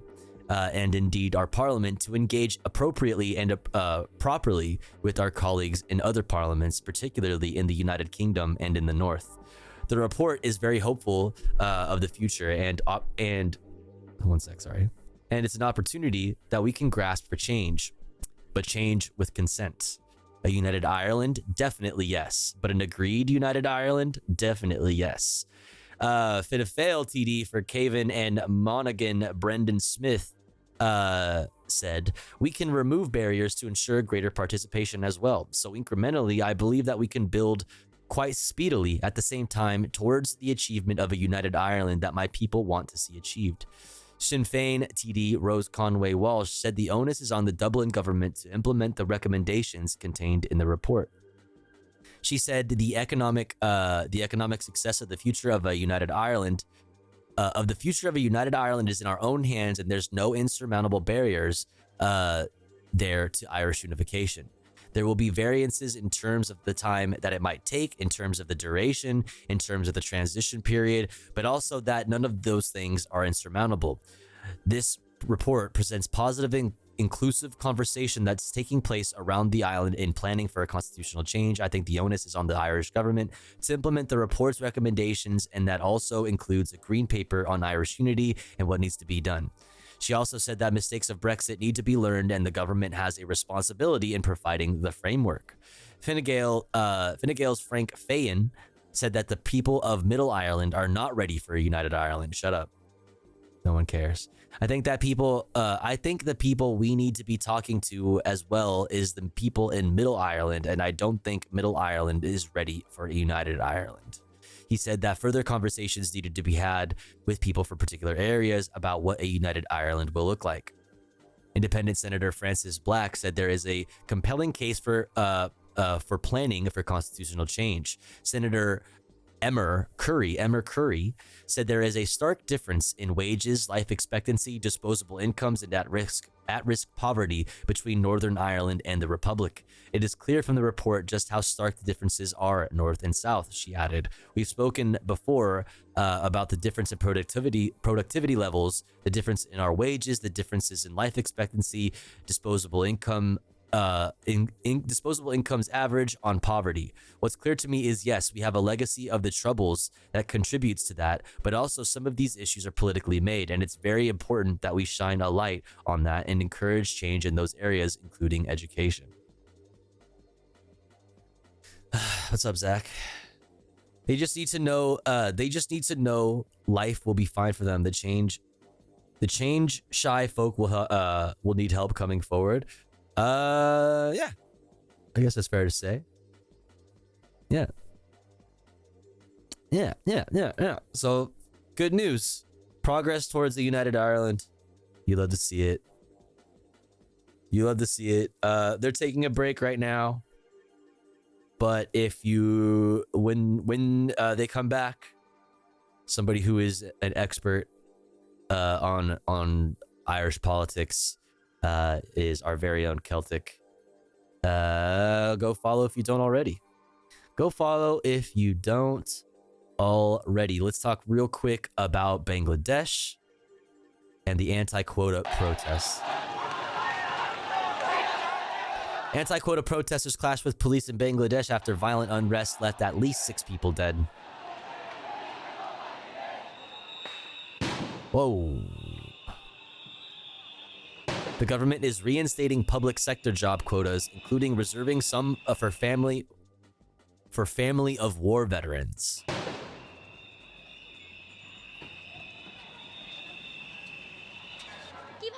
How can the government do these attacks? We have been saying since the beginning that we are ordinary students. It is a matter of common sense that over 50% of the jobs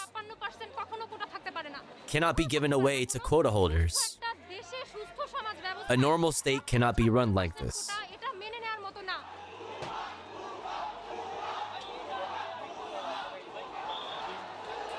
Solidarity with the student protesters in Bangladesh. All cops means all cops, no matter where they are, chat. No matter where they are, chat. Violent unrest, who got violent first? It's always the state. Yes, exactly. Violence workers. Violence workers. The students were just protesting, right? What is violence? Let's talk about political violence, chat. Well, we've been talking a lot about political violence over this past week. Also, the US just gave them prison vans, apparently. Sounds about right. I mean, I wouldn't doubt it. I don't know much about that, but it sounds about right. Diosu, what's up? Warning French people. I think we're going to talk about, before we talk about the French, we're going to talk about Kenya. Real quick, we're going to talk about Kenya first before we talk about France. We're going to end on France. We're going to end on a French note. But first, we're going to start with this article here from the Rolling Stone.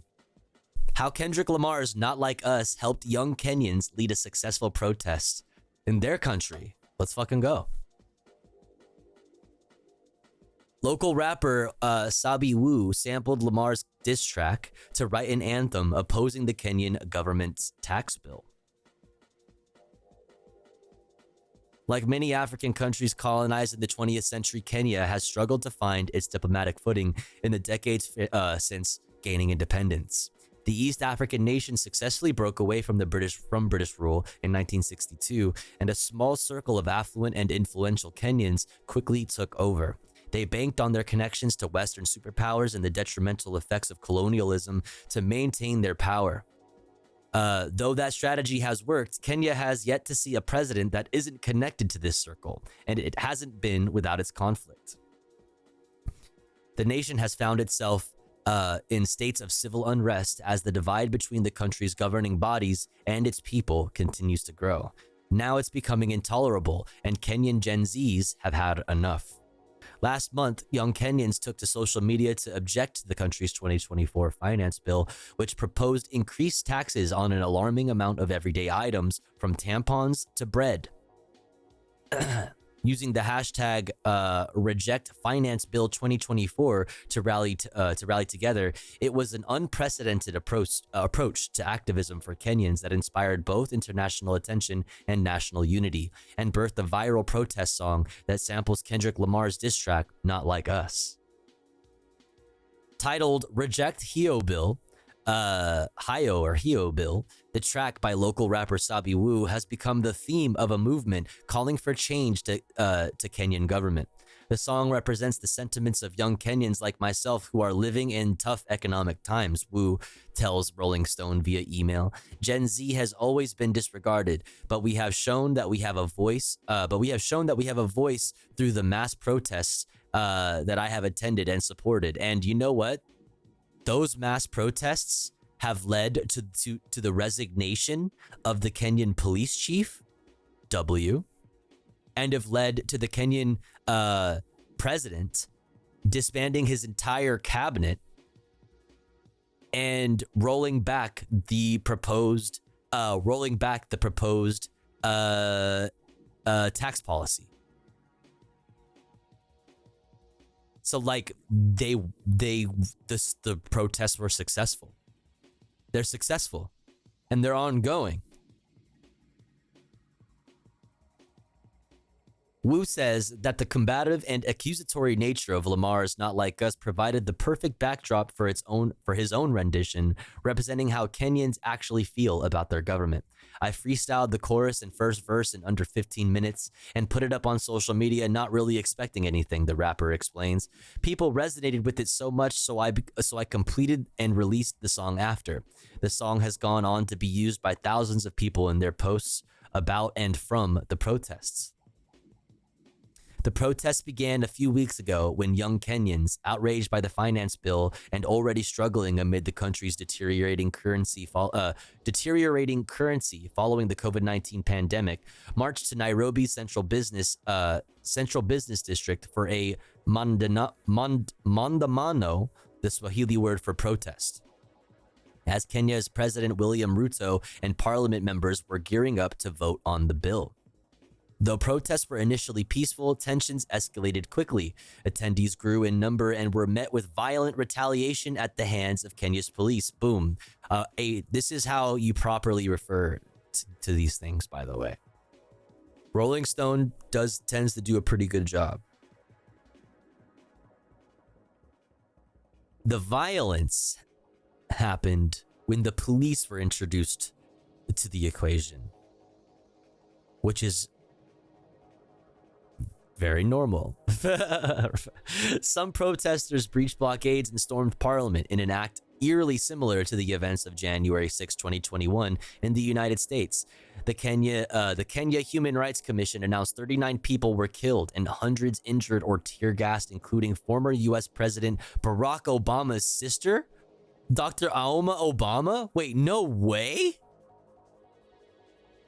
Barack Obama's sister speaks to CNN after getting tear gassed during Nairobi protests? No fucking way. I'm here with Aoma Obama, who came to join these protesters. They're mostly young people, Gen Z, who have been raising their voice online against overtaxation, the finance bill that is currently being discussed in the National Assembly. And just as we began to speak, she has been tear-gassed. It's deeply uncomfortable. You struggle to breathe. You cannot speak. And she's in this moment where all she has is a banner. She has nothing more. She's unarmed. Like all of the people you see around here, all they have is the phones. That is all they have. And they're getting tear-gassed, actually being broken up here in the middle of the Capitol. Aoma, are you in a position to talk to me again? Try. Shut up. He says, shut the fuck up, bro. I believe that these young people are just trying to demonstrate for their rights. I came to join them as a Gen Z to tell them that we understand that they need to use their voices, and we're being tear-gassed. We're being tear-gassed. We have flags and banners. Nothing else. Nothing else. These young people have nothing else. Just flags and banners. The Kenyan flag. How can you tear-gas your own people? Listen to them. Listen to these children. They're the future. They're 80% of our population. 80%. If they decided to turn against us, they can. And that is what they're doing now. So please, listen to these young people. You have been involved in the liberation struggle in Kenya for a long time. Have you ever seen a movement like this, a moment like this? Not like this, because these children are doing it on their own. They're not going with politicians. They came out on their own. These are the young people of our future. They didn't ask, and they say they will win. So holy based. And we're not fighting each other. Just listen to them. Listen to them. Because it's their lives. And for me, the most important thing is that part of the things that are going on with this bill is that they're touching our ancestral land. Our ancestral land where we bury our people. How can you tax us on land that belonged to us forever, since time immemorial? Are we going back to a colonial situation? It is not right. These young people need a future. They have no jobs. Over 50% of our population who are under 35 have no jobs. We cannot start taxing them when they have no jobs. We're taxing the jobless, and we're telling them to take a loan. And then when they start working, they're indebted. It is not right. That is why I'm here. I'm here to tell them I support them. You have never involved yourself in politics before until now. Why now? Because I want my daughter to have a future. I want my grandchild to have a future. I want these children to have a future. And we're suffering, man. And they're suffering, and they keep saying it, and nobody's listening. Dying. That's why they're on the road. They're dying. You see, that's why they're out, and we need to take it seriously. We need to create jobs. Create jobs. Auma has been tear gassed with her daughter. That is her daughter over there. Damn. And it's an incredible scene that we're seeing here on the streets of Nairobi with tear gas. Fabs, we need to move. We need to move back. We're getting tear gas smoke coming to us again. We have to get away from that. Just so much police presence here, Max. Holy everywhere. shit, The man. sounds of tear gas everywhere. Fabs, keep moving forward, so we can escape that tear gas smoke. It looks like a war zone. It's a heavily militarized response to peaceful protests in Kenya. It's unjustified, Max. Fuck, man. From Kenya to motherfucking Irvine, dude. Look at... I'm a tenured professor. They're destroying the campus and undoing a democratic, peaceful protest. Shame on them. Shame on them. Ma'am, what department are you in? I'm in the Global Studies Department. And why are you here today? Because we cannot have a genocidal foreign policy in a democracy. These young people are going to be the ones that have to pay the price for these horrible decisions. These police officers out here today, that's thousands of student scholarships.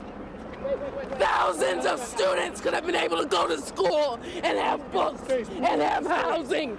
But instead, our chancellor, who is a very cruel man, decided to send thousands of dollars worth of state funding paid for by the taxpayers into the trash. Are you concerned about this jeopardizing your job? For real.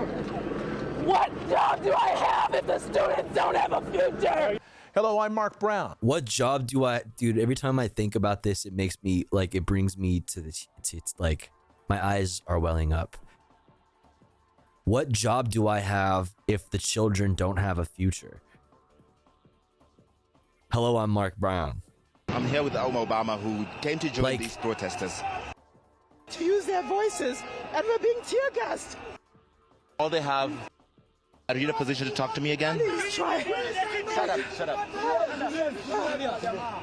I come these children, they're the future. They're 80% of our population. 80%. If they decided to turn against us, they can. And that is what they're doing now. So please, listen to these young people. You have been involved in the liberation struggle in Kenya for a long time. Have you ever seen a movement like this, a moment like this? Not like this, because these children are doing it on their own. They're not going with politicians. They came out on their own. These are the young people of our future. They didn't ask, and they say they will win. So we need to listen to them. And we're not fighting each other. Just listen to them. Listen to them. Because it's their lives. And for me, the most important thing is that part of the things that are going on with this bill is that they're touching our ancestral land. Our ancestral land where we bury our people. Dude. Powerful, man.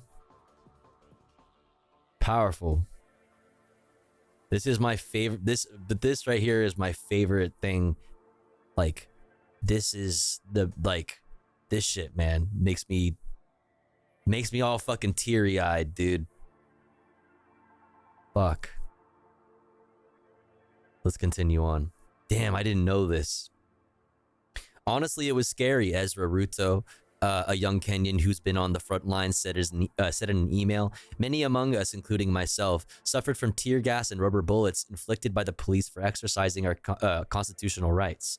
But with Wu's Reject Hio bill as the soundtrack, the protests seemed to have worked." President Ruto, who was initially nonchalant about the backlash, eventually conceded and announced on June 27th that he would not sign the bill, according to the BBC. It worked. It was an extraordinary victory, but young Kenyans say the fight isn't over. Based. Haunted by the lives lost and the deeper issues rooted in Kenyan democracy, the country's Gen Z population now want President Ruto removed from office, and they're prepared to continue to speak out until their government reflects their needs and ideals. In Kenya, politics has always been tribal, Wu says. That was what always used to rally people. But as young people have chosen to be united us young people have chosen to be united and tribeless. This is what has empowered us. This is really for the people by the people. All this has caused a real change and has cemented a new era in Kenyan politics. According to Tom Osborne, CEO of the Shamiri Institute, a nonprofit organization that's committed to making mental health support accessible in Kenya and around Africa, any new era of politics in the country has to incorporate the nation's youth and champion efforts that empower them after years of neglect. Many young Kenyans feel they do not have a fair chance to actualize their life outcomes, Osborne says. He recommends investments in youth development, merit-based access to education and professional opportunities. Okay, whatever merit-based is supposed to mean, and addressing the mental health crisis as necessary steps forward in bridging the gap between youth and government. For Gen Z, validation and acknowledgement of their struggles are crucial. It's not just about solving the problems, it's about recognizing and empathizing with the hardships they face. The lack of this validation has intensified their feelings of alienation and neglect, Osborne says. Nani no tunavot. Nani si tunachauga. Wu rapped in his Defiant track. Its translation, we're the ones who choose. We're the ones who vote. I'd like to get the song. Here it is. Reject your bill, reject your bill, reject your bill. Ay, mna tax pad na simliomba kunyeshe. Situation bad si lazima turembeshe. Mabadis wakikam tia gas you arrest them. Hustler boda boda mama. Okay, hard.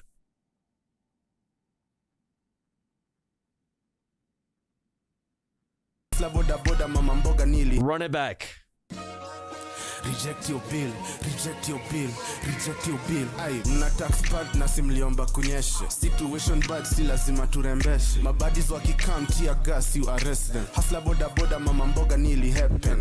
One tribe joma youth waliungana. Side note, legalize marijuana. Long arm of the law, mshailipua. Tao kila msee anaziba tu mapua. Na nisindo tunavote na nisi tunachagua. Finance bill karatasi na rarua. Atitia gas tushazoea mavepe. Puremeno plant na mseti kwa mapepe. Sindo Gen Z na msitu underrate. Yo gari ya Maria muto na ikatisha mabrake. Ha, build this track tunaitana up kwa disco. Mna banjaba but story bado ziko. Kusaidi wana Java kufukuzwa na wakristo. TikTok badi yako na sauti kushinda bishop. Reject your bill. Reject your bill. Reject your bill. Reject your bill. Reject your bill. Reject your bill. Reject your bill. Yeah. Reject your bill.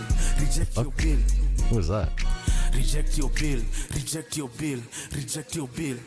Kabla independence tulikuwa chain. Sani kutufunga macho president kwa plane. Si tukizidi kwa maskini. Negea prezi shuke chini. Kachaguo latinis. Wap wap wap wap wap. Ndo yo tear gas. Puff puff puff puff puff. Daily tear gas. Una preach most time na una higher. The church let you in then you probably a minor. Minor. KTSGR ni expensive na ni uncomfortable as fuck. Ukitingisha box uingi box ya ballot. Too much chat no action ka parrot. Hujui bei ya nyanya hujui bei ya carrot. Tunapela sapa ka Judas Iscariot. Ilianza mandamano alafu fertilizer. Kenya ni maskandal nyonya colonizer. Usino pain killer na tulilazimishwa Pfizer. Mnatupima Wait, what? Now we wise up.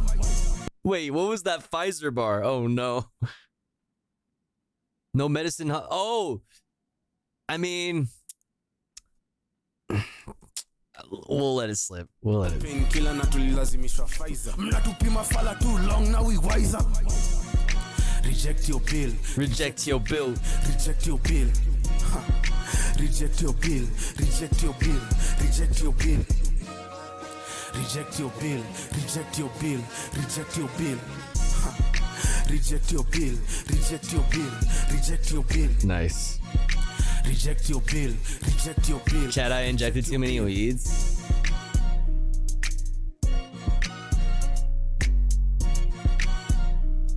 Hell yeah. Hell yeah. Let's fucking go. That was hard as hell. Hard as hell. Here's the article, or there's the song, and here's the article for you. Good stuff. Rolling Stone does pretty good work, man. I'm not gonna lie. Rolling Stone has some bangers. We'll come out with some banger work like this. Good shit. Good shit. Okay, let's talk about the fucking Olympics now. Finally, we're gonna talk about poo-poo. We're gonna talk about the sign. We're gonna talk about fucking displacement and AI surveillance, and then we'll do fun shit. Okay, let's do it. Let's go. Paris Mayor Anne Hidalgo takes a dip into the River Seine to prove its cleanliness. Girl, I would have put those goggles all the way on before I jumped in there. She's definitely gonna have pink eye in the morning. You go into the water and it seems natural and easy. The water is really, really good. Not that cold. And look at the joy around. Okay, I can't fucking see. Can't fucking see.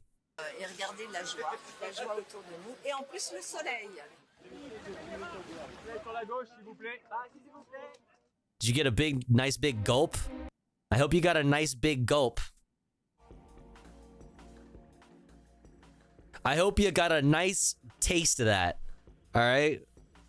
Poop protests and political turmoil.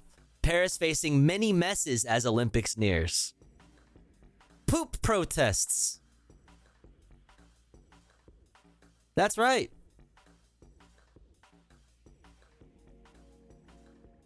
With all the tumult surrounding the 2024 Summer Olympics, problems both large and small, it isn't entirely surprising that Parisians have threatened to stage a, quote, poop protest. Their anger focuses on a plan to have triathletes and marathon swimmers compete in the Seine River, which has been fouled by sewage and trash for centuries. It didn't help when Mayor Anne Hidalgo offered to take a dip in the iconic waterway.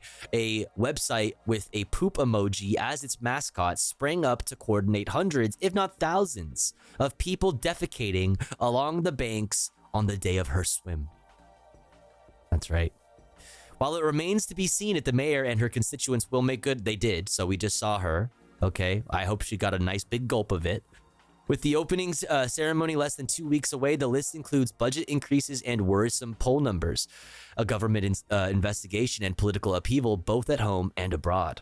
None of this means the games are doomed. Paris will offer a stunning backdrop with beach volleyball at the foot of the Eiffel Tower and equestrian events at Versailles. These will be the first post-pandemic games. Post-pandemic. Post-pandemic. Games are fucking... The president of the United States has COVID. This post-pandemic thing, you guys, games promising big crowds and a buzz in the streets.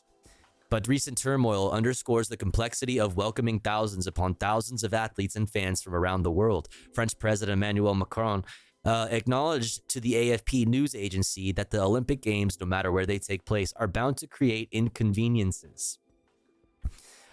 History shows that some cities successfully navigated the obstacles. The 1984, okay. We all know we've covered at length how LA, what LA did in 1984. Hold on.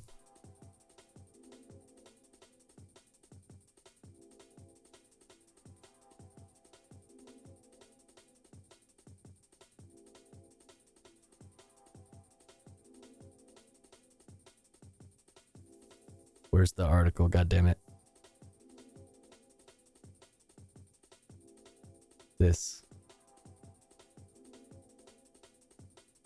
LA, quote, sterilized its streets for the 1984 Olympics. How will it treat the homeless in 2028?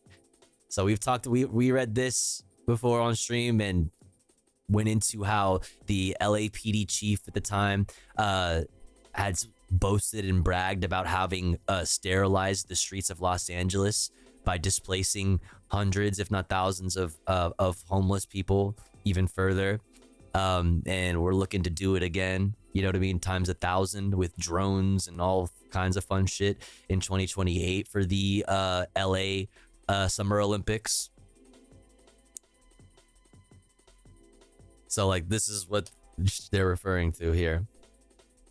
The 1984 Los Angeles Olympics, for example, offered stirring competition and finished with hundreds of millions in surplus revenue. Other hosts have not been as fortunate. Montreal and Athens have accrued massive debt. Rio de Janeiro spent billions on new venues that went virtually unused afterward, which is what we're trying to do also in LA, by the way. God, we just can't stop. Hold on, where's...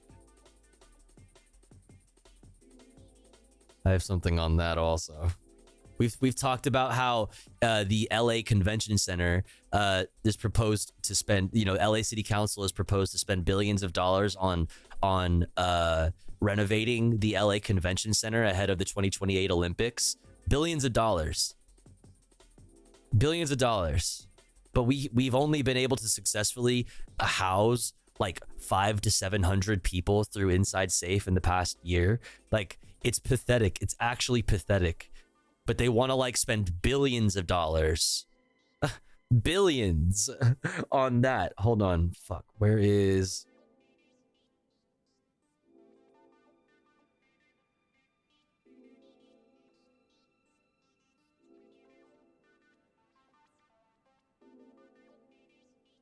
Here.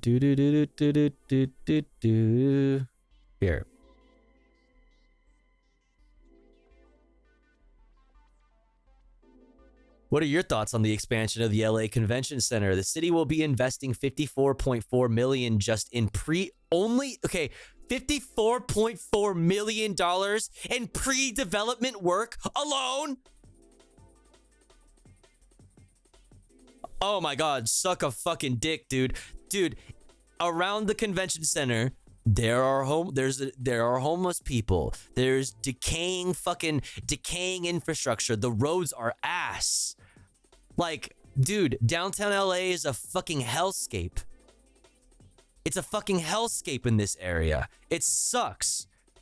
And over like multiple years, it's actually going to cost billions of dollars. The expansion plan could cost $4.78 billion over the next 30 years, chat. Holy fucking shit. They want to spend up to $5 billion over the next 30 years on expanding the convention center so that we can have bigger areas to host fucking ping pong or whatever the fuck, table tennis. Literally table tennis. There's plenty of room at the current LA Convention Center. The LA Convention Center has been hosting huge fucking conventions for fucking years and years and years. And like fucking Anime Expo is held there every fucking year just fine. Like dude, it's been fine for years. There's no reason that you would need to spend $5 billion to expand the room so that we can have more table tennis. Like that, you guys are insane. You are absolutely insane. You're fucking crazy. The police have a $3.1 billion budget in this city. Are you fucking insane? Are you fucking insane? We're spending millions of dollars on fucking that is just being essentially handed out, given to the mayor's fucking cronies and shit in the real estate industry and like hotel and hospitality industry, while nobody is actually seeing permanent housing. Nobody. We're spending millions of dollars on fucking on temporary housing. Costs $17,000 a month under Inside Safe to house one person in a motel or hotel temporarily. $17,000 a month, when that same $17,000 a month could go to housing a person in a fucking, probably not the best place in LA, but housing somebody in their own apartment for an entire year permanently. $17,000 a year could be what you spend on rent. But no, our city council wants to fucking spend $5 billion on a bigger fucking convention center when it's big enough. It's fine. It's huge. If anybody's ever been there, it's fine. It's big. Like, what the fuck? It's like, oh my God, make it make sense. You can't make it make sense. You can't make it make sense. And LA wants to do a repeat of 1984, literally 1984 Olympics, 2028, like the 2028 Summer Olympics in LA, plus the Grants Pass versus Johnson ruling from Scrotumus is going to single-handedly like accelerate the police state and further fucking displace homeless people and whether it's put them in jail or push them further and further out into the deserts, like exponentially. The Olympics is bad for every fucking city that it goes to. Period. There's a reason why the CEO of LA28 is a fucking general and has no experience with Olympics, with sports, with big events like this. His only experience is being in the military. There's a reason why. So from Paris to fucking LA to fucking Rio de Janeiro to fucking everywhere, all Olympics do is line the pockets of politicians and their besties and kill poor people.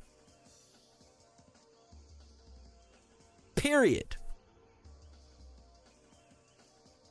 So that's why I stand in solidarity, solidarity or liquid or like, the ones that are kind of green or, you know what I mean? The ones that like, you know what I mean? Like they're all shapes and sizes, whether they're coils or they come out in like one go or like in a couple small little balls or whatever. Like I stand in solidarity or whatever with the French in their poop protests.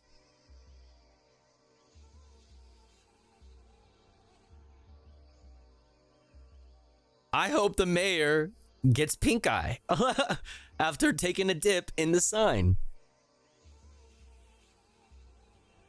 The fucking good shit. Nice. Got him. Hey yo. The Olympics are bad. I will not stop fucking yelling about this, chat. I will not stop fucking yelling about how the Olympics fucking destroys communities and evaporates fucking poor people. Let's actually, for the sake of time, let's look at this article here, or not article, this video from Al Jazeera on the subject.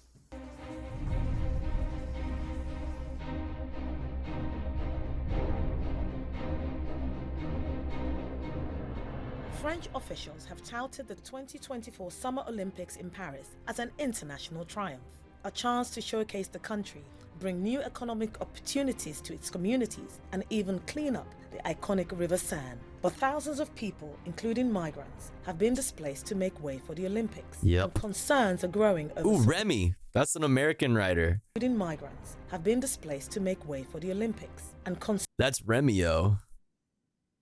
I've been to a lot of his art shows and shit in LA. That's concerns are growing over surveillance techniques being deployed to keep the game safe. People in power went to Paris to ask whether... What the fuck is that thing? Oh, it's the torch. Upcoming Olympics are worth the... I was like, what is bro carrying?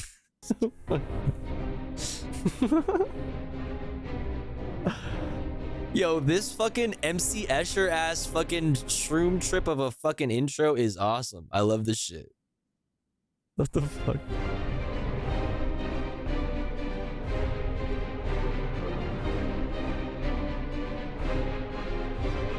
Graphic design is my passion.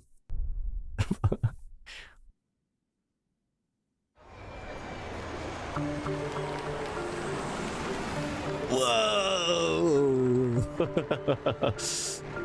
Chemtrails, but make them French. Those are French trails. French President Emmanuel Macron is an enthusiastic champion of this summer's Olympic Games in Paris. Nos Jeux olympiques et paralympiques en France. On les a voulu. Yeah, no, for sure. Same, Rat Acid.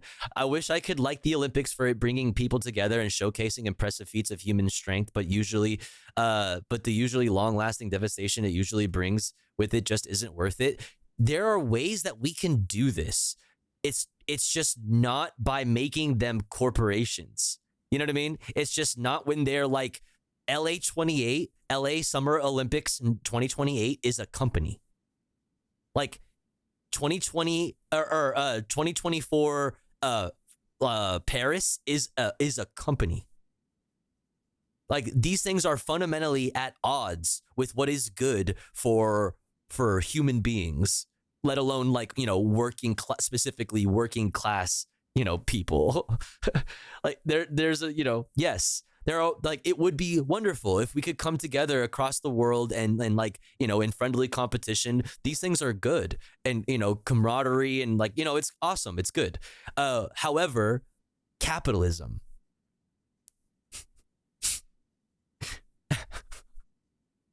However, capitalism. On a été les chercher. Ce sera un formidable moment de fierté française et de célébration. Vive le sport français. Long live French sports. Long live the Republic, and long live France. The president's positive outlook is shared by the International Olympic Committee's executive director, Christophe Duby. This is what Paris has as a vision. 500,000 people will be able to take part in that unique moment. People will say, I was there, or I was watching. You know what? I can't wait. Like other Olympics, the 2024 Summer Games are seen as an opportunity to showcase the host city and promote tourism. But the Paris Games are hoping to provide a new blueprint with an Olympics built on the idea that bigger is not necessarily better. We really favor working with existing venues to host World Championships, World Cups that are organized every year. World Cup! When you can go to the same locations, you win. Christophe Duby. These games are also billed as greener, more inclusive, accessible, and affordable than previous Olympics. Do a kickflip. Paris 2024 will be more gender balanced, more sustainable. We have really completely changed our approach. Marie Salwa is the International Olympic Committee's Corporate and Sustainable Development Director. Paris 2024 ambition is to cut by half the carbon emission of the Olympic Games compared to the average of London 2012 and Rio 2016. This is a very ambitious goal. The motto of the Paris Olympics does nothing for nobody. Like, it does nothing for nobody. I'm sorry. It does nothing for fucking nobody. Like, I'm sorry. It really does. Wide open. Etienne Taubois is the CEO of Paris 2020. Like, just now, like, going from relying on fossil fuels to fucking lithium and shit is like, you guys, that's not going to get us out of fucking, you know, out of like, you know, the way of climate catastrophe and global warming and like these things. Like, you guys, we're cooked. The city's organizing. We need to be worried about we need to be worried about harm reduction. We need to be worried about infrastructure and how these things affect working class people and the poor people. You know what I mean? Like, we don't worrying about your tourism industry is like the best way in a lot of situations to just completely like forget that you have people that live, you know, there. Committee. Games wide open means being open to the various issues of our society. So it's exactly, Diosu, which is like why it's so extra bad for Los Angeles, which is why we're so like Angelinos are so extra passionate about like the like, you know, the anti-Olympics like movement, if you will, whatever you want to call it. It's very important. Like, we saw what happened in 1984. We saw what happened in 1984, literally 1984. Right? I can only imagine now what will happen in 2024, or excuse me, 2028 now. We do deliver those games. being socially responsible, being financially responsible, putting sustainability at the heart of everything we do.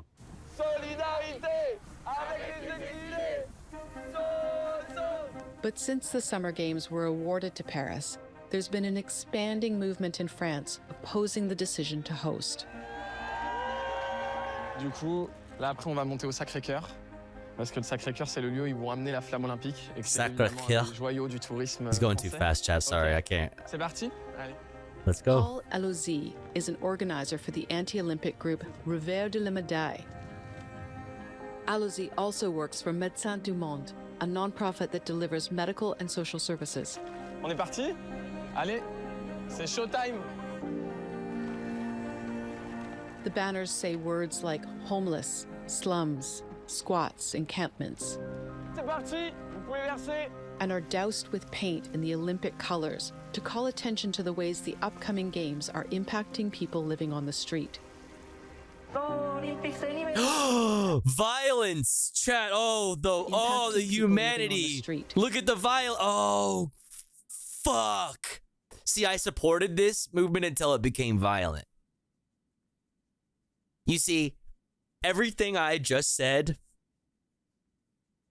I based on the requirement that there not be any violence, and you ruined it, chat. You ruined it. Violence. How could you? A growing number of people around the globe see the Olympics as a destructive force, displacing people from their homes and militarizing their communities. Yep. In fact, the Olympics have become an increasingly tough sell. Yes, abolish Olympics. Based. People in power set out to investigate whether France can deliver on the promises made and what the outcome could mean for future games. You have two different versions of what it means to be a modern Olympics. One coming from the International Olympic Committee from on high, and then one coming from the grassroots from on low. And they're clashing somewhere in the middle. Let's bring in Jules Boykoff. Jules Boykoff is a leading expert on the Olympics and a former professional soccer player. I have a much more critical view today than I did when I was 19-year-old running up and down the pitch for the U.S. team. He's written 6 books about activism and political movements related to the games. Between 2013 and 2018, around a dozen cities just said no to the Olympics when they were given the chance. And in part, that's because of all the problems that we've been seeing when it comes to the Olympics.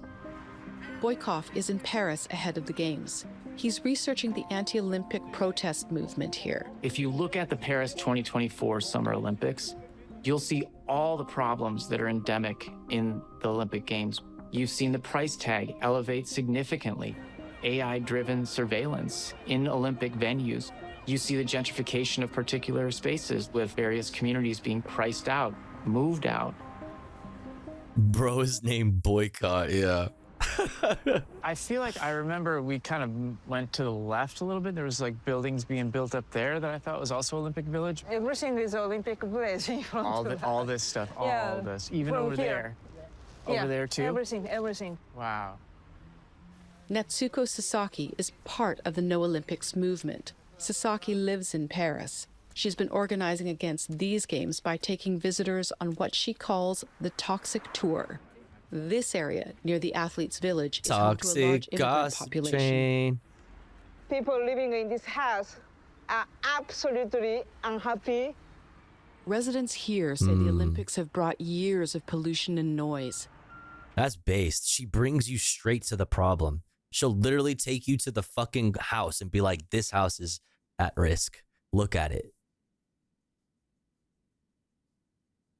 A new freeway was built cutting through the neighborhood, and some low-income housing was torn down. That's the thing about gentrification. Once it happens to a neighborhood, it never goes back. Those people are forever displaced. That's right. That's right. Which is why it's so imperative that you block these things at all costs. If you can block the Olympics from coming to your city,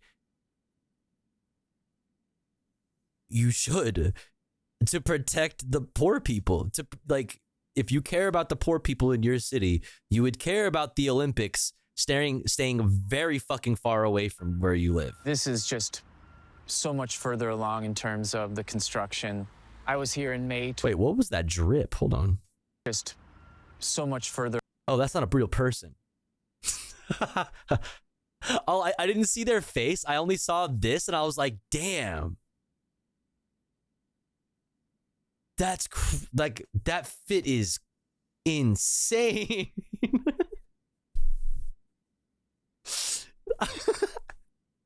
It's literally it's not even real. It's ripped up, dude. I need pants that like fit like this though. You know what I mean? Like that's actually a look. Like that's a vibe. What the fuck? Along in terms of the construction. I was here in May 2022 and this area looked totally different. Yeah, lots changed. This area will soon be the temporary home of more than 14,000 Olympic athletes, 8,000 Paralympians, and their coaches and staff.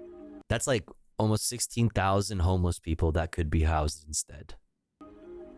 You can see every detail here, actually. Forums, balcony, terrace, and winter gardens. And after the games, it will be sold to clearly middle-class family. Sasaki worries about the transformation of the neighborhood. Oftentimes, the area around a former Olympic village becomes unrecognizable and unaffordable to its previous residents. Yep. The objective is... Although that is kind of a cool looking building, I will say. What the fuck? To build a new neighborhood which is mixed, which will have offices, they will have businesses, and also housing, schools, public buildings, more than 2,800 homes after the games. So that's a legacy in an area where it's much needed. All these housing will be mostly actually for social housing or people coming with, average incomes. The question here is how many social housing? They can be very flexible on that question. And yeah, for those NIMBYs. who are already struggling. NIMBYs really mad. NIMBYs! Seriously though. But unironically, chat, when you're feeling doomer, right? And you're feeling like, man, I really have like, there's so little that I can do. You know what I mean? Like there's so little that I can directly like do myself to make the world a better place. Unironically, one of many things, by the way, but like one of the most powerful and effective things that you can do is make sure you are involved in your local politics. Who is your council member? Who is your, like, all of these things. Maybe even attend like neighborhood council meetings if you can, if there's something like that, and like attend the town halls if your town has one. Like when you advocate and engage in activism on the local level against NIMBY policies, you can actually like change like the world for the better. You can make bring somebody inside in your town. You can make your world that you live in every day, that you drive around in, that you sleep in, that you have friends and family in, a better place. Like things don't stop, begin and end at the federal election. That's just like one thing that you do one day every 4 years. The rest of the time, you need to be focused on what's going on right around you. This stuff, wherever you are, I assume is probably an issue around you in one way or the other. Some places worse than others, but it is a thing. What can you do? Who can you vote for? Or can you run yourself or like whatever? What can you do around you right now to get policies in place that don't promote this kind of thing? Okay, what are y'all posting in the chat? Stegosaurus fossil? Yeah, I saw that earlier. What is this? NIMBY. Is this a real movie?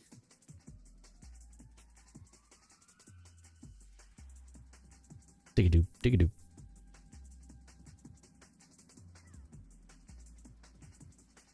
All right, we'll look at it later. Dig-a-doo. I'm already trying to run. Wait, are you really? For real? That's awesome.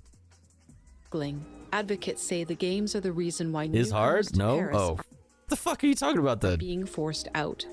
Les Jeux Olympiques, c'est un cauchemar pour les réfugiés.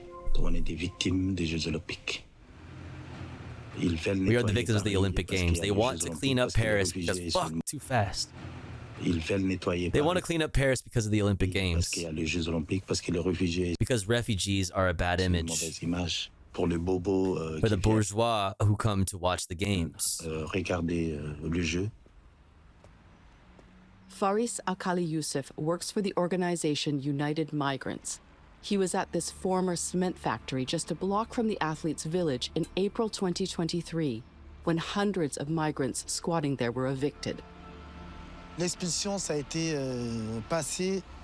The eviction happened at 6 in the morning. We were surrounded by the police. At first, we believed there would be housing solutions, but all the people who lived in this squat, today, we're still finding them all over Paris. Squatting in old abandoned buildings is one of the few ways unhoused people are able to find shelter in Paris. But in June 2023, the French government adopted a bill toughening the penalties for squatting, making it more difficult and risky. They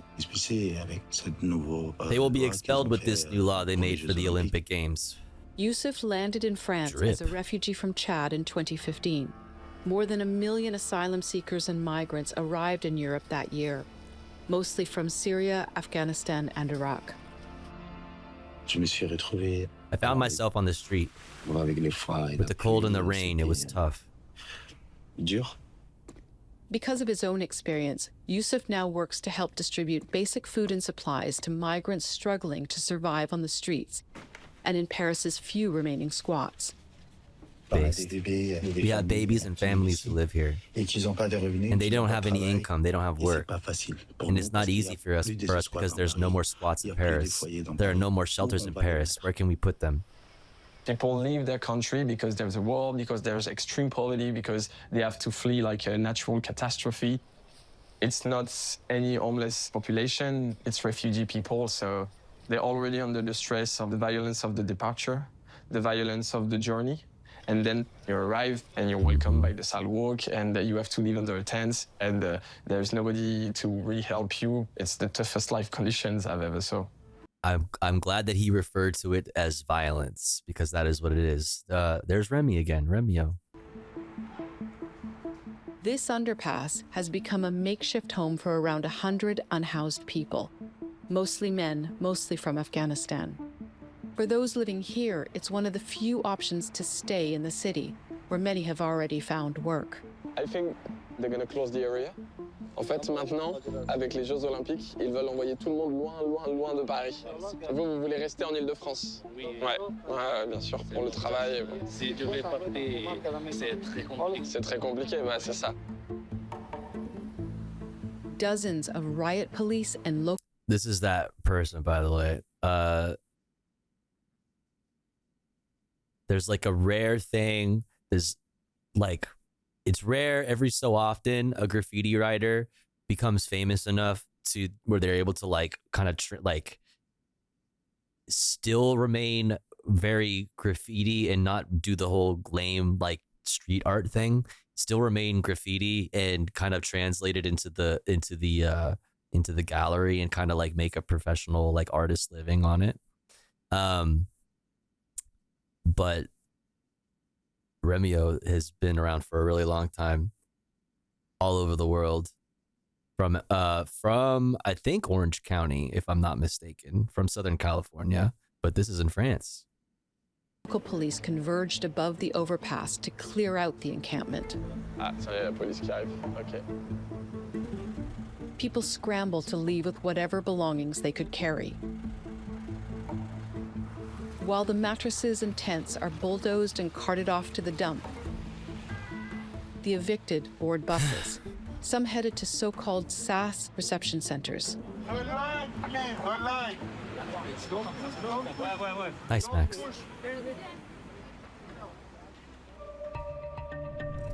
The centers created by the government in 2023 are located around the country. People who arrive there are provided food and shelter for a few weeks.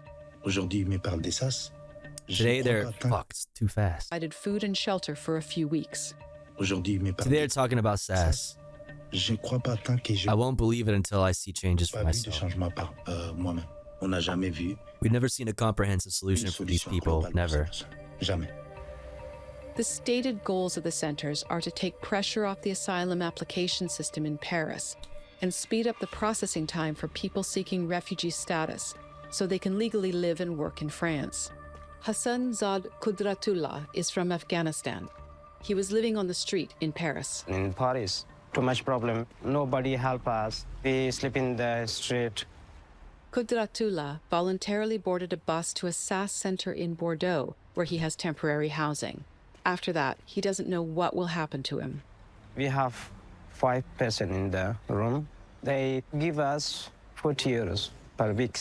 They tell us we send this camp is maybe 5 weeks. After 5 weeks, they want to transfer us. This has really nothing to do with the games, right?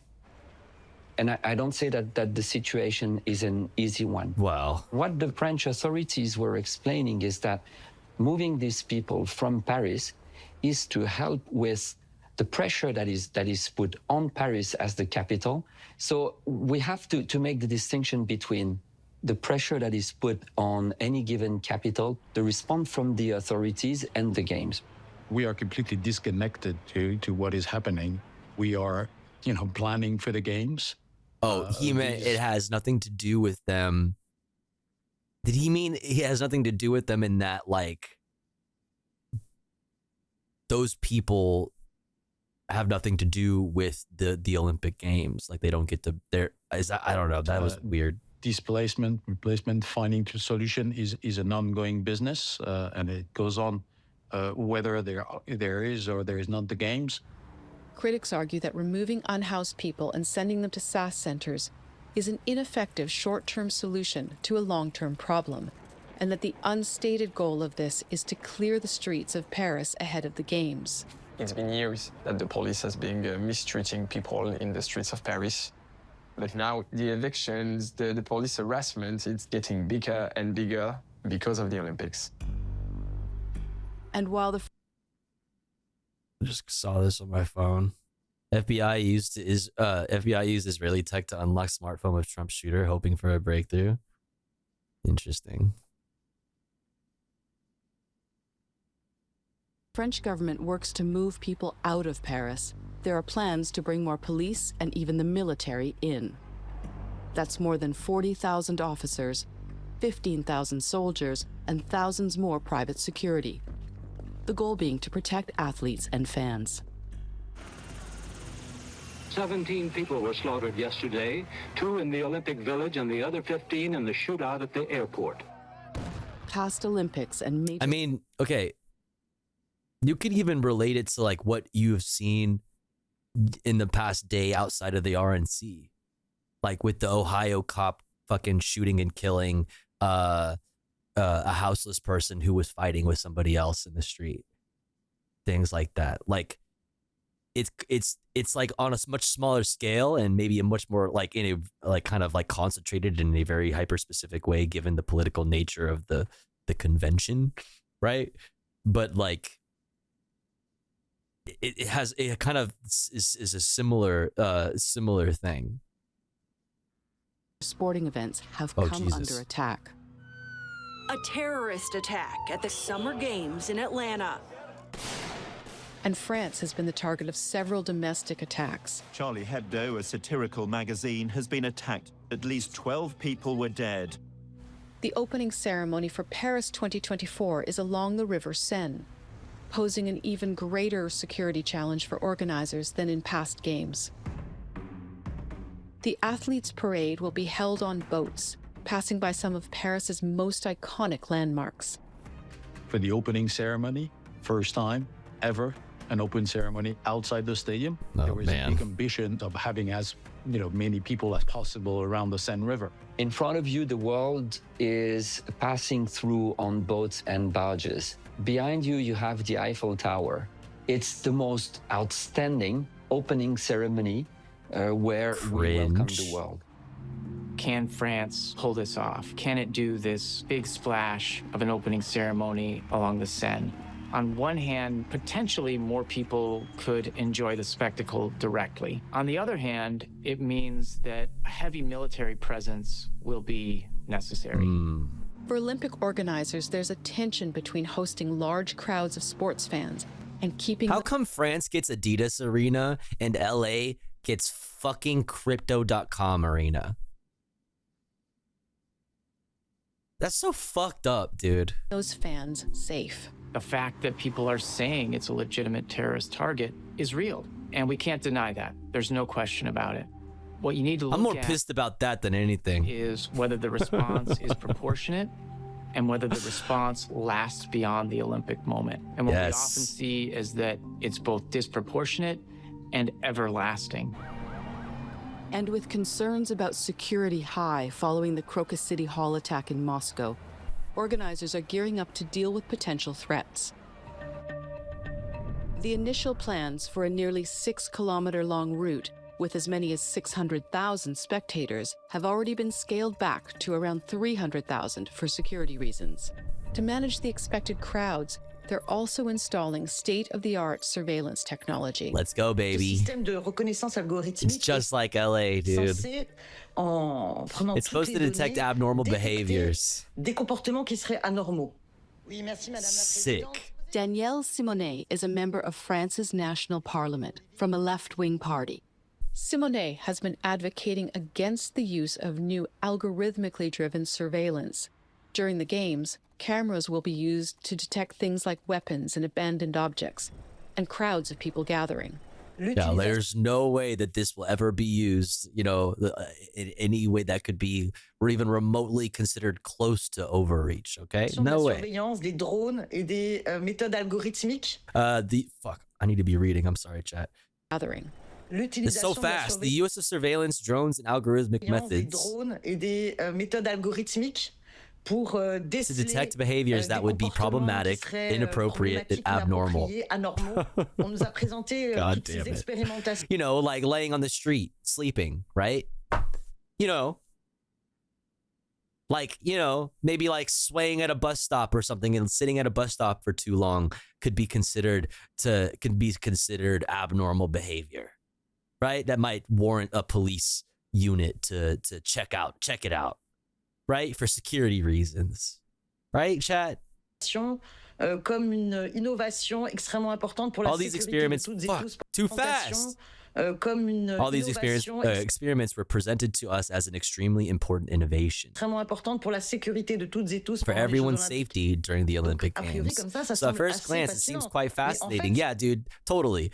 I'm so fascinated right now. That's right, dude. Wow, much fascination. That's definitely the emotion that I'm feeling right now. Fascination, not anything else. But in fact, to put it bluntly, it's a joke. Je vais être un peu grossière, mais c'est du foutage de gueule. Parce qu'en fait, il n'y a because there's absolutely no scientific evidence qui permet d'attester to prove that this system works technically. Critics argue that the French public are being used as guinea pigs to test the new technology. And there's also a history of how surveillance methods have been used. I mean, I know you're joking, but consider this, right? If you have a certain tick that whatever AI algorithm is all the cameras around you are specifically using, if you have a certain tick that algorithm happens to deem to be inappropriate for a public setting or abnormal, you might get it might send a unit over to check you out just because, you know what I mean? Unironically, I know you're joking, but unironically, that's something to consider. Fuck. By police. Antisocial behavior. Exactly. Yeah. It's something to consider. And it's actually really, really, really bleak. On est déjà confronté à un problème de racisme systémique dans la police. Opponents worry that after the games, the technology will be used against those who are already disproportionately targeted by police in France. Yeah, Adam Bomb, Racial exactly. minorities, Feedback people loop. living on the streets, and political activists. The surveillance and policing plans have also been the target of protests. This group of activists, which included members of a privacy rights group, gathered outside of an Olympic souvenir store, dressed like athletes. Technology will never prevent someone from killing other people on the streets. Bastien Le Carrec is a lawyer with La Quadrature du Net, a digital rights advocacy organization. The Olympics are always an occasion to introduce in the law new aspects that were previously refused. The video surveillance using AI was used in France illegally for years, but now This is why masking / code switching is a thing? Absolutely. Yep. the government has had the occasion to legalize them using the excuse of the Olympics. From the perspective of those who are securitizing, they're perfectly happy. This is a once-in-a-generation opportunity to ramp up securitization capabilities. When I lived in London, for example, for the 2012 Summer Olympics, they actually... Jordan Peterson's like non-evil little brother. ratcheted missiles onto the top of apartment buildings in order to ward off terrorism should there be a terrorist attack. All the special weapons... Oh my God, dude, yes. Yes, we must protect. Bro, look at this fucking shit, dog. Oh my God, it's got like a little face, bro. Look at this thing, man. Slap that bitch on a squad car. Slap that bitch on the top of a fucking, police cruiser. You know what I mean? It's automatically scanning fucking license plates and like, oh, that license plate, they have unpaid parking tickets.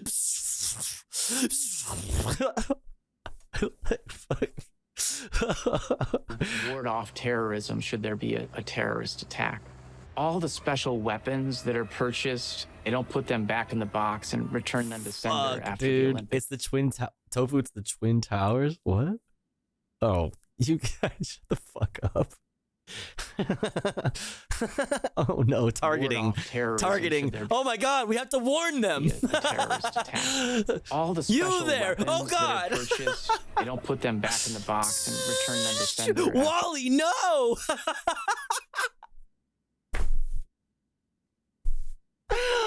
Wally, no. For the Olympic Games. The cost for security. We must protect the non-evil young Jordan Peterson. Roughly 320 million euros. The initial Paris budget was estimated at nearly 7 billion euros. Organizers say it's now costing closer to 8.4 billion euros. Budget-wise, we were able to keep the financial trajectory almost to what it was planned. So we are very satisfied with this, and we believe that's a new blueprint for the future Olympic Games.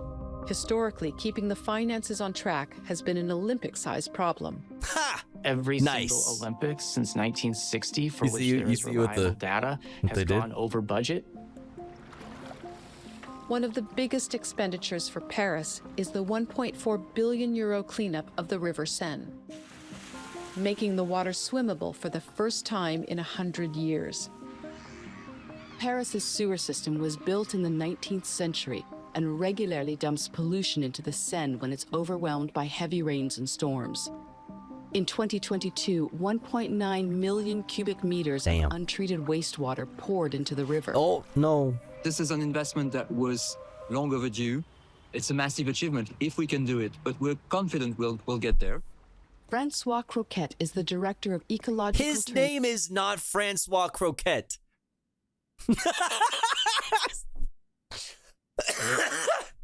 Shut the fuck up. Your name is not Francois Croquette. Shut up. Bro, you're lying. That's cap. Dude, you're not real. You're not a real person. Bro, what the fuck? Francois Croquette from fucking Paris? Shut the fuck up. That's a made-up name. Shut the fuck up. Your name is not Francois Croquette. I fucking hate you for that. Bro, what the fuck? Get this man a beret. Yo, dude, why don't you have a beret, bro? We need to get you the little black and white little, t-shirt. Bro, that's crazy. I don't fucking believe you. I don't fucking believe you. Oh, dude, that's... Confident we'll get there. Francois Croquette is the director of ecological Francois transition. Croissant, bro. Shut the fuck up. You're fake. You're not a real person. I don't believe you. I am Guy Beef Bourgeois. Bourgeois. I don't know how to fucking pronounce that. Guy Beef Bourgeoisie over here. Fucking Francois Croquette. Fuck you. Climate for the city of Paris. He's a strong advocate for the cleanup of the Seine. The Olympics has been a huge boost, and this has given us the energy and the funds to produce a massive effort in terms of investment and in terms of the work that has been put into cleaning the river. The city has constructed a massive storage tank that holds up to nearly 50 million liters of overflow water. It's connected to a new tunnel that will divert the wastewater downstream to a sewage treatment plant. Because this is the River Seine, because this is an iconic place for tourists from all over the world, especially during the Olympics, we would like to send the message that if we've done it in Paris, you can do it elsewhere. The problem, ain't no way I swim in that shit. I mean, literally. Like, literally that shit. Like, that's why I was very surprised to see the mayor not wear her goggles when she initially jumped in. Like, I would have been wearing the goggles like the moment I got 5 feet away from the fucking river. Dude, she's gonna have pink eye like a motherfucker. Oh my God. Is that the new system could soon be overwhelmed by increased rainfall due to climate change, spewing sewage back into the river. They talk a big environmental game, but oftentimes the follow-through is lacking. When I lived in Rio de Janeiro... The follow-through is lacking. 2015 and 2016, the Olympics were supposed to clean up... You see what our cities need is housing. Guanabara Bay, this bay that was notorious for having... What of the refugees? What of the refugees? What of the homeless folks? Large animals like horses and goats floating in it. So when Rio was bidding, they promised that 80% of the water that was filtrated... Think of the little French fishies! ...was going to be clean. By the time the Olympics rolled around, it was actually only about 26%. So there's a lot of greenwashing, making people believe that it will be the least polluting Olympic Games. We're promised ecological Olympic Games, but it's a beautiful hypocrisy because the most ecological Olympic Games would be those that don't happen at all. Based, yes. You care. Oh, I heard you care about the environment. How about you just don't? Then, oh, you care about the environment? Then stop. Then stop doing what you're doing. As Paris gears up to welcome millions of fans and athletes, the question again remains whether these games will deliver on the promises of its promoters. I think it's a trend that the IOC is trying to put forward so that actually the games adapt to the cities they go to and not the other way around. We've made a choice of not constructing a lot for these games, and we hope that we will leave a fantastic legacy. A successful Paris Games could raise the bar for future Olympics. For France, this summer is a preview of what's ahead. The country is expected to host the 2030 Winter Games in the French Alps. The Games will leave an imprint, souvenirs for all of us, starting with the fields of play, but for the communities, it will be very long-lasting after. Yes, long-lasting. You are so clueless, Christopher Doobie. Bro, you do be pretty clueless, don't you, motherfucker? Holy shit, yes, there will be souvenirs left for fucking generations in the form of you not living there anymore. Fucking generational wealth, just like chances of building generational wealth just thrown out the fucking window. Like people that have lived for generations in areas will be forced out. Like look at LA. For example, look at like the Dodger Stadium. Dodger Stadium, where Dodger Stadium and all the massive parking lots and all of that, you know, and all of the infrastructure required for Dodger Stadium in LA, there was a neighborhood there. That was a Latino neighborhood. Blocks and blocks of houses. All of those people were forced or were pushed into the valley. And that's how that works in LA. People get forced slowly away from the coast and into the deserts. It's the same shit. Look at in the South in South LA where Kendrick Lamar had his show at the Forum. They just built a new stadium there. They finished the stadium there recently out across the street from the Forum. The Forum initially had the same effect where it pushed out, you know, people that lived in that area, Black and Hispanic people that lived in that area, and closed a bunch of small businesses in order to make way for that fucking stadium. And then they built a new stadium. What did it do? The same fucking shit. And now what are we doing going into 2028 for the Olympics in LA, Summer Olympics? We're going to spend $5 billion on the fucking expanding the convention center while 45,000 people spend the night on the streets tonight, while $3.1 billion goes to the police. Afterwards. If the past is prologue, they're going to have a very difficult time in Paris meeting their big promises. That's just the Olympic track record, plain and true. Plain and true. We're living in an extraordinary moment when it comes to the Olympics in terms of their worldwide reach, but also in terms of their internal contradictions. And you know, you can live in this world and not have a heart. But to look at all the things that have transpired. God, that's scary. God, that thing is fucking freaky. It's just a trailer. Bro, I could pick that thing up. You could just hitch that shit to the back of your Silverado.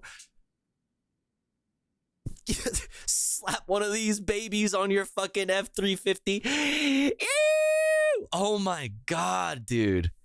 It reminds me of the fucking Tachkoma. How do you spell that? Tachkoma? I don't know how to spell that. I'm totally just fucking... Oh, it's close.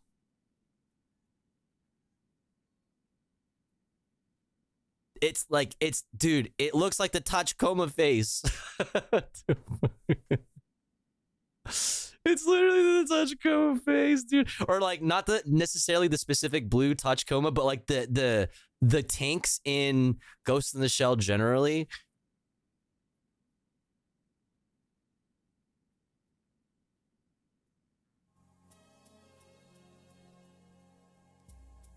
How they have like the little eyes. They're like little crabs. This was a good ass. This is a great episode too. Fuck, dude. This is my favorite anime. But like the little fucking face, the little eyes.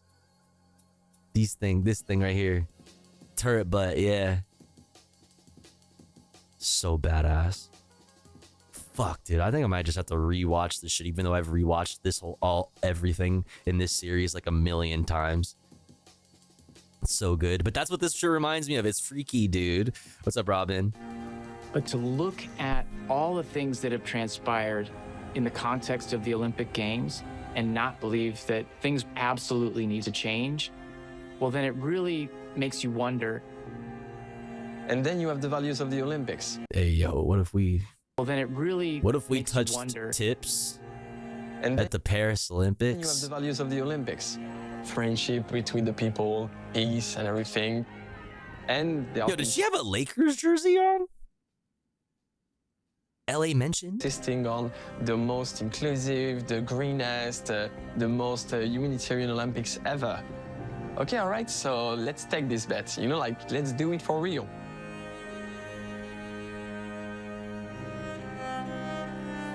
Damn. That was a good little doc from Al Jazeera. Good shit. They did a good job. They did a good job.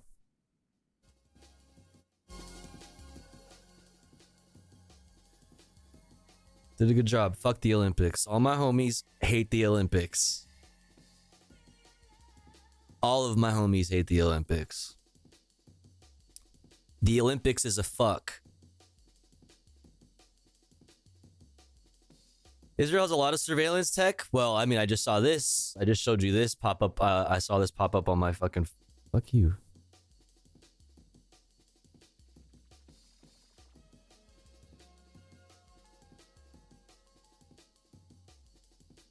FBI used Israeli tech to unlock smartphone of Trump shooter, hoping for a breakthrough. Very common, very normal, very typical. Also, what was this? Is this LA?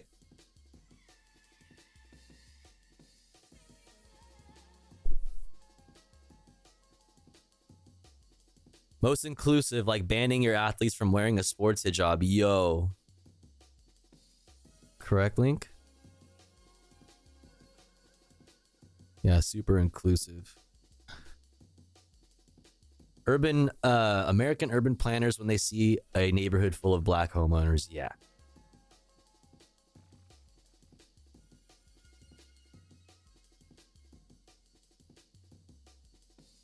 Yeah.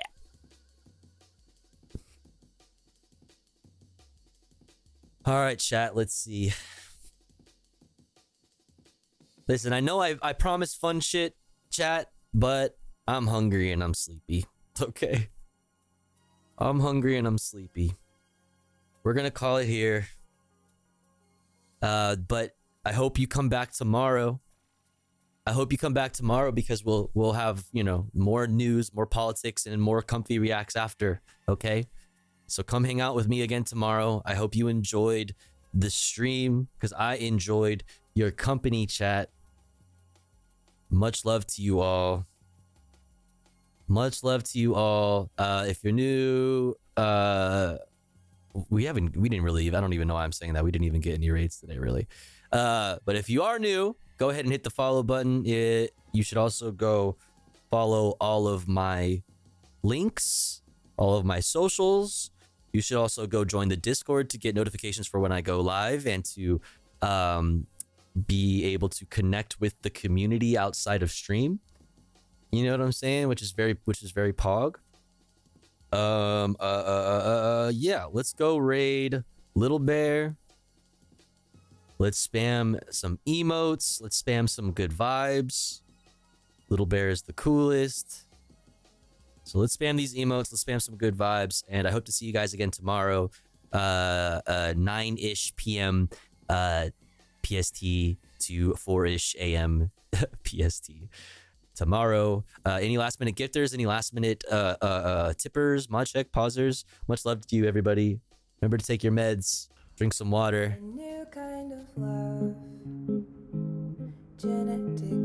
Take care of yourself. Be kind to yourself. Be kind to others. Don't be a dick. But also, don't be a pussy ass bitch. And I'll see you guys tomorrow. Night, everyone.